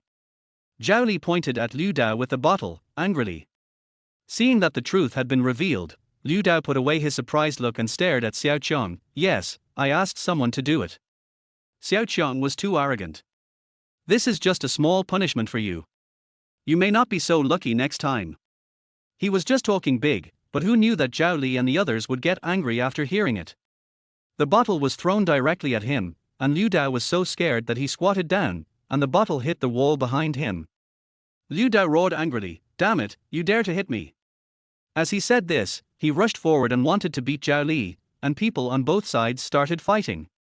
It attracted a lot of onlookers. While trying to persuade them, Xiao Qiang tried to pull the people on both sides apart.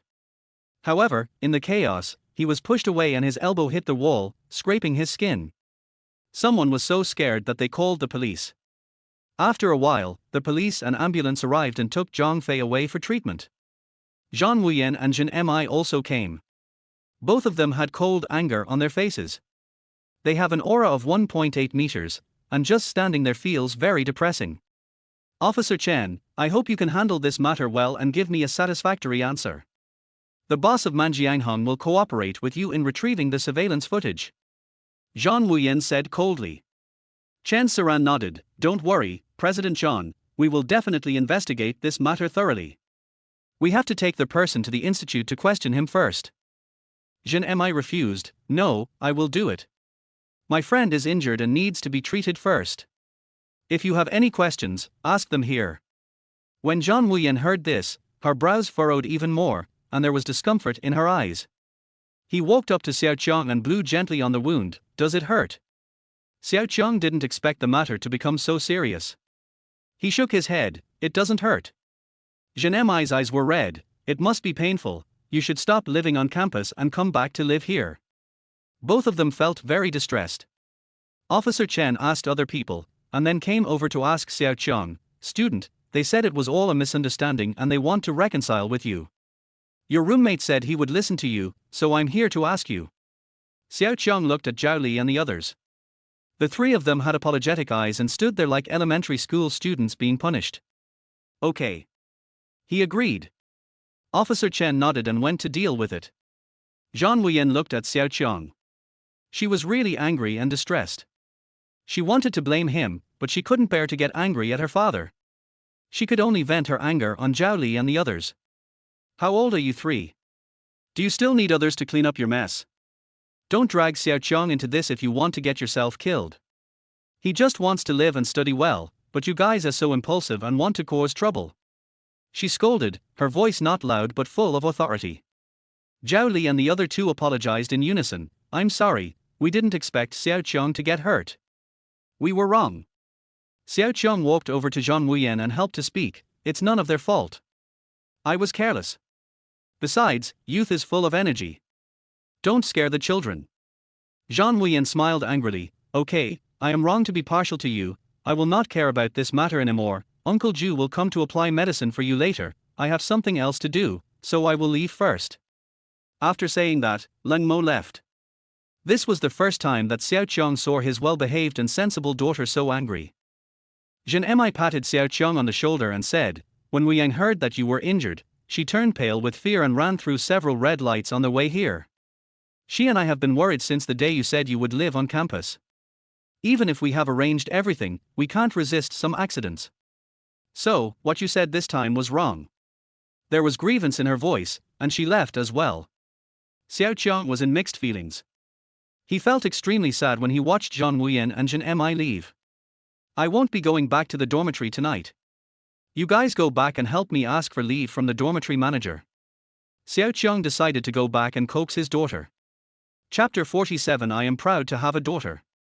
Chen Jin and Zhao Li looked at each other and didn't dare to say anything. They felt very guilty. It was Wen Nan who said it best.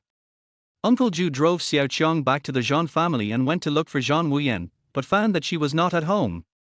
He was a little anxious and cold, but no one answered. Big event, my daughter is really angry.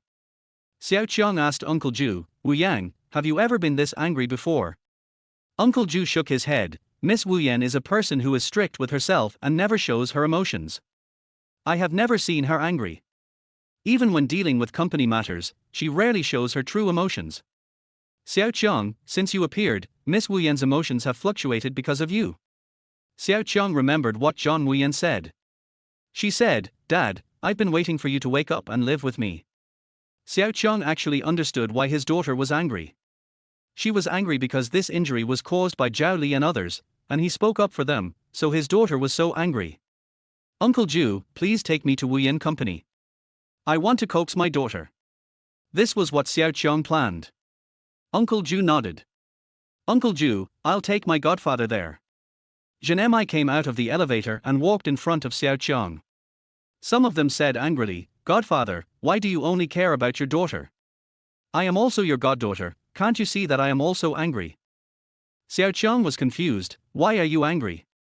Uncle Ju looked at the two of them, smiled, and left. Zhan Mi glared, angry. She didn't know how to express herself for a moment and drew randomly with her hands. Xiao Qiang nodded to show that he understood. Okay, I get it. It's so late, I wonder if Wu Yan has eaten yet. I'll make her something to eat. Xiaozhen, please help me make a few more calls to Wu Yan and ask her to come back quickly. I'll be waiting for her at home. After saying that, he hurried to the kitchen. Zhan Mi. It's so annoying, but I still have to keep smiling. She called Zhan Wuyan and the call went through immediately. Godfather is back. He made delicious food for you and said he wanted to comfort you. Zhan Wuyan was walking home when she asked in confusion, why didn't Dad call me? I'll be back soon. I gave it, but no one answered. I was so anxious that I had to go to the company to look for you. But now I'm worried that you haven't eaten so late, so I went to cook. He treats you better than me. Zhan Mi said with a somewhat unwilling tone. Zhan Wuyan smiled and stepped up. Of course he treats me the best, because I am his biological daughter. Zhan Mi hung up the phone. The father and daughter are of the same character, they only know how to bully her. When Zhan Wuyan came back, she walked to the dining room. Xiao Qiang put the dishes and chopsticks on the table. When he saw her coming up, he said, "My daughter, you're back. Come and eat." There were 3 sets of bowls and chopsticks, and Xiao Qiang remembered their own chopsticks, which were placed neatly. Zhan was also called over. When she saw the bowl and chopsticks on her seat, the depression in her heart disappeared. "Dad, why are you back?" Zhan Wuyan asked while sitting in her seat. Xiao Qiang picked up a piece of food for each of them and put it in their bowls. "Daughter, were you angry just now?"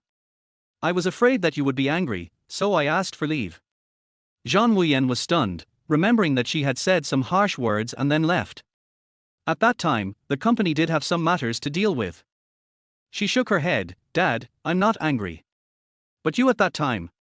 Xiao Qiang still remembers Zhan Wuyan's resolute back at that time. Zhan Wuyan explained, "I was angry at myself for not protecting you and letting you get hurt." Zhan interrupted, "If it were up to me, we should let Godfather live back home. If he thinks it's too far, we can buy a house near the school." Zhan Wuyan glanced at her and felt that this person's idea coincided with her own. Xiao Qiang shook his head and said, "It was just an accident this time, and I only had a few scratches. I will be more careful next time and won't waste money on buying houses." Zhan Wuyan nodded, "Okay."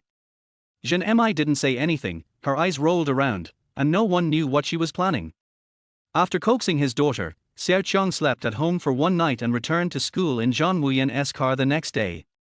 At the morning meeting, the principal was giving a speech in person. Xiao Qiang showed up, which attracted the concern of his roommates.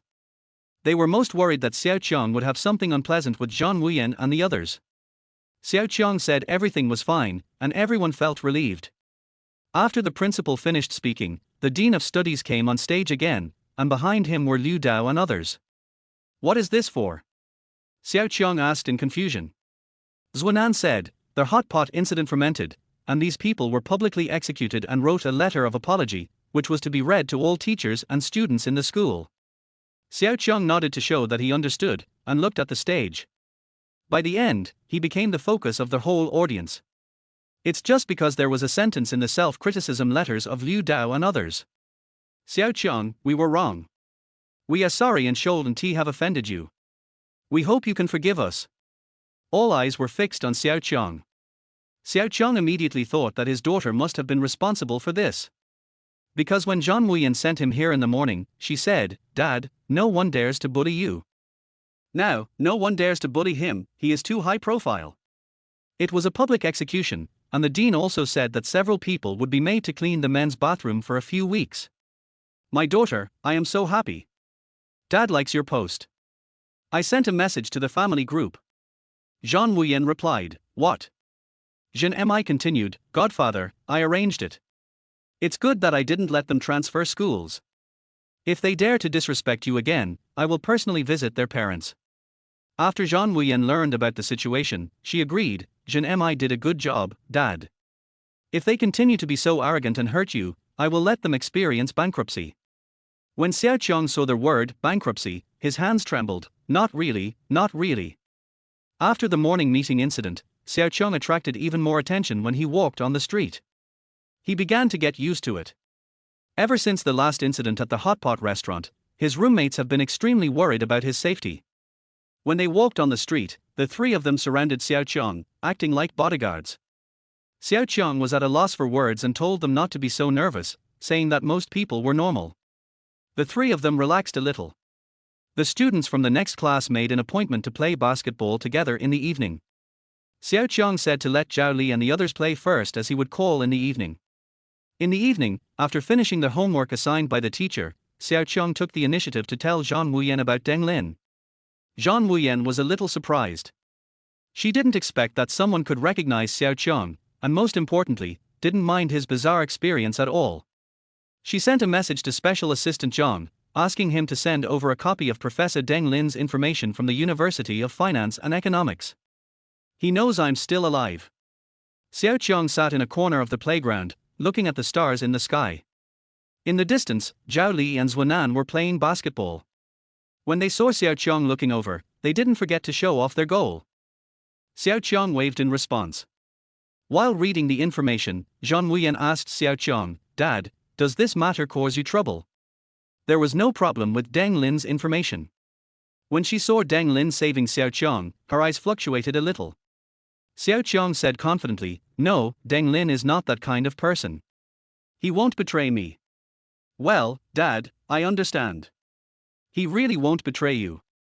Zhan Wuyan echoed. Xiao Qiang was stunned for a moment. "You?" He wanted to ask, why is his daughter so sure? As a result, there were so many people coming and going in the playground that he didn't ask. Zhan Wuyan and he had the same idea. "Teacher at school, I had already investigated everything clearly before you enrolled, but you said Deng Lin was your high school classmate, so I asked Special Assistant Zhang to investigate again." Xiao Qiang was a little shocked. Without his knowledge, his daughter had done so many things for him. "Thank you, my daughter." Xiao Qiang stood up, walked to the corner, covered his cell phone, and called out softly. Zhan Wuyan heard his trembling voice and curled her lips. "Dad, this is what I should do." "My girl, when are you free?" "I told Deng Lin that I want to introduce my daughter to him." Xiao Qiang couldn't help but smile. A proud look. "After all, when we were in high school, a few good friends talked about whether they would like to raise a daughter or a son in the future. Xiao Qiang and Deng Lin both said at the time that what they wanted most was to have a daughter. Now that he has two daughters, how can he not be proud?" Zhan Wuyan was very happy. "Dad, I am always available and look forward to meeting your friends." "Yeah." Xiao Qiang couldn't help nodding. "Then I'll find a chance to ask Deng Lin when he's free so we can arrange a meeting." "Okay." Zhan Wuyan said lovingly. Zhao Li and the others were calling Xiao Qiang. Xiao Qiang responded, then said to Zhan Wuyan, "Then it's settled.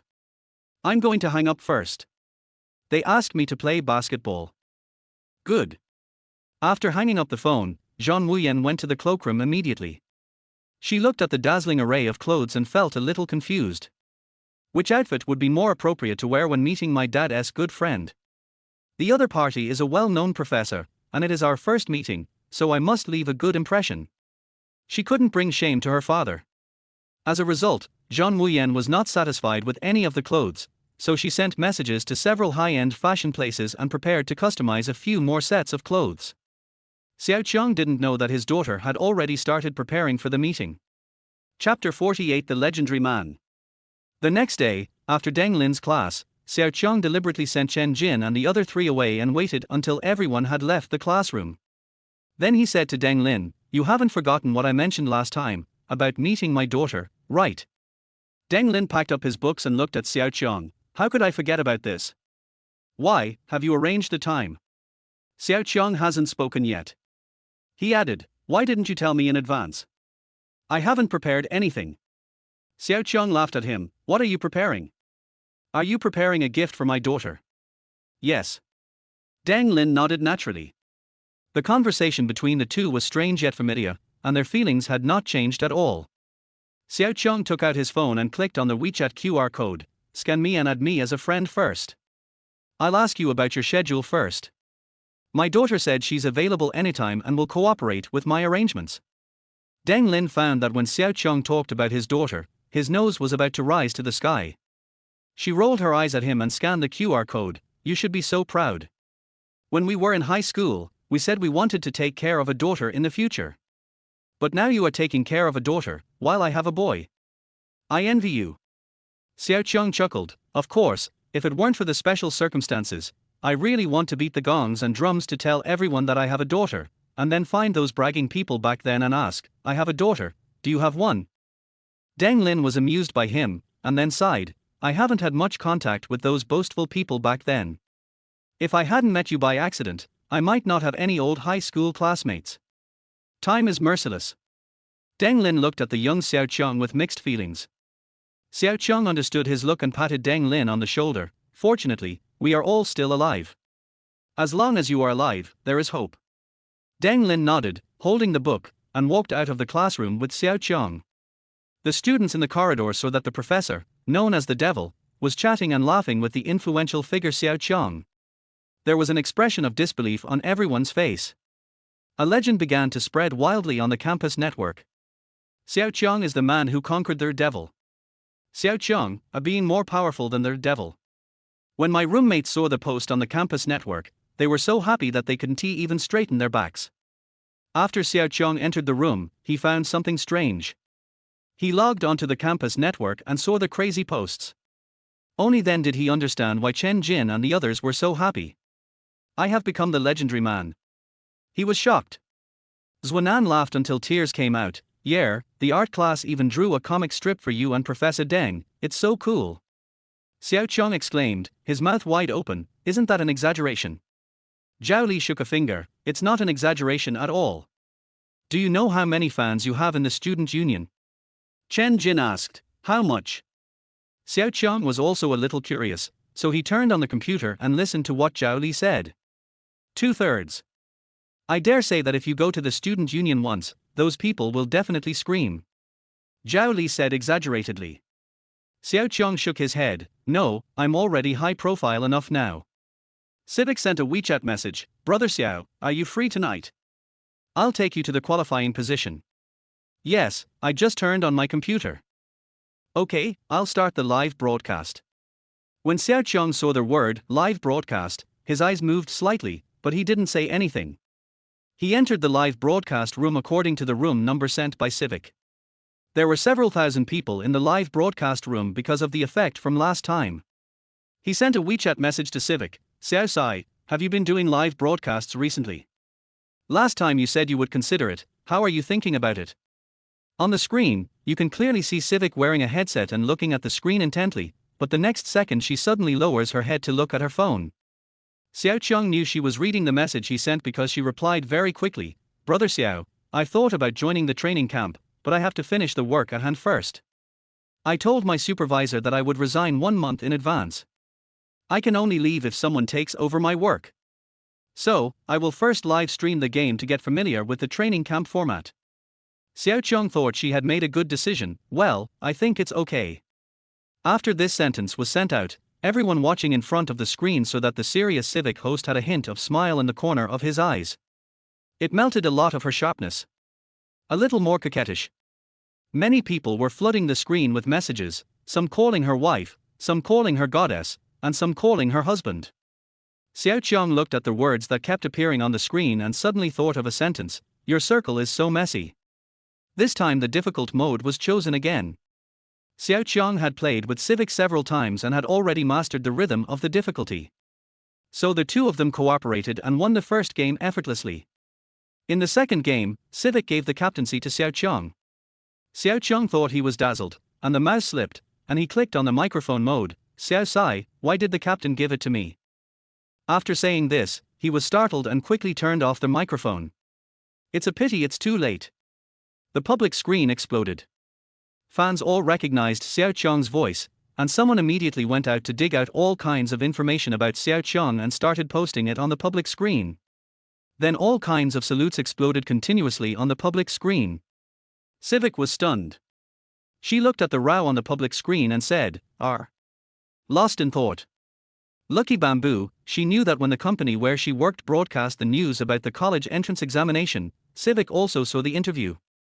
Out of curiosity, I searched online and found out that the Lucky Bamboo is more famous than celebrities, and has over 1 million fans on Weibo. Brother Xiao, is this the Lucky Bamboo boy? Xiao Qiang was a little annoyed about his carelessness just now. He never uses the microphone during live broadcasts because he was afraid of encountering such things. After all, his fame was created by netizens across the country. Games have become his last piece of pure land. In the end, he destroyed it himself. There were so many gifts on the public screen that he couldn't even see the Civic clearly. Xiao Qiang was afraid that his behavior would affect Civic, so he had no choice but to speak up, everyone calm down and watch us play the game, okay? It was all good, and the more gifts I gave, the more excited I became. Civic frowned slightly, she closed the reward channel, and said on the microphone, if you want to watch the game, just watch quietly, don't give gifts, I don't lack money. She spoke directly and offended some people. Ugly words began to appear on the public screen, saying that she was too arrogant. If she was not short of money, why didn't she close the reward channel at the beginning? Some people are also curious about the relationship between Xiao Qiang and Civic, otherwise why are they always seen playing games together? Xiao Qiang typed the word friends on the public screen. Xiu simply disdained to pay attention to these people, but when she saw the word friends sent by Xiao Qiang, her typing hand paused. Friend. It was what she wanted most, but was out of reach. However, after getting to know Zhan Mi and Xiao Qiang, Xiu discovered that her dark world began to become colorful. Civic took a screenshot of Xiao Qiang's words and saved it. A feeling of warmth surged from the depths of his cold heart. The number of people coming and going in the live broadcast room increased from a few thousand to 20 or 30,000.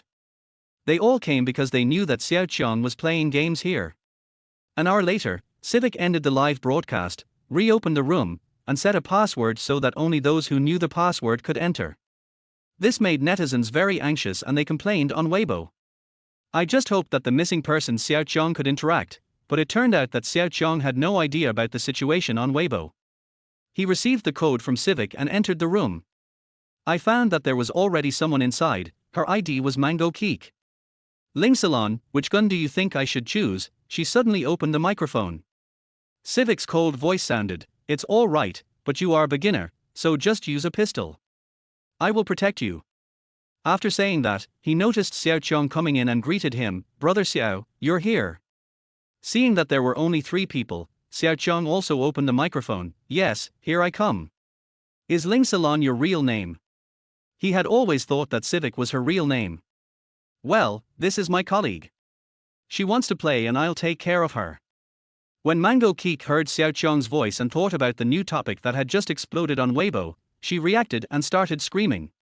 Civic muted her microphone, and she typed on the public screen to beg for mercy, and only then did Civic turn it on again. Me. Mango Keek was excited, I am your idol and fan. Xiao Qiang was confused, huh? Mango Keek responded, idol, I am your fan, I didn't expect you to be the real koi. Please let me get a raise this month. Is this a live wish? Xiao Qiang was embarrassed and changed the subject, see you, your real name is very nice, so I will call you Xiaolan from now on. Ling Salon's voice softened a bit, Brother Xiao, you can call me whatever you want. By the way, Brother Xiao, give me a bank card number and I will give you the cash for the gifts those people just bought. I don't want it. Those are for you. Xiao Qiang refused. Ling Salon was very determined, but those people gave gifts because of you. These gifts are originally yours. Besides, I am not short of money, so every time I broadcast, even though the reward channel is open, I will remind everyone not to give me gifts. Mango Keek was banned from using the microphone by Ling Salon and could only type on the public screen. Salon, you are stupid. Who would complain about having too much money? If you don't need money, why do you still have to work? Isn't it better to just lie down at home? Ling Salon saw it, but she ignored it. She just wanted to bring games to this colleague and they were not that close friends. Xiao Qiang nodded, your colleague is right. Who would complain about having too much money? And you deserve these gifts. Without you helping me to gain points, I would not be able to complete the new activity so quickly and get the rewards. Your contribution is indispensable. Ling Salon remained silent. She was not the kind of person who would force others to do things, so seeing that Xiao Qiang insisted, she did not bring it up again. Ji Fei's trumpet let the bullets fly also came in. Zhao Li had just finished taking a shower when he glanced at Xiao Qiang's computer screen and saw KO in the room. Brother Qiang, don't open it yet, please take it. Without even drying his hair, he put the notebook on Xiao Qiang's desk. Xiao Qiang was startled, but luckily he didn't turn on the microphone. What's going on? Zhao Li was very excited, and he put his hands together and looked at Xiao Qiang. Brother Qiang, please play with KO, I am a die-hard fan. Xiao Qiang nodded, turned on the microphone and asked KO, a friend of mine is a die-hard fan of yours and wants to play with us. Is that okay? Ling Salon responded, I have no problem. Ji Fei typed on the public screen, okay. After receiving a positive answer, Xiao Qiang told Zhao Li the room code. Zhao Li walked in and introduced himself incoherently on the microphone. Xiao Qiang simply couldn't bear to watch it. Is this the power of idols? Chapter 49 Why are you chasing me? Ji Fei came here this time to let his agent Jing Wu take a look at the operation of Civic. When the live broadcast started, Civic's amazing skills and sharp KO techniques amazed netizens. Even Xiao Qiang was praised by netizens for his fighting style that was beyond ordinary people.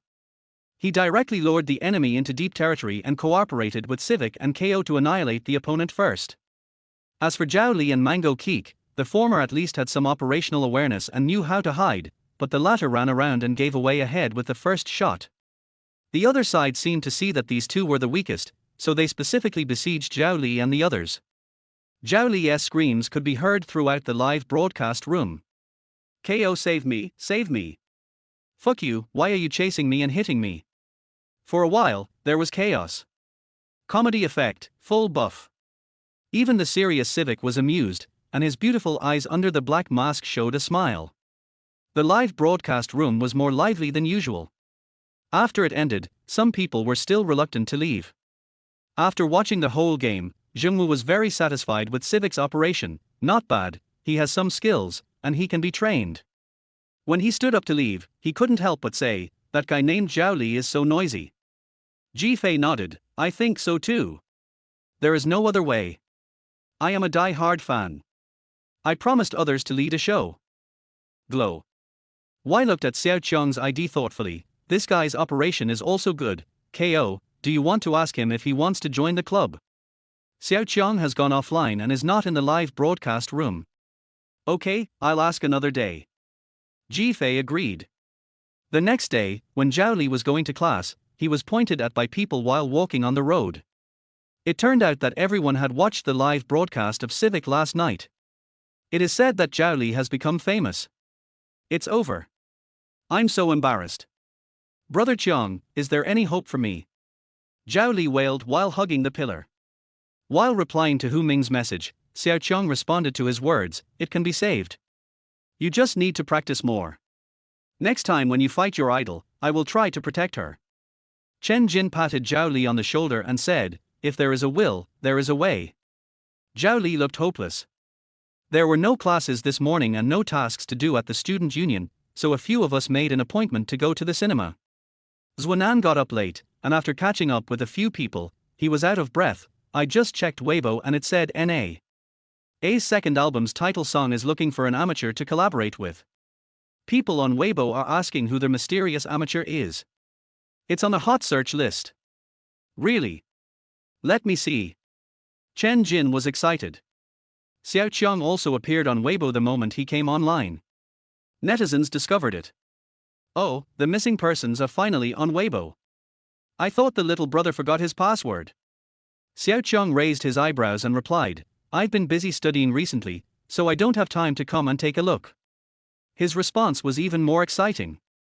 "Brother, you haven't been online for so long, we all miss you so much. Is that a hen laying eggs upstairs? This is so funny, little brother, look at me, please help me with the game.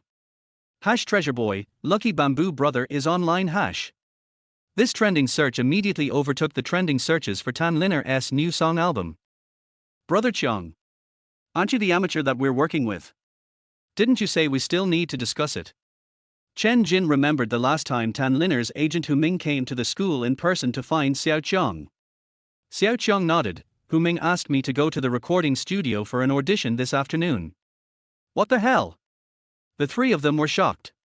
Although I knew that Xiao Qiang was capable, I didn't expect that he would skip the acceptance and go directly to the recording studio for an audition. In the afternoon, Hu Ming came to pick up Xiao Qiang in person. When he arrived at the recording studio and saw Tan Linna, Xiao Qiang was obviously nervous. Looking at the real person up close, she is even more beautiful. With high brow bones, high nose bridge and full of heroic spirit, his face looks very three-dimensional and full of sophistication overall. "Long time no see." Tan Linna took the initiative to extend her hand and say hello. When she looked at Xiao Qiang from a close distance, she always felt an inexplicable sense of intimacy. Xiao Qiang wiped the sweat off his palms, held it and immediately released it. "Long time no see." Tan Linna brought Xiao Qiang into the recording studio, put on the recording equipment for him, and then told him how to adjust his breathing. By the way, help him familiarize himself with the lyrics. Sing this short passage and add a hum, just hum it casually and comfortably with your nose. I'll hum the tune for you. Tan Linna sang it first, and then repeatedly emphasized the parts that Xiao Qiang needed to sing several times and hummed. Xiao Qiang touched the headphones, looked at Tan Linna seriously, and memoized the tune she sang. Until Xiao Qiang let out a long sigh and said he was ready. Tan Linna then made a gesture to Hu Ming outside the glass. Hu Ming immediately asked people to start and made an okay gesture. Tan Linna started humming a passage first, and then began to sing. Xiao Qiang paid attention to the rhythm and, at Tan Linna's prompt, immediately opened his mouth to continue with the short passage in the middle. A bit low. Hu Ming asked for a pause, and Tan Linna explained it again to Xiao Qiang, telling him not to be nervous, to relax, and to just think of it as singing with friends in KTV. Xiao Qiang understood that it was the relaxed and happy feeling of singing with classmates in a karaoke hall. The second time, after Tan Linna finished singing, Xiao Qiang closed his eyes and continued without any prompting. He sang with a joyful mood, and when it was his turn to hum, it was as comfortable as a spring breeze on his face. Hu Ming and the producer were stunned. Tan Linna was also a little surprised. This man's understanding was too high. She thought she would not succeed today, but Xiao Qiang gave her a surprise. After it was over, Xiao Qiang opened his eyes, looked at Tan Linna uncertainly and asked, "Are you okay?" "Great." Tan Linna raised the corners of her mouth and looked at Xiao Qiang. Xiao Qiang breathed a sigh of relief and took off his headphones. "I was worried that I would hold you back." The two walked out of the recording studio, and Hu Ming's face was full of joy. "Talent, Lina, you really didn't make a mistake this time. Xiao Qiang's voice and singing skills are both good." He looked at Xiao Qiang. "Would you consider becoming my artist?" Xiao Qiang was a little surprised and refused directly. "No, I want to study hard." Hu Ming was a little disappointed. "Okay, I'll send it to you when the album comes out." "Okay, can I go now?" Xiao Qiang looked at Tan Linna. "At 3 o'clock, I can still catch the last class when I go back." Tan Linna nodded. "I'll take you there." "Is it convenient?" Xiao Qiang was worried that Tan Linna's appearance in the school would cause a sensation. Tan Linna nodded. "Convenient." The two men walked out, and Hu Ming said a few words to the producer and followed them. N.A. Tan Linna was just turning around to talk to Xiao Qiang when she heard someone calling her. Everyone stopped and looked towards the source of the sound. Xiao Qiang saw a man walking towards him. He was wearing a short-sleeved shirt and long pants. The short-sleeved shirt was made of leather with various punk elements on it. Ji Yunan walked up to him and looked at Xiao Qiang from head to toe with disdain. "Is this the amateur you found? Har, he looks so weak, he can't even breathe properly when singing, right?" Tan Linna was not happy with Ji Yunan. "Ji Yunan, if you don't know how to speak, just shut up. He is very powerful, at least he is stronger than you." Ji Yunan showed a ferocious look. In order to cooperate with Tan Linna, he had looked for her many times, but was rejected every time. N.A. If you work with me, the album will definitely sell well. Why did you find such a tone-deaf guy? Tan Linna didn't want to waste time talking to him, so she pulled Xiao Qiang past Ji Yunan and left. Ji Yunan wanted to chase after him but was stopped by Hu Ming. I heard his cursing voice coming from behind me. Sitting in the car, Xiao Qiang asked Tan Linna, "Do you need my help with anything in post-production? For example, audio editing?" "No need to repair it. I won't get out of the car for a while. I'll take you to the door and you can go in by yourself, okay?" Tan Linna handed him a bottle of water. Can. As soon as Xiao Qiang got out of the car, he received a call from Zhan Wuyan. "Dad, is the cooperation going well?" Zhan Wuyan specifically chose half an hour before calling. "It went smoothly. I'm already at school. Don't worry. They also praised me for singing well." Xiao Qiang couldn't help but be happy in his voice. "Yeah, I knew you could do it, Dad." "Yeah. Then I'm going to class. I'm hanging up." Xiao Qiang hung up the phone, and Zhan Wuyan asked Assistant Zhang, who was standing beside him, to speak. "What's wrong?" Ji Yunan, the singer from Zhan Entertainment, posted a message on Weibo mocking Mr. Xiao. Special Assistant Zhang handed over the tablet with both hands. Zhan Wuyan moved her fingers, and the coldness in her eyes was obvious. College students don't study hard, but come out to show off their presence. "Can you sing? You are tone-deaf guy, and you are stealing my job. It's really embarrassing for students. Can you become famous for anything?" He pinned Ji Yunan's Weibo post on the homepage. Someone found out that Ji Yunan's indirect remarks were directed at Xiao Qiang. Netizens immediately lost their composure. "I ate your rice. What did a college student do to you? Are you sick? What are you showing off? You are tone deaf. Please go listen to our little brother singing Hometown before you speak. I think you are just jealous of our little brother's excellence, and you are trying to steal his job. Is that necessary? Is it because of our pampering that little brother became famous? Are you jealous? No way. With your dark history, all your fans have run away. Netizens exposed all kinds of dark history of Ji Yunan and pushed these topics to the front page, criticizing Ji Yunan completely. Zhan Wuyan called Zhan Mi and said, "If you don't know how to manage the artists in your company, I can help you." After saying that, he hung up the phone. Zhan Mi, who was in a meeting, was completely confused. After asking the secretary to investigate, we found out that Ji Yunan posted the blog out of jealousy and even had an argument with netizens. This is ridiculous. Does he not want to do this anymore? Zhan Mi threw the tablet in front of Ji Yunan's agent.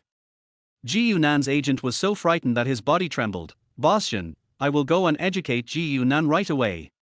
Zhan Mi lowered her voice and said, "Apologize to Xiao Qiang, and cancel all of Ji Yunan's offline activities. Reflect on your mistakes behind closed doors.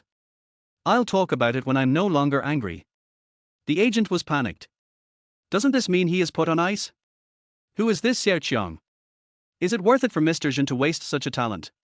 He was so angry that he wanted to ask, but he didn't dare to say anything and fled.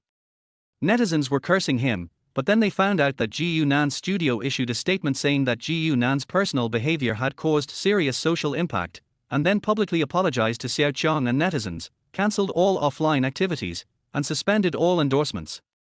Xiao Qiang only found out about it after class when he saw it on Weibo. In the family group, Zhan Mi kept apologizing, and he replied, "Xiao Zhan is right, Xiao Zhan is great, I'm fine." Then I took a selfie making the scissors hand gesture and posted it in the group. Was saved instantly by Zhan Wuyan and Zhan Mi. "Godfather, woo woo woo, you are still the best, Wuyan only knows how to yell at me." Zhan Mi complained. Zhan Wuyan rolled her eyes, childish.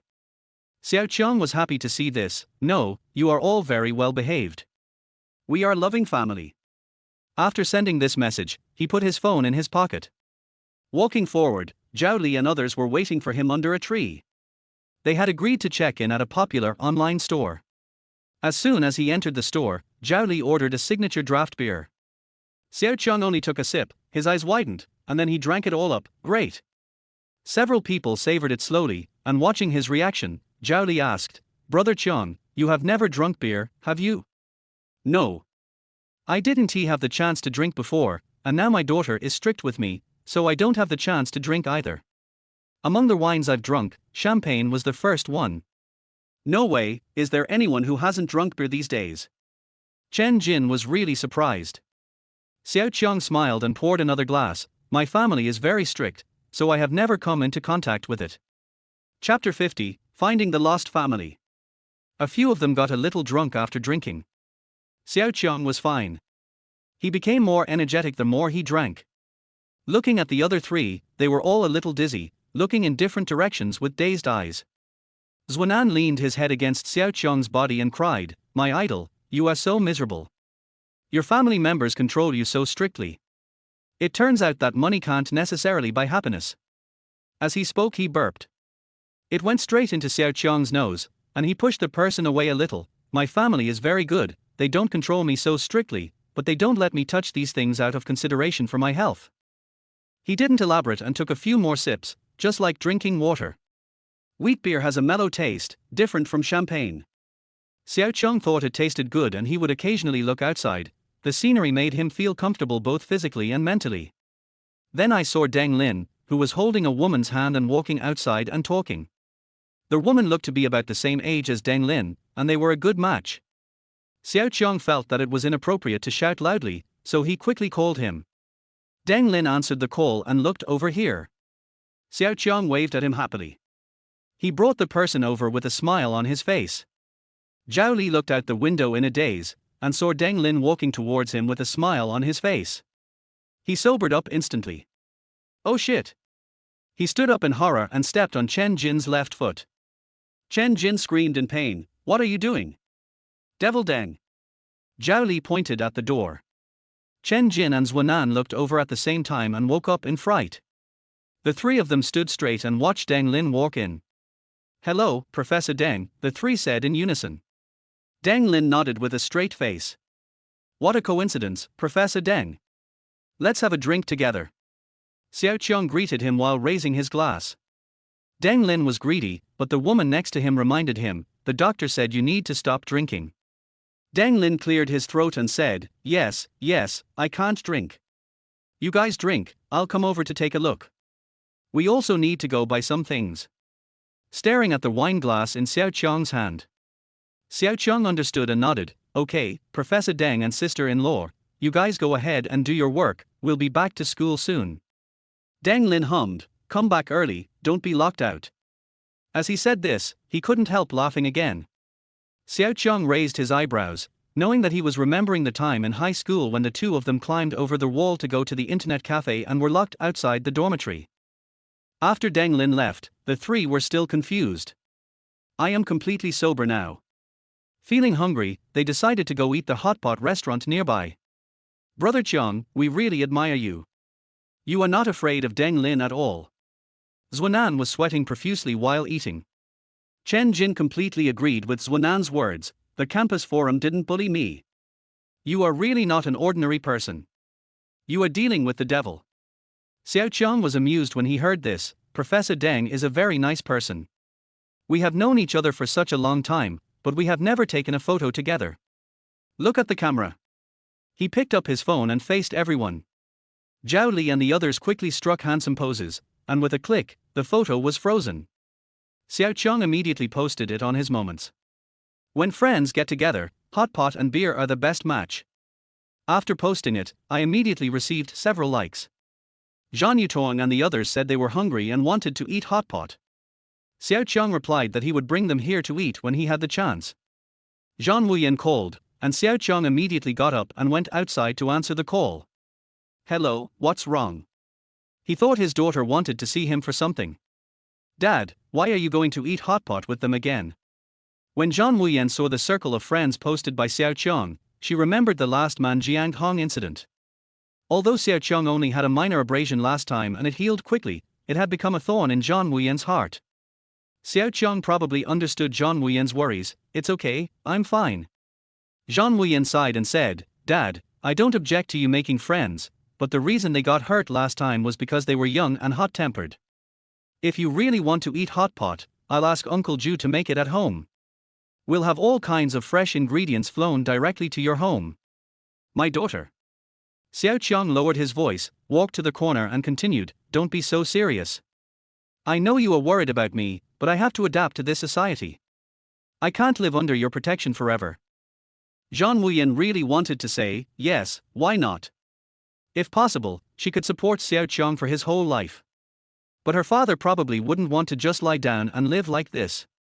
Seeing that she didn't say anything, Xiao Qiang continued, this restaurant is in the food court behind our school. Girl, you must have never eaten there. It's delicious. Can I take you around when I have time? Zhan Wuyan's coldness melted after hearing these words. After all, she couldn't convince her father. Okay. Zhan Wuyan lowered her head. On their way back after eating hot pot, Xingyue was by their side, the breeze was blowing, and the four of them started chatting. Chen Jin said, I don't have classes tomorrow morning. Zhuanan and I are going to work part-time at a coffee shop. You don't have to wait for me to eat lunch. When Xiao Qiang heard the word working, he was stunned. He had also worked part-time when he was in high school, with Deng Lin. Does the coffee shop still need people? He asked. Hearing Xiao Qiang's question, Zhuanan was a little surprised. Brother Qiang, you don't need to work, right? What he was thinking was that people who were related to the Zhan family and the Zhan family would not have to worry about having no money to spend. Xiao Qiang shook his head, I can't always rely on them to take care of me. I should be able to support myself. By the way, how is the salary at the cafe? Do you buy insurance? Insurance is the most important thing. For a day, it's 150. If you work part-time in the morning, it's 60. If you work part-time in the afternoon and evening, it's 90. Part-time workers don't have insurance. Back in the dormitory, the topic continued. Xiao Qiang thought about it and decided that having free time was not a bad thing, so he planned to talk about this idea with Zhan Wuyan and the others when he returned this week. I can't always rely on my daughters. Brother Qiang, you have such good grades, ranked among the top 5 in the country, why did you choose China University of Finance and Economics? Logically, many schools would have extended olive branches to you, right? After taking a shower, Zhao Li lay on the bed and looked at Xiao Qiang. Xiao Qiang also lay on the bed, looking at the ceiling and said, because studying at QF has always been my obsession and dream. It was so in the past, and it is so 40 years later. His choice will not change. So what are your plans for the future? Are you going to the Zhan group or Zhan Entertainment? Zhuanan was a little curious. Xiao Qiang shook his head, I haven't thought about it. Right now I just want to finish college and then find my lost family. Get it back and see if modern medical technology can conquer that genetic disease. Several people were curious, who in your family is missing? Xiao Qiang was stunned for a moment, my aunt and her people are my closest relatives. A few people seemed to understand and did not continue to ask. We came back late tonight and took a shower. The lights in the dormitory were automatically turned off. Because we had drunk some wine and eaten our fill, we were not sleepy at the moment, so we lay on the bed and continued chatting. Brother Qiang. Chen Jin suddenly spoke. Xiao Qiang responded, What's wrong?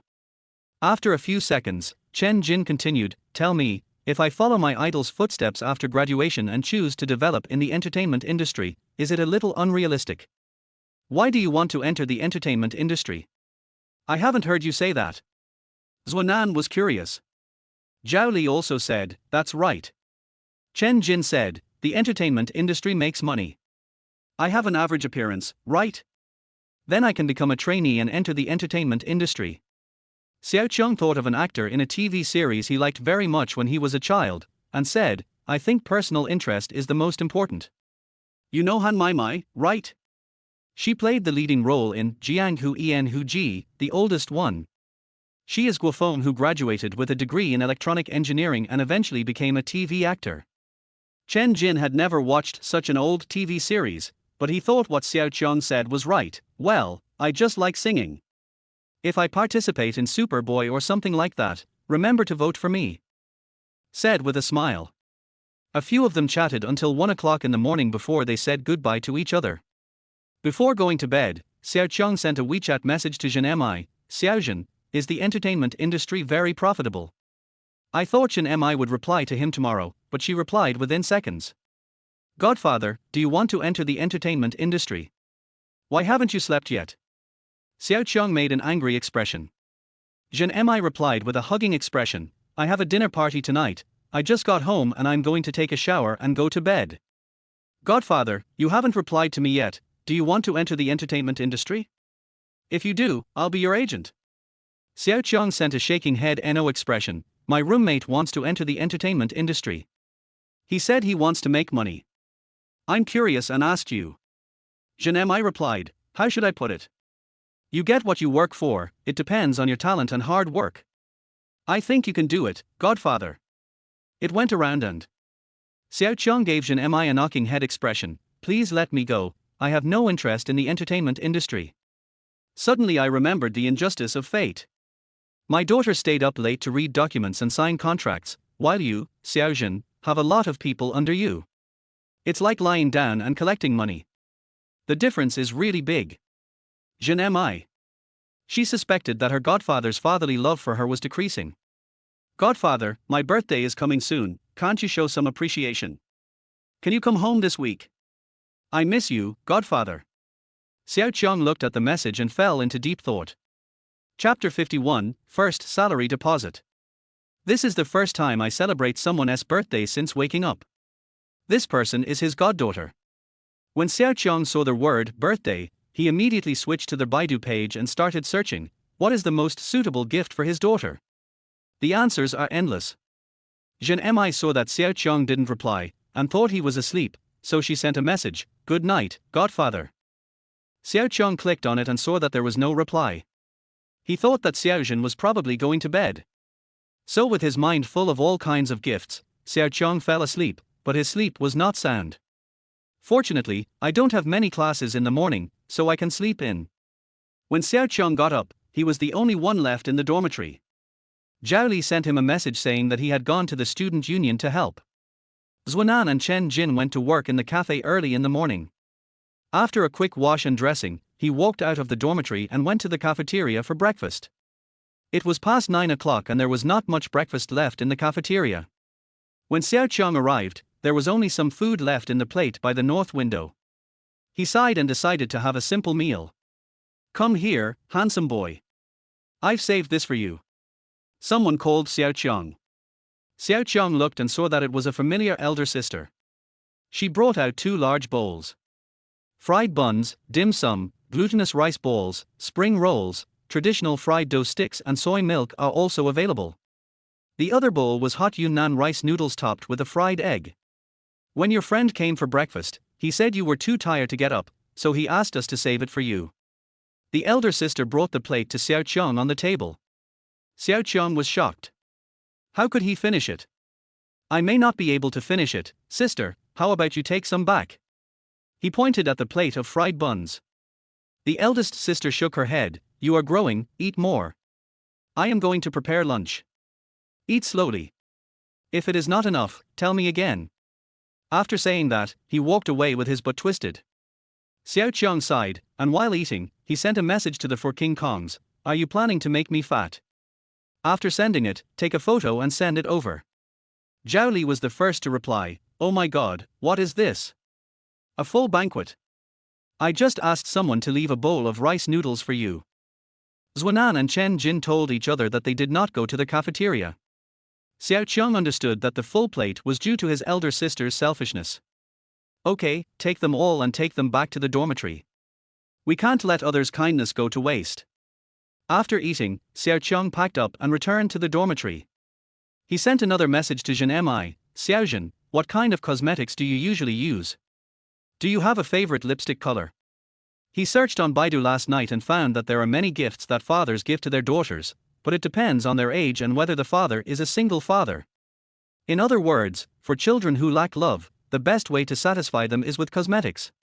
Zhan Mi responded, "Godfather, I don't lack cosmetics, and I don't lack lipstick either. Are you going to give me a birthday present? I looked around last night and couldn't find anything suitable, so I asked you." Xiao Qiang put the fried buns in the refrigerator. "Then I started preparing for the afternoon class." Zhan Mi sent several happy emojis spinning in circles. "Godfather, I'm happy with whatever you give me. Looking forward to it." Xiao Qiang was overwhelmed because he had never given a gift to a girl in his life. "Looks like I have to do some homework again." He replied to Zhan Mi with an "okay" and stopped chatting. Here, Zhan Mi returned to the Zhan family for lunch. As soon as she got home, Zhan Muyan arrived. The two of them developed a tacit understanding that even if Xiao Qiang was not at home, they would come back for dinner as soon as they had time. "Sit in your own seat.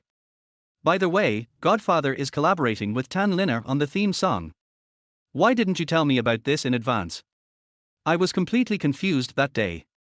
Zhan Mi later scolded Hu Ming as well. How could he not inform the boss about such a big thing? Hu Ming thought that Xiao Qiang and Zhan Mi should have known about this long ago, and she should have acquiesced to it, so Xiao Qiang would have agreed, right? Who knows, our big boss knows nothing about it. He quickly admitted his mistake and said he would inform me first next time. Zhan Wuyen looked at Zhan Mi coldly. "I thought that as the boss of Zhan Entertainment, you knew it long ago. You sent me the contract that day. I read it and there is no problem. You can let Tan Linna release this album. As long as it doesn't harm her father's interests, and Xiao Qiang is happy to help with this matter, she will turn a blind eye." Zhan Mi nodded. "I will go to the company this afternoon and talk to Tan Linna. By the way, is there any news about the matter that Godfather asked you about before?" That matter refers to Xiao Qiang wanting to know the whereabouts of the other sperms. Zhan Wuyan wiped his mouth and said seriously, "There are some clues. My people have found that the 5th one has been successfully conceived and hatched. It is currently in the next county that is under lockdown." Zhan Mi was pleasantly surprised. "So you have already found out, what are you waiting for? Let's set off quickly. Don't worry, the matter is still unclear because there are people secretly confusing our investigation, and it seems that they don't want to be found. This is the most troublesome thing for Zhan Wuyan. That's why she didn't tell Xiao Qiang the news immediately. The man had strong computer skills, and most importantly, the 5th sister that hatched seemed unusual. Zhan Wuyan didn't want to alert the enemy, because when she sent people there for the first time, the person noticed it and hid himself. His ability to hide should not be underestimated. You can't tell Dad about this, okay? Keep it a secret. Zhan Wuyan said to Zhan Mi. Zhan Mi didn't expect it to be so complicated, okay. On this side, Xiao Qiang received the transfer information sent by Hu Ming. A total of 50,000. Xiao Qiang couldn't believe that after he woke up, his first salary came from a song. He didn't dare to click receive, so he called Hu Ming and asked, "Is this too much money?" Hu Ming replied, "Not much, you deserve it. The album hasn't been released yet, and it hasn't been sold yet, so Lina and I gave it to you based on the estimated price." After hearing this, Xiao Qiang said thank you, hung up the phone and took the money. He saw Zhan Mi's profile picture and clicked on it. The two of them were still talking about buying birthday presents. Xiao Zhan said he lacked nothing. Then send a festive red envelope.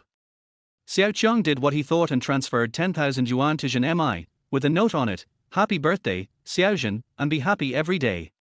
Ding dong, the pleasant sound of red envelopes rang out in the quiet office. Interrupted the conversation between Zhan Mi and Tan Linna. "Wait a moment." Zhan Mi picked up the phone, opened it and looked delighted. The godfather gave her a big red envelope. Tan Linna was originally looking at her cell phone, but she couldn't help being surprised when she saw that the boss's mouth was almost twitching to his ears. Who can make an angry boss smile? The next second, she knew the answer. Because Zhan Mi took a screenshot and posted it on WeChat Moments, everyone could see it. This year's birthday, the most meaningful gift, a big red envelope. The picture is blurred, and you can only see the transfer amount of 10,000 and the blessing message. Tan Linna became even more curious. What was there to show off for a red envelope of 10,000 yuan? Zhan Mi was immediately happy. She smiled and said to Tan Linna, "Your album can be released in advance." "Well, do whatever you want. Go ahead." "Yes." After Tan Linna left, Zhan Mi shouted excitedly in the office and turned around in her chair. "Godfather! Thank you. Love you." She sent a message to Xiao Qiang. Xiao Qiang didn't expect Zhan Mi to post on Moments. When he saw Zhan Wuyan's comment, he suddenly felt a headache. She said, "Isn't your birthday coming up yet? Why don't I have one?" He actually planned to send it to Zhan Wuyan, but when he thought of Zhan Mi's birthday coming up, he sent it to her first. Xiao Qiang immediately sent a big red envelope to Zhan Wuyan via WeChat. And the red envelopes were distributed according to age groups, making up a total of 30,000 yuan. There are words from Xiao Qiang on the notes of each red envelope. The general idea is that he missed Zhan Wuyan's growth and hopes to make up for it by accompanying her for a lifetime. He will give his daughter big red envelopes every festival in the future. Zhan Wuyan was still feeling jealous about Zhan Mi's bragging. As a result, he was knocked unconscious by dozens of red envelopes from Xiao Qiang. From the age of 1 to the current age, blessings are written on every pack of Xiao Qiang. Zhan Wuyan's cold mouth corners couldn't help but rise, and she sent a voice message to Xiao Qiang. She originally wanted to call him, but thinking that Xiao Qiang might have classes at this moment, she changed her way. After class, Xiao Qiang heard the voice. He put it close to his ear and heard Zhan Wuyan say, "Dad, thank you for your company. Thank you for waking up early, which gave me the opportunity to take care of you." Zhan Wuyan seldom posts on WeChat Moments, so when she did, all her friends on WeChat were shocked. The 9-square grid is filled with red envelopes, and each blessing on the red envelope is different. She also censored the message, but Zhan Mi recognized at a glance that the blessing was sent by Xiao Qiang. Post a message in the loving family immediately. "I'm going to make a scene. Godfather. It's not fair. Why do I only get one red envelope? And Wuyan gets so many." He said this and sent 2 or 3 rolling and throwing tantrum emojis. Zhan Wuyan replied, "Because I am his biological child, my father gave it to me when I was 1 year old, so you should be very envious." "Oh. I also want to start when I'm 1 year old. I'm also a goddaughter." Zhan Mi rolled over even more violently. Zhan Wuyan actually sent a cat-like expression of squinting disdain. She used to just send cold messages. Childish. Zhan Mi snorted and continued to send messages to the group, trying to blast Xiao Qiang out. Xiao Qiang was eating with Zhao Li and others in the cafeteria, listening to Chen Jin and others talking about interesting things about working, when the WeChat notification tone on his cell phone kept ringing. He quickly took it out and took a look. Oh my god, the family group went crazy. Chapter 52, A Bowl of Longevity Noodles. Xiao Zhan seemed really angry this time. Xiao Qiang was suddenly a little flustered. He didn't know how to coax his daughter for a moment. So he asked Zhao Li and the others, "Do you have any experience in coaxing girls?" Click. The chicken leg in Zhao Li's mouth fell into the bowl. "Brother Qiang, are you in love? You actually flew away without telling us." Chen Jin looked heartbroken. Zhuanan pretended to wipe his tears. "I thought the four of us would be single forever." Xiao Qiang. He frowned and said, "Stop joking. I'm serious. We're not in a relationship. She's my friend's daughter." Xiao Qiang couldn't explain it and could only start with a friend. Several people immediately returned to their normal appearance. Zhao Li said, "Brother Qiang, how old is your friend's daughter? If she is still young, just buy some snacks." Xiao Qiang shook his head, "Not young anymore, more than 20 years old." The three of them looked at each other, and Xiao Qiang immediately understood their expressions. "Stop, don't think too much, we are just best friends, it's impossible to develop into anything else, kill any dangerous thoughts immediately." Zhuanan smiled and said, "Girls should all like beautiful skirts, right? Brother Qiang, how did you offend your friend's daughter?" Xiao Qiang gave a vague talk about sending red envelopes. After hearing this, Chen Jin concluded, "Brother Qiang, you are really going too far. You should treat them equally. They are all your friend's daughters, why are you showing favoritism?" After listening to this, Xiao Qiang felt that there was some truth in it. More than a dozen red envelopes were sent to Zhan Mi alone. Zhan Mi replied, "Godfather, what I care about is not money, but your attitude. I have lacked family affection since I was a child, and it is you who gave me this warmth, so I am so greedy." Red envelopes are still collected quickly. Xiao Qiang replied, "Godfather knows that this is my first time being a father, so I am slowly learning how to get along with you and how to accompany you. You and Wu Yan are both my good daughters, sensible and caring little cotton-padded jackets." Zhan Mi made a happy expression, "Of course." It can be considered that he was completely coaxed. Zhao Li and the others walked up to Xiao Qiang and saw that he looked relaxed and said, "Are you done?" "Well, it's done." Xiao Qiang nodded. On their way back to the dormitory, they returned to the topic they had talked about before, interesting things about working. Xiao Qiang recalled the past when he and Tan Linna were in high school. Both of them had little experience, so they went to work in a Chinese restaurant. At that time, the people who came to the small restaurant to eat were all kinds of people, and that alley was also famous as a den of pickpockets. The two of them worked until 9 or 10 in the evening, always going in and out together. One day, Tan Linna took a leave of absence, and when Xiao Qiang went back alone, he was almost robbed. Tan Linna suddenly appeared and stopped the man, letting Xiao Qiang run. Tan Linna's hand was cut and there is still a scar. Seeing Xiao Qiang didn't say anything, Chen Jin bumped him with his shoulder and said, "Brother Qiang, what are you thinking about? You look so absorbed in your thoughts." "It's nothing. I just heard you guys talking about the interesting things that happened while working and thought of some things from the past," Xiao Qiang said. The three of them looked at Xiao Qiang. For some reason, for a moment, they seemed to see a maturity that was not in line with his age under this appearance. Before going to bed at night, Zhan Wuyan and Zhan Mi sent a message in the group, saying that they would come to pick Xiao Qiang up and take him home the next day. There is a big surprise waiting for Xiao Qiang. Xiao Qiang was puzzled, what big surprise? He remembered that Zhan Mi had mentioned a big surprise last time, but he had been so busy recently that he had forgotten about it. "Dad, you will know tomorrow. Go to bed early. I am ready to sleep too." "Yes, Godfather, it won't be a surprise now. Good night, go to bed early." After seeing the replies from his two daughters, Xiao Qiang fell asleep with a smile on his face. Early the next morning, Zhan Wuyan and Zhan Mi stood at the school gate. With their bright outfits and outstanding temperament, they stood out from the crowd. The two of them were famous, and just standing there at the door attracted a lot of attention. The onlookers were all taking secret photos. Xiao Qiang walked over with confidence, and immediately there were screams from the crowd. Some people even called out Xiao Qiang's name and waved. He responded twice, then walked up to Zhan Wuyan and the others and said, "Let's go."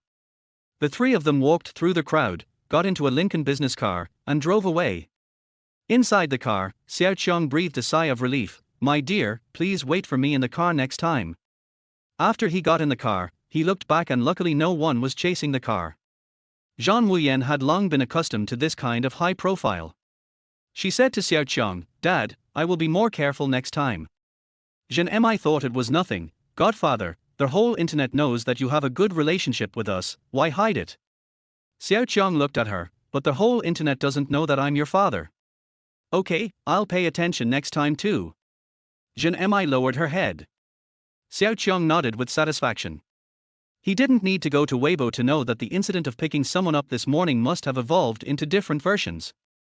He used to like using Weibo, but since he became more and more famous, Xiao Qiang felt that Weibo had become a mess. So this is why he hasn't been on Weibo for a month. Xiao Qiang has learned a lot. 5 minutes later, Xiao Qiang got out of the car and looked at the unfamiliar villa in front of him, wondering, this. Zhan Mi pulled him to the door and said, "Godfather, this is the big surprise I mentioned. I bought this villa. It's not far from the University of Finance and Economics, just a few minutes away. You can come home anytime in the future." Zhan Wuyan walked up to him and opened the door using face recognition mode. "Dad, we bought this together, come in and take a look first." The two men led Xiao Qiang into their house and took him to see the room upstairs.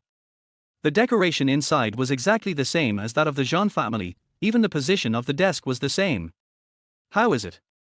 Zhan Mi asked Xiao Qiang how he felt. Xiao Qiang was dumbfounded. Zhan Wuyan thought Xiao Qiang didn't like it. "Dad, are you dissatisfied? I'll ask the designer to come over and redesign the room now." No. Xiao Qiang came back to his senses and stopped Zhan Wuyan from making a phone call. He explained, "I didn't expect the surprise to be this big." At noon, Xiao Qiang made a bowl of longevity noodles for Zhan Mi. "Xiao Zhan, Godfather wishes you a happy birthday in advance. I checked the time and I will be in school on your birthday, so I cooked the longevity noodles for you first." Zhan Mi was so moved that she almost cried, and she ate the first bite very quickly. Xiao Qiang said worriedly, "Go slowly, be careful of the burns." There was a table full of dishes, all made by Xiao Qiang, and they were all their favorites. The bowl in front of Zhan Wuyan was filled with food from Xiao Qiang. Before the meal, Xiao Qiang also made a bowl of soup for both of them. "Dad, just let the servants do these." Zhan Wuyan asked Xiao Qiang to stop working and sit down to eat. Xiao Qiang sat down. "A servant doesn't understand you as well as I do. You don't like oily food, so I removed the fat from this bowl of soup. Xiao Zhan likes to eat meat, and it's all in the soup." The two looked at each other and saw that Xiao Qiang had something to say. Zhan Wuyan asked, "Dad, do you have something to tell us?" Zhan Mi also looked at Xiao Qiang and nodded. Xiao Qiang looked at Zhan Wuyan and the others nervously. "I still want to live with my roommates. I also like the surprises you prepared. I may not be able to come back whenever I want, but I can come back on weekends." The two men showed no different emotions on their faces, but listened carefully to Xiao Qiang's words. "Well, I just want to be closer to you, Dad. Don't feel pressured." Zhan Wuyan nodded. "I was afraid that you would be angry." Xiao Qiang breathed a sigh of relief. The two smiled at each other and said in unison, "How could we be angry with you?"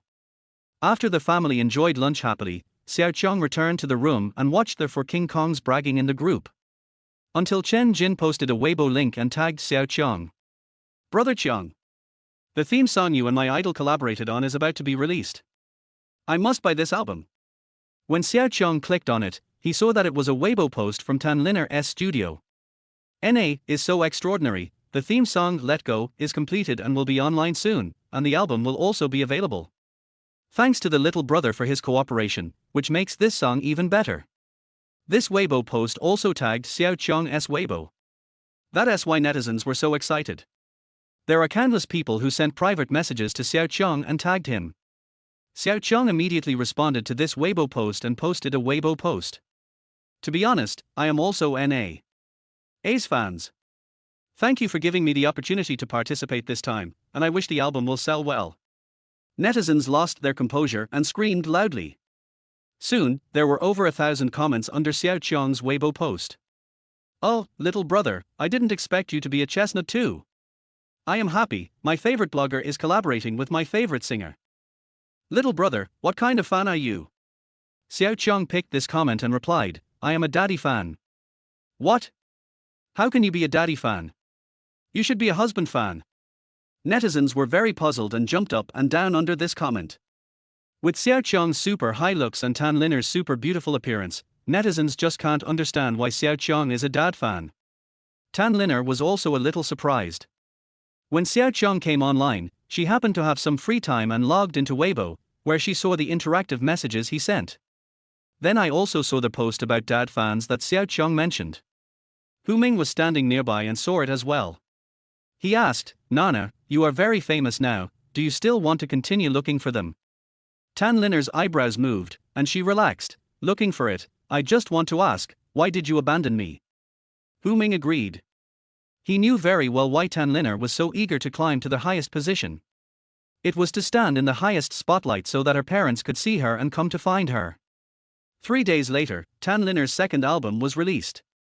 Chen Jin had already been squatting in front of the computer, waiting to grab it, but his hand speed was not as fast as others. By the time he entered the website, the album was sold out. Chen Jin's wailing could even be heard in the next dormitory. Xiao Qiang couldn't stand it anymore. He remembered what Hu Ming said, that he would leave a copy for him when the album was finished. I immediately contacted Hu Ming via WeChat. "Hello, whose agent, could you please ask Nana to sign the album that she gave me to Chen Jin?" Hu Ming quickly replied, "Can I ask why?" He is a shrewd man and will not agree until he has clarified the matter. Xiao Qiang didn't get Chen Jin. Hu Ming understood what was going on with the album and said he would tell Tan Linna before replying to Xiao Qiang. Half an hour later, Hu Ming's reply shocked Xiao Qiang. Chapter 53, Visiting Old Classmates.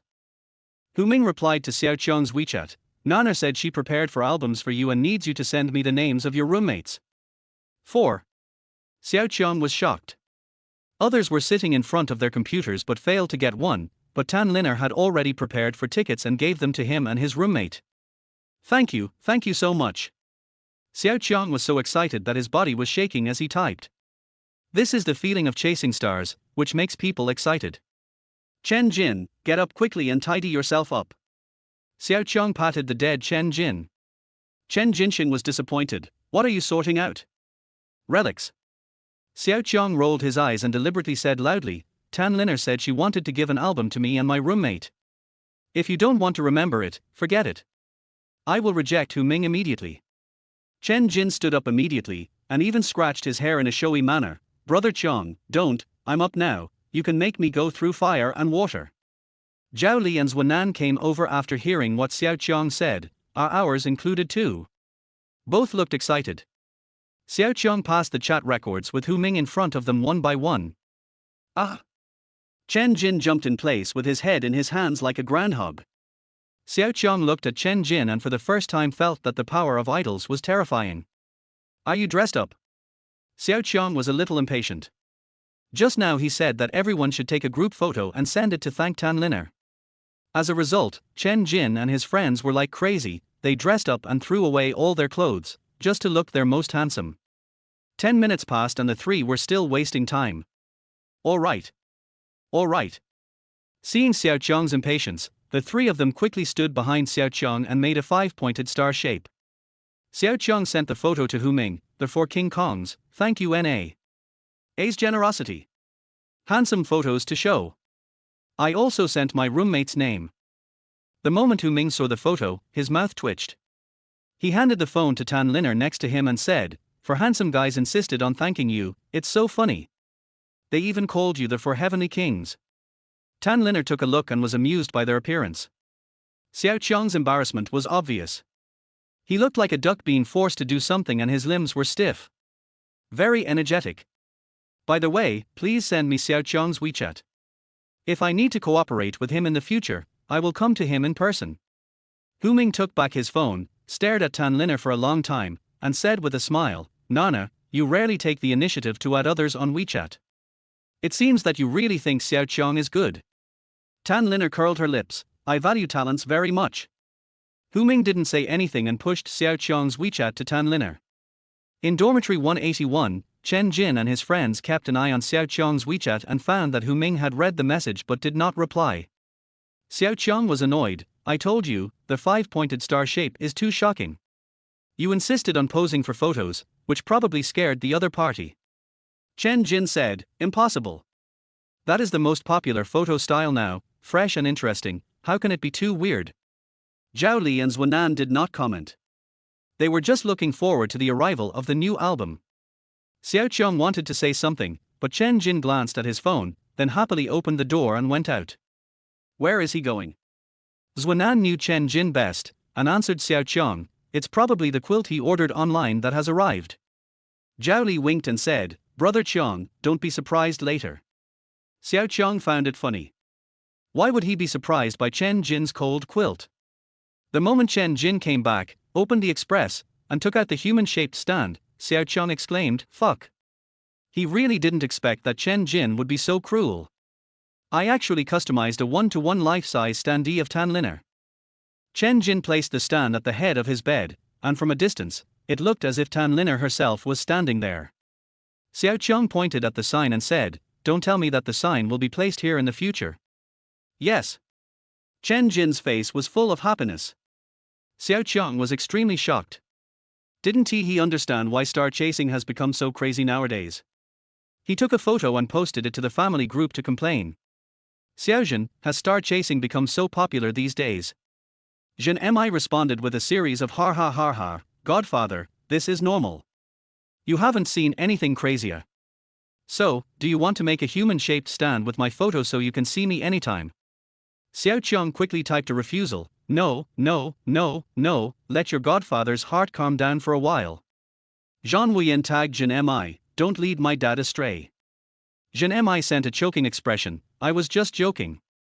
After class in the afternoon, Xiao Qiang found that there was a new friend information on his WeChat. When he clicked on it, his eyes widened when he saw the applicant. Hello, I'm Tan Linna. It must be fake. Xiao Qiang wondered in a low voice. But I couldn't resist my curiosity and added it anyway. Sent a message, are you really Tan Linna? Tan Linna had just finished shooting for a magazine when she received the message from Xiao Qiang. I smiled. This guy is quite defensive. It's me, hello, Xiao Qiang. I received the photos. I asked someone in the same city to deliver the album to your school. Hu Ming has been busy recently and cannot personally deliver it to you. When Xiao Qiang saw this, he almost cried out in surprise. He suddenly understood Chen Jin's excitement. Okay, thank you. I wish Nana all the best and may all her wishes come true. Tan Linna looked at the inexplicable blessing and felt a little amused. I always feel like I am being blessed by my elders. She sent a joke. Xiao Qiang was startled, har har, really? Made an embarrassed expression. Tan Linna didn't reply, maybe she was busy. Just as Xiao Qiang was about to put his phone in his pocket, Deng Lin's message came again. Old classmate, are you free? Come to my house for a quick dinner tonight. Okay, I'll bring my daughter and come on time for dinner. Deng Lin made an okay gesture. There was no sense of distance in their conversation, and Xiao Qiang even told Deng Lin some interesting stories about the dormitory. This caused Deng Lin to complain. Chen Jin and the others had never expected that all of their bitter tea seeds would be talked about by Xiao Qiang. Back in the dormitory, Zhuanan and the others asked where Xiao Qiang had been and why he had returned just now. I just asked for leave and will be going home soon, said Xiao Qiang. Chen Jin ran to Xiao Qiang and asked, what about our album? Xiao Qiang smiled and said, it will be delivered to the school express delivery station tomorrow. Just pick it up then. Several people cheered and Xiao Qiang shook his head with a smile.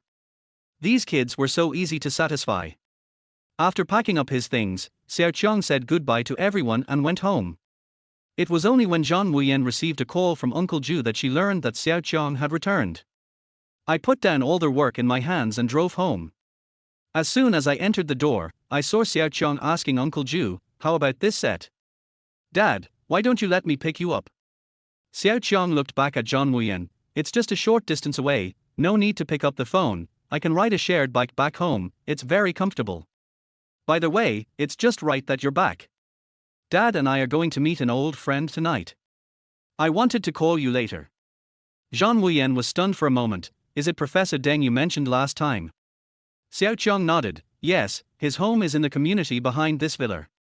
After he had dressed properly, he asked Zhan Wuyan to take a look, girl, how is it? Am I handsome? Handsome, my dad has a good body, so he looks good in anything he wears. Zhan Wuyan was not just flattering. Her father is indeed very handsome, with fair skin, delicate features and a hint of handsomeness. He is handsome and gentle. Zhan Wuyan's high nose bridge is very similar to Xiao Qiang's. Zhan Wuyan also went upstairs to change into a new set and asked assistant Zhang to prepare a lot of gifts. The two of them came to Deng Lin's house, carrying large and small bags, and Uncle Zhu and assistant Zhang behind them also carried a lot. Deng Lin heard a knock on the door, opened it and saw a wide variety of gifts, staring at Xiao Qiang in astonishment. "We're just here for a quick meal, why did you bring so many things?" Xiao Qiang asked Zhan Wuyan to call someone. "This is your Uncle Deng." "Hello Uncle Deng, this is just a small gift as a token of my respect. Please accept it." Zhan Wuyan was very polite and her arrogance had subsided a lot. As soon as she finished speaking, Special Assistant Zhang and Uncle Zhu came forward. Deng Lin stepped aside. Okay, come in and sit down." Xiao Qiang and Zhan Wuyan walked in, and Uncle Zhu and the others put down the gifts and left. Deng Lin looked at Zhan Wuyan, from shock to acceptance, and exclaimed, "They look alike, so alike. When you said you had a daughter, I didn't believe it. But when I saw her in person, I realized that she looks exactly like you." Deng Lin's wife was busy in the kitchen and came out when she heard the noise. Seeing Xiao Qiang, he was stunned for a moment. He felt that he looked familiar. Wasn't this the man who wanted to have a drink with their old Deng? "Hello, sister-in-law." Xiao Qiang stood up first and greeted her. Zhan Wuyan stood up and nodded. "Hello, auntie." Deng Lin's wife is Lin Ru, a gentle high school teacher. After Deng Lin met Xiao Qiang that day, Deng Lin told her about Xiao Qiang when they got home. Lin Ru was a little shocked, but she accepted it quickly. Hello, Lao Deng, why don't you pour tea for them?" As he said that, he stood up and walked to the side to pour a cup of tea for Xiao Qiang and the others. Xiao Qiang and the others took it with both hands. Lin Ru sat next to Deng Lin and looked at them. Chicken soup was stewing in the kitchen, the aroma wafted out, and a few people were chatting. "You're right, you didn't go through any process and yet you got such a beautiful daughter for free.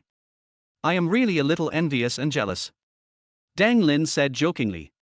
Lin Ru nodded. "Our old Deng wanted a daughter, but the first child was a son. I said I wanted another one, but old Deng wouldn't let me, saying that my body couldn't handle it." Deng Lin held Lin Ru's hand and they smiled at each other. "I have indeed missed a lot, and I owe Zhan Wei. Wuyan's current excellence is inseparable from her teaching. As a father, I feel ashamed of myself." Xiao Qiang nodded. Zhan Wuyan said to him, "Dad, you are not allowed to say that about yourself. After Mom left, you were my motivation to move forward, so you are very good." Deng Lin pushed his glasses. He felt that Xiao Qiang's daughter looked familiar. When he heard the word Wuyang, he instantly thought of the interviews on the closed city TV station and magazine. "Are you the chairman of the Zhan group?" he said in surprise. Zhan Wuyan nodded. "Yes, Uncle Deng." Deng Lin gave Xiao Qiang a thumbs up. "Excellent, the development of this closed city is inseparable from the investment of the Zhan group." Xiao Qiang raised his chin proudly. "That's right, my daughter inherited my perfect genes, so she is naturally excellent." This little expression made several people laugh. Deng Lin said bitterly, "Oh, people with daughters are different." Lin Ru followed up by saying, "Yes, your daughter is beautiful, capable, and has an excellent temperament. My son is half as good as your daughter. We can wake up with a smile even when we are asleep."